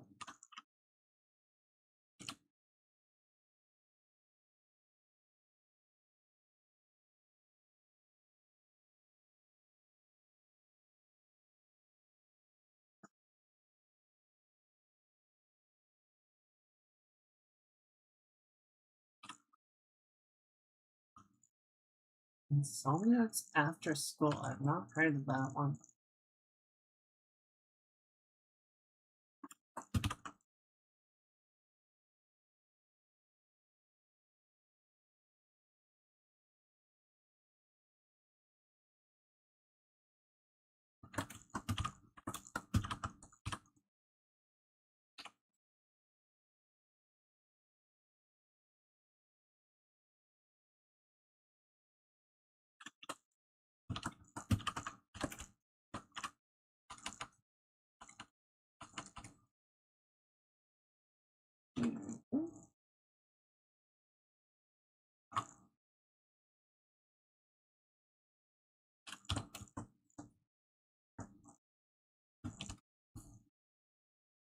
That's a bit better.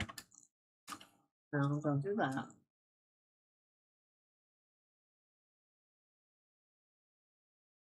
Yeah, if we understand that part of the shin is behind this one, it feels more balanced, I think.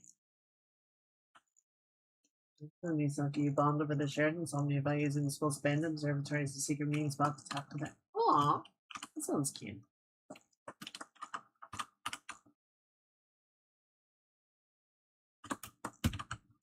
A little more grounded than what was it called, the night or something.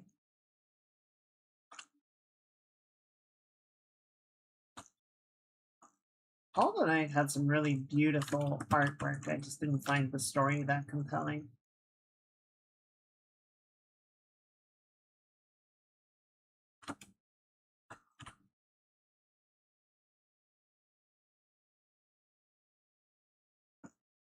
Kind of anime. Honestly, I don't watch as much anime as I used to. I mean, I really like Frieren, Dungeon Meshi, Bochi the Rock. Those are some of the ones I've really been into lately. And Witch Hat Atelier. But it's really more like a show will sort of show up periodically that I'm interested in rather than being like a regular watcher, I guess.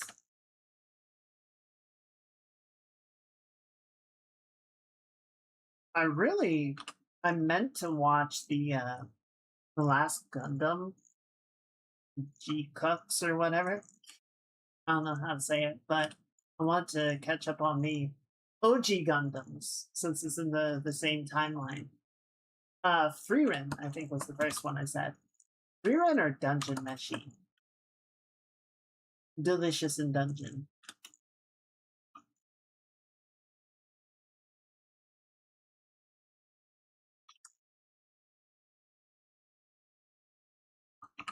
Also delicious in Dungeon was animated by Trigger, who's one of my favorite studios.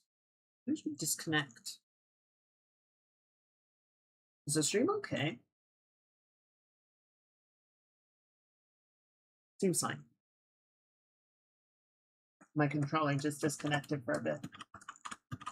Yeah, Freerin I really like. It was a beautiful show.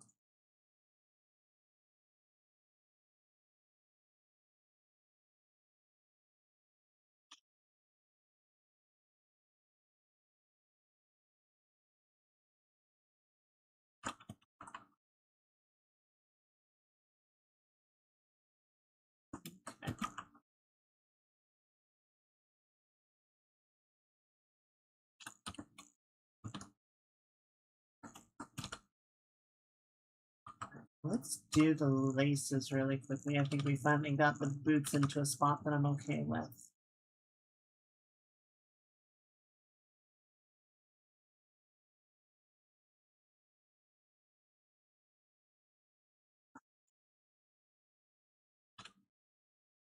Cool.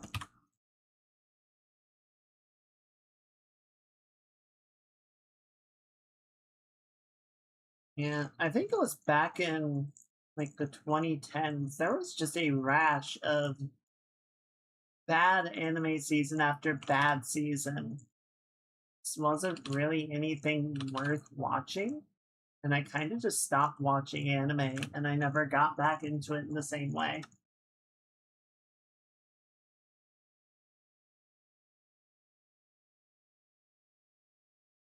I have not. I've heard of Samurai Pizza Cats, if that's related.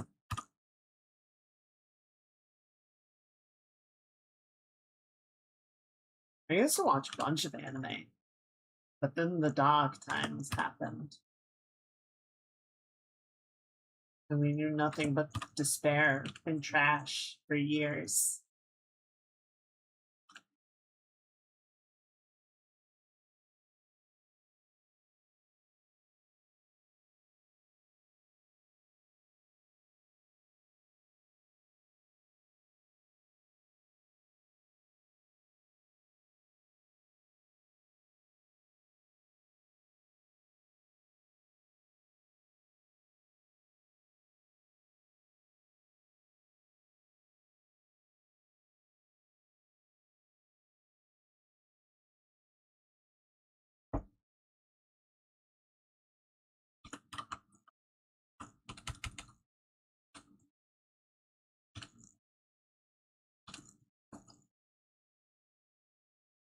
All right. And then I think this does have, boots do have some kind of treading, but I can just make it up.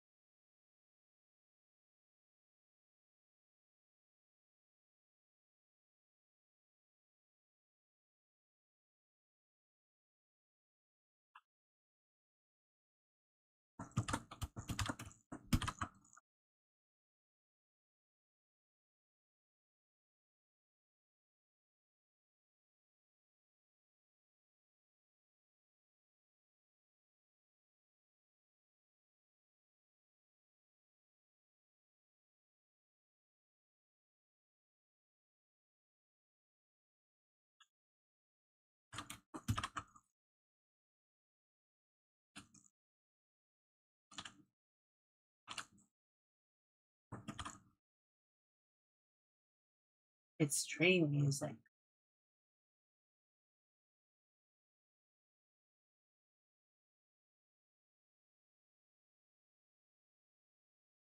So yeah, I want something light and easy going for tonight.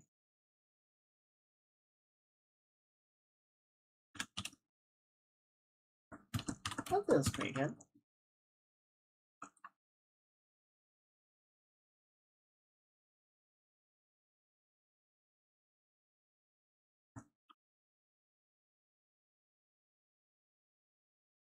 And round it out like that.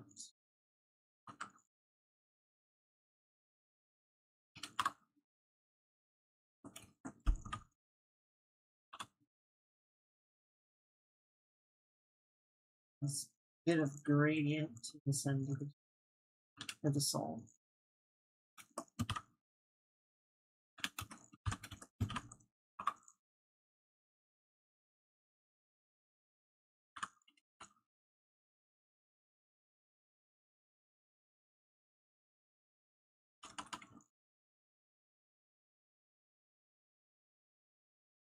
Okay. Definitely need to add the cast shadow underneath all of them, but not really a point in doing that while the background is still a rough mock up.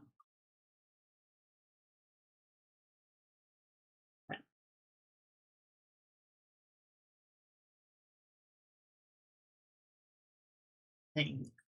The hair is just black, like it's just gray.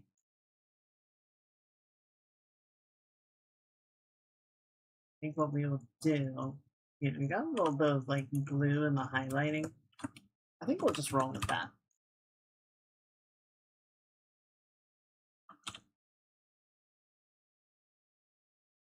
Sort of the areas where it diffuses out a little bit, catches a bit of backlighting from the sky, and let it lighten up a little bit. A bit of that blue diffusion.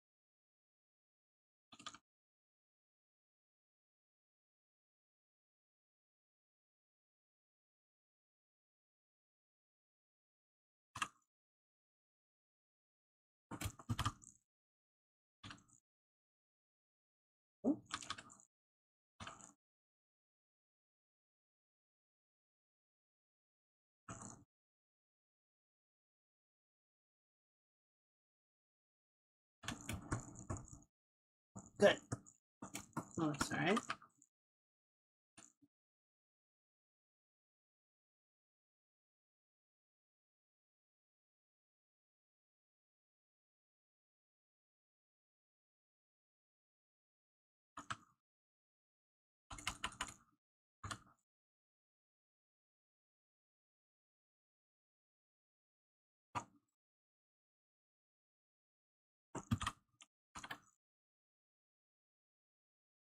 Good.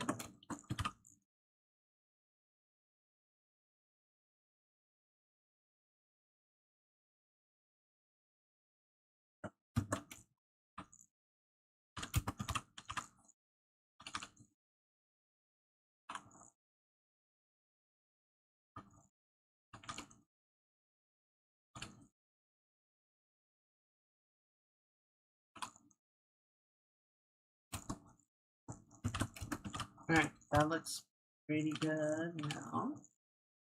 Gonna run this out.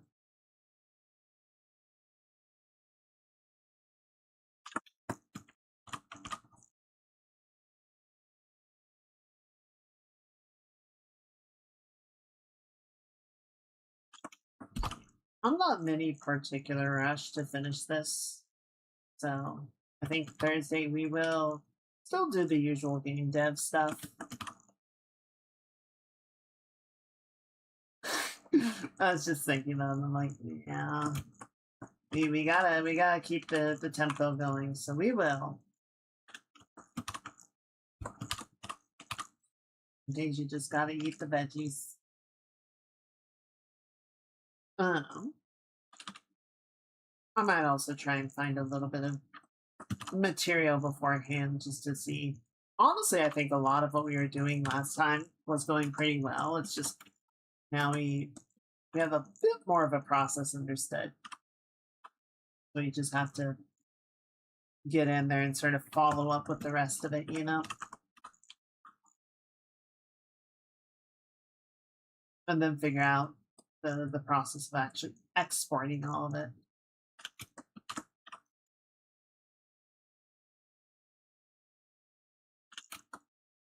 One thing I will need to be careful about is making sure that the FBX with all the blend shapes still contains all the necessary information so that we don't break anything.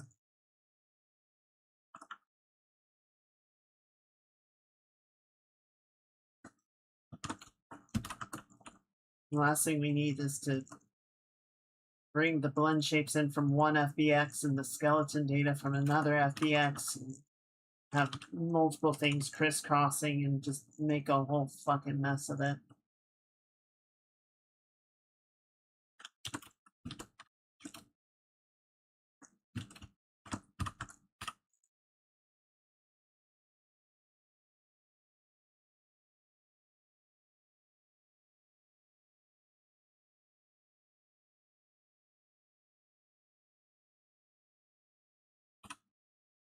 This is what version control is good for, fellas. Unfortunately, I do not have good version control set up because I'm stupid. Also, version control is hard and it takes up a lot of space.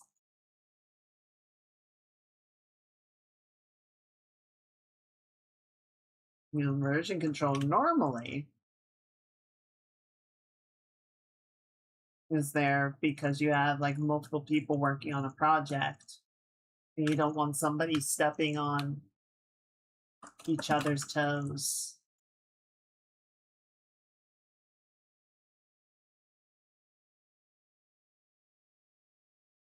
On doing important work or anything. So you have something like Perforce that you check something out so that only you have access to the file, and then you work on it, and then you check it in so that other people can work on it if needs be, and then at some point everything sort of gets pulled down into the latest build. It's a whole process, and thankfully at the jobs that I have worked at, there have been smarter people involved with overseeing the version control and handling issues with it. So most of the time I just had to sort of follow procedure and make sure that everyone else was too.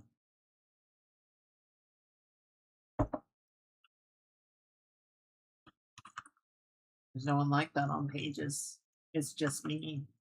It's just me and my stupid.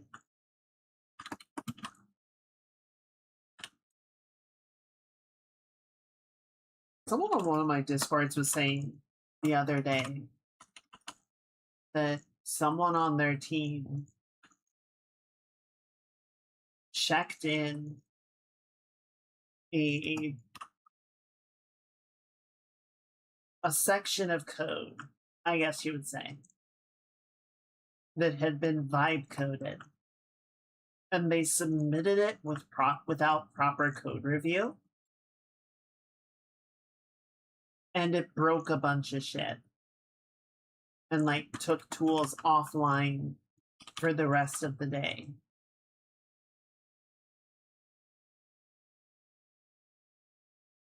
And I was just like, vibe coding aside, because that's already a red flag, but that aside, why the hell would you submit something without review?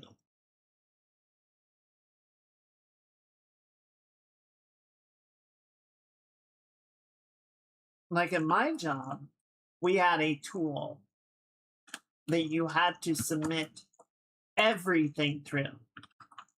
Like if you had something that was going into the build, it had to be submitted through the tool. And the tool would check for version mismatches, common issues, things that were likely to cause bugs in the future. And if it, detected an error, if there was something missing or something wrong, it would abort the submission and, spit out a report, and you had to go fix it before you could submit it again. So, we had all of our version 1.0 eyeball checks. We would check it ourselves, we would check it with each other, and then once we were satisfied that everything was above board, then we would submit it through the tool. And only stuff that cleared the tool's approval would actually get submitted into the repository and compiled into the build. And see, yeah, and maybe that was it. Maybe they didn't want to get called out for using vibe coding. It was like, it's fine, just send it.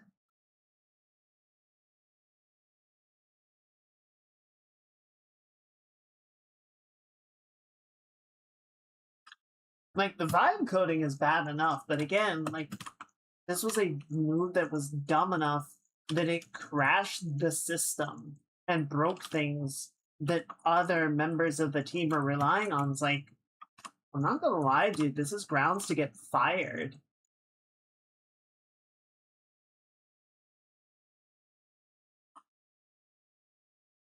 Yeah, it's not stupid. It's advanced.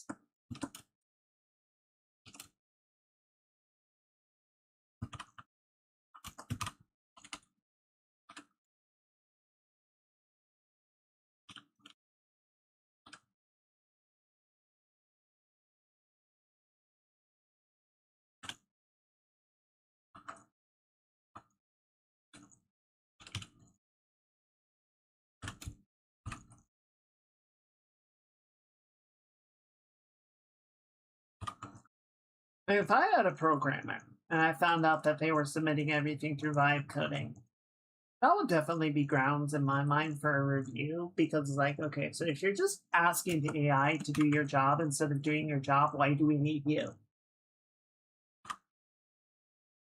But outside of that, again, it's like, this isn't that you vibe coded, it's that you broke every rule of version control and broke things. Like, this is just common dev project sensibility, and you didn't have it.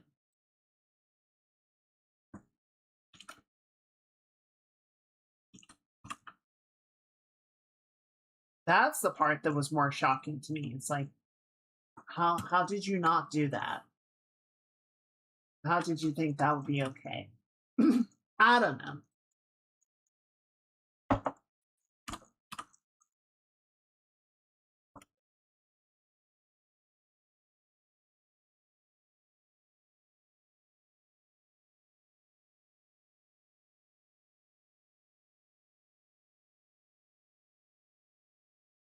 Right? Well, and now it's a huge pain in the ass, because the only way, like, for at least for a while, you need someone else to basically sit over their shoulder and validate everything they do.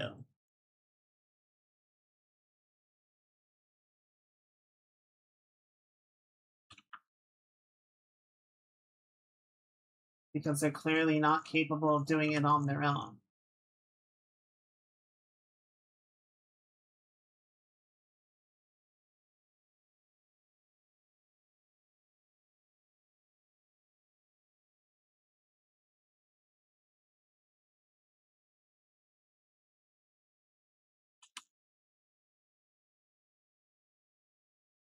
I don't know. It's wild. It's wild what people try and do and think is okay to do.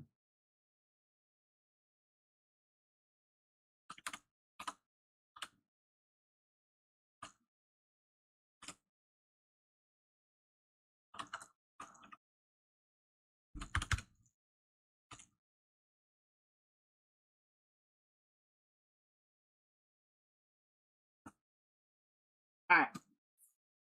I think that's a good place to stop. I know it's a couple minutes early, but let's look at that.